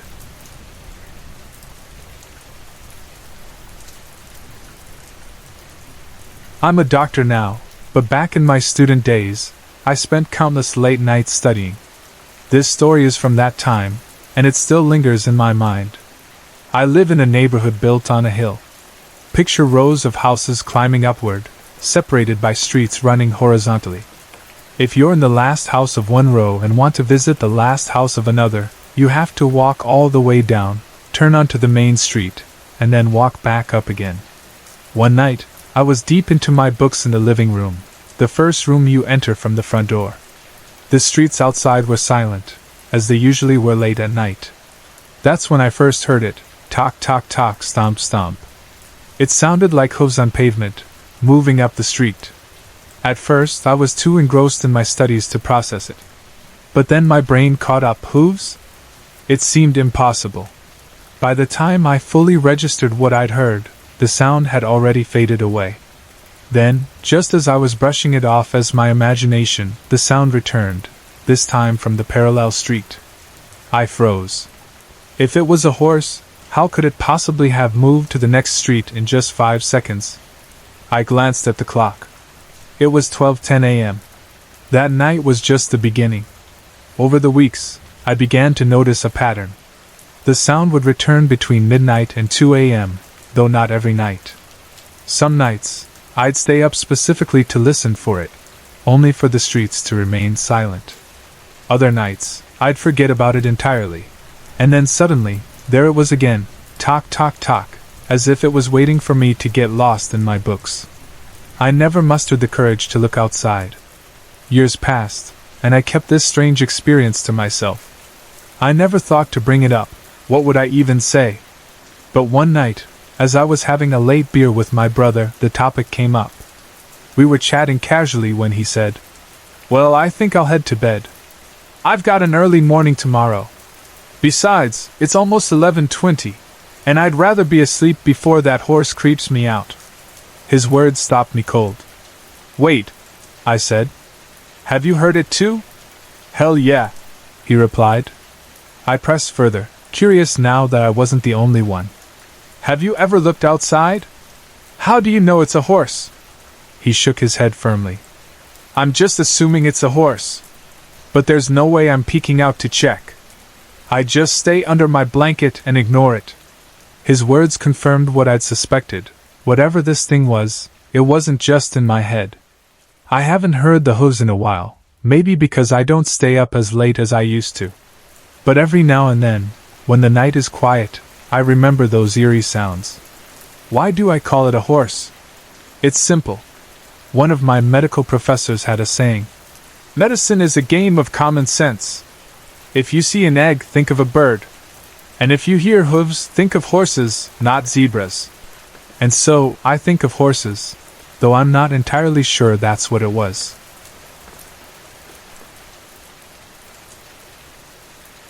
About 7 years ago, something happened in my house that still sends chills down my spine. My grandmother was very sick at the time. She was bedridden and relied on oxygen to help her breathe. She was a deeply spiritual woman, devoted to God and always putting her family first. I was in my senior year of high school, and I was very close to her. To make it easier to care for her at night, I suggested to my mom that I sleep on a mattress on the floor next to her bed. That way, I could be there if she needed anything. One night, around 10:30 p.m., I was in the living room watching TV. My mom said goodnight and went to her bedroom. About 10 or 15 minutes later, I started feeling tired, so I turned off the TV and the living room light. The only light still on in the house came from my grandmother's room, where the door was slightly ajar, casting a soft glow across the dark living room. As I walked toward her room, taking about 4 steps, I noticed something in the middle of the living room. It was crouching low to the ground, almost like it was ducking. At first, I thought it was my mom playing a prank on me. But as I got closer, I realized it wasn't human. It was darker than the shadows, and it moved on all 4s. Its body was thin, almost skeletal, and its face had sharp, bony features with spikes or ridges on its head. The thing turned slightly, glancing toward the crack of light spilling from my grandmother's room. I froze, unable to move, staring at this unnatural creature. Then, in an instant, it moved toward me, fast. It scuttled on all 4s, darting right through my legs and disappearing into the furniture behind me. Terrified, I bolted to my grandmother's room, slammed the door shut behind me, and didn't tell anyone what had happened. About a week later, something else occurred, something even more disturbing. It was around 10:10 p.m. I went into my grandmother's room and quietly shut the door behind me since she was sleeping. Sitting by her bed, I began writing in my journal. The house was silent, and then I heard it, a distinct click. It sounded like a door lock. At first, I brushed it off. Houses make noises when it's quiet. But as I looked at my grandmother, I noticed she seemed uneasy in her sleep, like she was having a nightmare. Concerned, I gently shook her arm and softly called out, "Nanny, Nanny, wake up!" Her eyes shot open, filled with fear, and she screamed, "Lock the door! Lock the door now!" I jumped up, ran to the door, and turned the lock. But as I checked the knob, I realized the door was already locked. That click I'd heard earlier, it had locked the door. My hands trembled as I turned back to her. "What happened?" I asked, my voice shaky.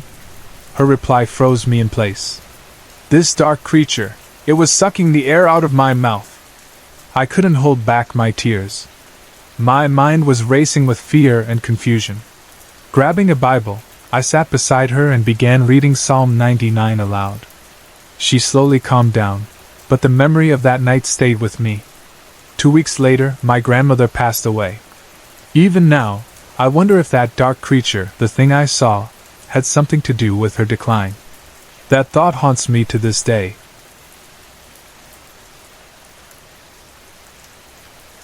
Late one Saturday night, my dad went to the cinema with a group of friends. After watching the first movie, his friends decided to stay for another, but my dad had homework to finish, so he headed home alone on his bike. The fastest route was down a stretch of road known as Long Road, a path he always avoided at night. However, since it was moonlit and not too dark, he decided to take it. As he pedaled down the lonely road, there wasn't a soul in sight. About halfway home, he passed a familiar farm, the site of a tragedy from years ago. A little boy, just 10 years old at the time, had died in a terrible accident there. While his father worked in the barn, the boy accidentally started the tractor. It rolled down a hill and crushed him. My dad, also 10 years old at the time, remembered the tragedy vividly. Local rumors claimed the boy's ghost still roamed the area. As he passed the farm, an eerie shiver ran down his spine. 20 minutes later, my dad arrived home, finished his homework, and went to bed in the front room. Just as he was about to fall asleep, he felt a light weight settle on the edge of his bed, as though someone had sat down. Thinking it was just the cat, he sat up to check. But it wasn't the cat, it was the little boy. He wore short brown trousers and a white vest, and his hair was neatly combed to the side. The boy stared at my dad in silence, his gaze intense and unblinking. My dad later described the moment as feeling like it lasted forever. He let out a scream, and his parents and siblings rushed into the room. He told them what he'd seen, but no one believed him except for his sister, who was open to the idea of the paranormal. That night, my dad slept with the light on, gripped by fear. The next day, a friend invited him to the movies again, and my dad said yes without thinking. After the film, well past midnight, his friend stayed behind for another showing, leaving my dad to bike home alone once more. Again, he took Long Road. The moonlight eased his nerves slightly, but as he passed the farm, the same shiver ran down his spine. This time, he had the unmistakable feeling of being followed. Yet, each time he looked over his shoulder, the road behind him was empty. When he finally reached home, he chose to sleep in a room at the back of the house, sharing it with his brother. Just as he was drifting off, he felt the same light weight settle at the foot of his bed. He knew instantly what it was but was too terrified to look. For half an hour, he stayed hidden under the covers, but the sensation didn't go away. Gathering his courage, he finally peeked out. The boy was there, sitting at the end of his bed, staring at him. After a moment, the boy vanished into thin air. My dad didn't bother to scream this time. He knew his family wouldn't believe him. The next day at school, he confided in his best friend. His friend froze in terror and revealed that he, too, had seen the boy. He described seeing the child playing outside his house, but the moment their eyes met, the boy disappeared into thin air. That week, several others in Leguan reported seeing the boy as well. It was the same week he had died and the week of his funeral. After school, my dad decided to visit the boy's parents. They were devastated by their loss, as the boy had been their only child, their pride and joy.